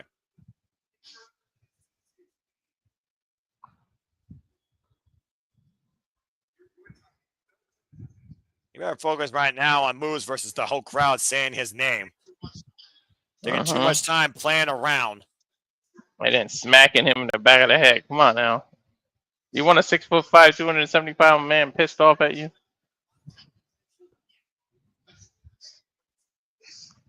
But again, this behavior, though, goes to show Trick Williams' insecurity, probably. How confident is he truly in himself? And again, representing TNA, this is not what TNA is founded on. As Moose right now is looking to will himself here with the TNA faithful. Big right hand. And Moose right now wants Trick Williams to give him his best shot. Irish women, look at the eyes of Moose. The eyes tell the story. Running in with the uppercut. Now Moose fall off the ropes. Swing and a miss. Hook up Trick Williams. You're an Aki. Oh, it's set on. And now bad press with the leg. A kick out at 2 by Trick Williams. That was insult to injury. Moose literally did the bookended Trick. Like, well, if no one else, Moose has turned this match around a little bit in his favor. yeah, after moosing up. And now Moose might be looking to send Trick Williams possibly. Last ride. Pump kick, though, by Trick Williams. High facing Moose. Now Moose pop up. Planted with the power bomb. Could it be? 2.5. Literally in the middle of the ring, too. On the TNA logo. Just barely take a look at this and the height. Pop up, planted, sit out. At Somehow, least 8. Oof. At least 8 feet in the air if Moose is already 6'5". Yeah, accurate. Moose scouting Trick Williams again for the spear. Sunset flip though by Trick Williams. Cover roll up, and Moose able to escape. Oh, now Trick Williams looking for another roll up here. Schoolboy and a 2 count. Oh, rolling boot. And now hooked up. Oh, the bucket here, point. Hoisting up Moose. Now Moose up on the shoulders of Trick Williams. That Valley Driver? No, F you. Out to the Jazmyn cover. What the fuck? 2 count only on Moose. He literally did the attitude of Jet. What the hell? Victor Williams starting to get frustrated and desperate here. As Moose keeps kicking out. Well, he's got to be thinking, what the hell do I do to put him away? Big Williams trying to get Moose back up to his feet, looking for something else big here, trying to hoist him up and hold his hand hostage over the TNA World Championship. Both men jogging for revenge here, an attempted suplex. You see Moose fighting back, though. Ooh, knife edge shot, rock straight to the corner. I'll say this, Trick's actually fighting harder here than he fought Slammiversary. I mean, well, look at the opponent he's got. The only reason he got to take it easy is because there was 4 men involved in that, including him. Trick Williams right now, perched in the top turnbuckle. Now Moose up to the top rope. Oh, boy. And Moose might be looking to send Trick Williams for the ride! Superplex! He held on, Noah. Moose hanging on here, point, but Trick Williams counter a suplex of his own! Desperate move as both champion and challenger are down. Stalemate. What a main event. And right now we're about to ground zero here again. Your point, capacity crown can Emergence for the TNA World Championship. NXT's Trick Williams holding the gold against his TNA's, the System's Moose. Crucial matchup, not just for TNA, but a crucial match on the road as we are bound for glory. And one of these two might be bound for glory. Based on who leads it with the title. Huge implications, huge consequences for both companies at the end of this match, Noah. Yeah, and of course, this all goes through Victory Road and the heat wave to ensue. Big elbow strike there by Moose. Rocks Trick Williams. Trick Williams answers, though, with a big right. It's slugfest here right now with these two men. Moose getting the best of him now. Yeah, just rocking Trick Williams. Went for the roll in. Trick Williams, though, able to scout it. Oh, went for the discus. Body shot. And an uppercut. Now Trick off the rolls. Moose, though.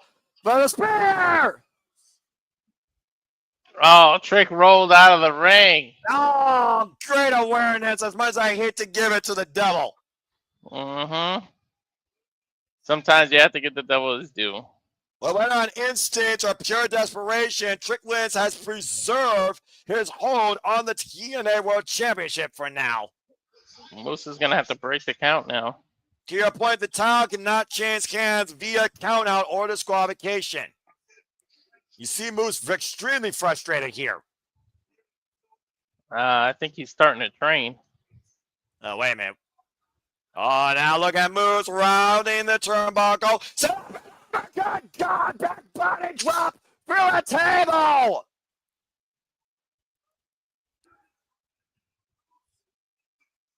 He didn't go through the. Oof. He didn't go through the side of the table, Noah. He went through the end of it, which is even more dangerous. Where the legs are, look. Yeah, to your Take point, a look. the ringside position checking on him as he caught Moose running in. Uses all momentum against him for the overhead back body drop. And that table splintered in half. Not perfectly down the middle either. I mean, his head was right on the edge of that table. And let's not forget, he's coming in here with a hip injury. To your point. This might be the turning point, no pun intended, for this match. And now Trick trying to bring Moose back inside the ring.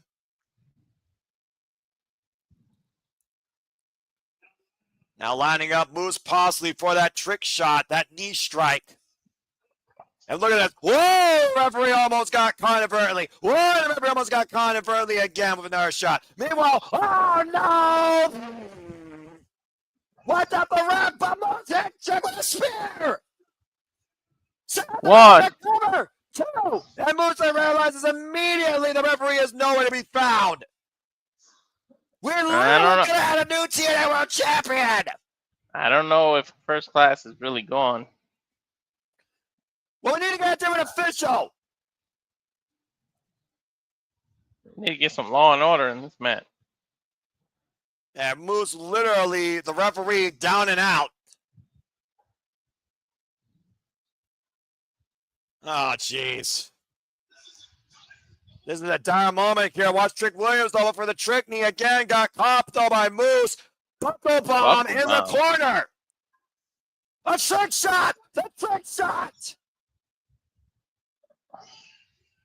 Williams with a trick shot. Referee coming, too. Trick Williams. Back press. Oh, come on. Not like that. Not like that. Two attempts. They took too much time, man. The referee was out of position. Oh, Lord. Oof. Trick thought he had it. He even did a nonchalant ass pin. Yeah, to your point, didn't hook a leg, didn't hook a limb. He literally just back pressed and waited on the referee to come back to freaking consciousness. Now he's threatening the ref. Yeah, that's not going to solve anything, you idiot. Again, you might get stripped of the championship, though. You put your hands on the official. Oh, big headbutt by Moose. Let's not forget, Trick Williams is an NXT superstar. Oh, jeez.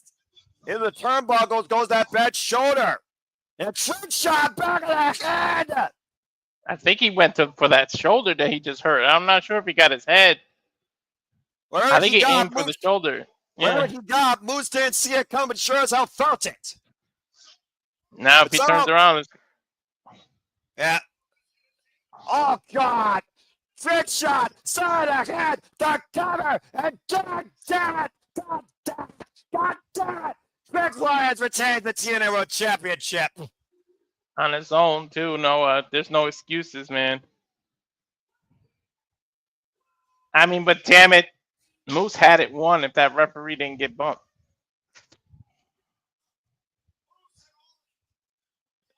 To your point, Moose already kicked out one trick shot. It took 3 trick shots, one blindly to Moose, to allow Trick Williams to still hold on to the TNA World Championship.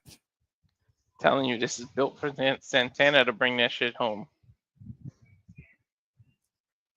And this freaking wound that has yet to be fully healed is still wide open with an ugly gash named Trick Williams.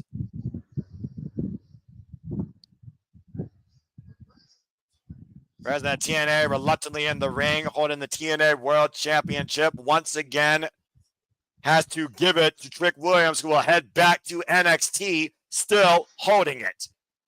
Take a look at some of the highlights here, Noah. Yeah, that trick shot to the side of the head was Moose's final undoing.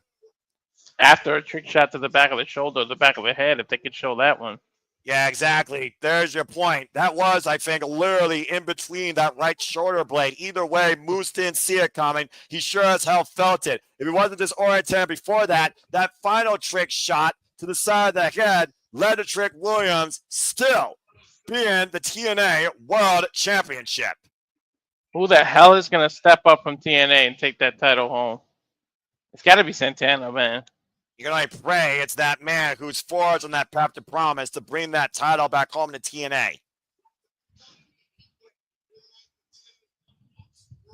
Well, either way, while the World Championship didn't come home tonight, Emergence, will WWE Heatwave be the night that we will see the TNA Knockouts World Champion return home? Or will NXT continue to hold control? Either way, Trick Williams is still TNA World Champion as Emergence comes to a conclusion. For Walter Cruz, I'm Noah Foster. Thank you for tuning into our coverage tonight of TNA Emergence. We'll see you tomorrow for so much more to come with the shenanigans, and following that, the G1 Climax. This has been TNA Emergence. Thank you for joining us here for our coverage. And again, fuck trick ass class. Walter, Cut the damn feed. Well, you know what? Yeah, I'm too tired. Cut the damn feed. Wait, I hear music. I hear Santino's music. What the hell? You hear that, right? Yes. What's Santino doing in the background? Wait a second. I don't know. I just got thanks for watching, but I can hear his music. Congratulations, Tricky Williams. I watched the match from the back. You won this fair and square.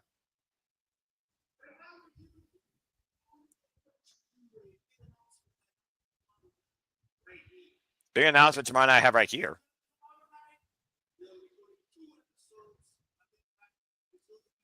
Going to 2 episodes of TNA.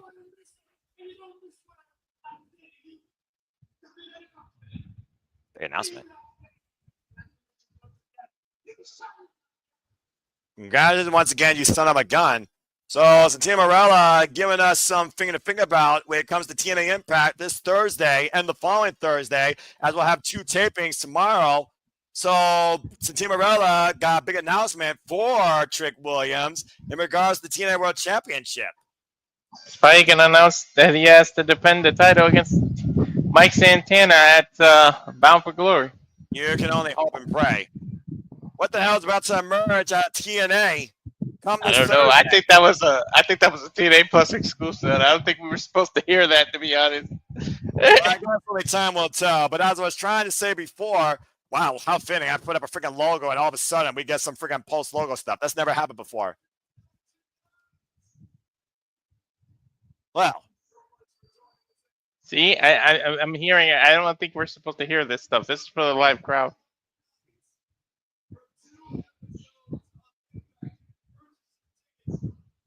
I'm not even sure who the hell that is talking. That's Josh. He's telling them where you can purchase the tickets and everything. Josh? Who's Josh? Not Josh. What the hell is the freaking commentator's name? Todd, whatever his name is. That does not sound like Tom Hannigan or Matthew Raywalt, dude. Well, as again, we're hearing what they do post-show, I think. Folks, stay tuned for updates regarding TNA as we're on the road to Victory Road, and that will forge towards Bound for Glory.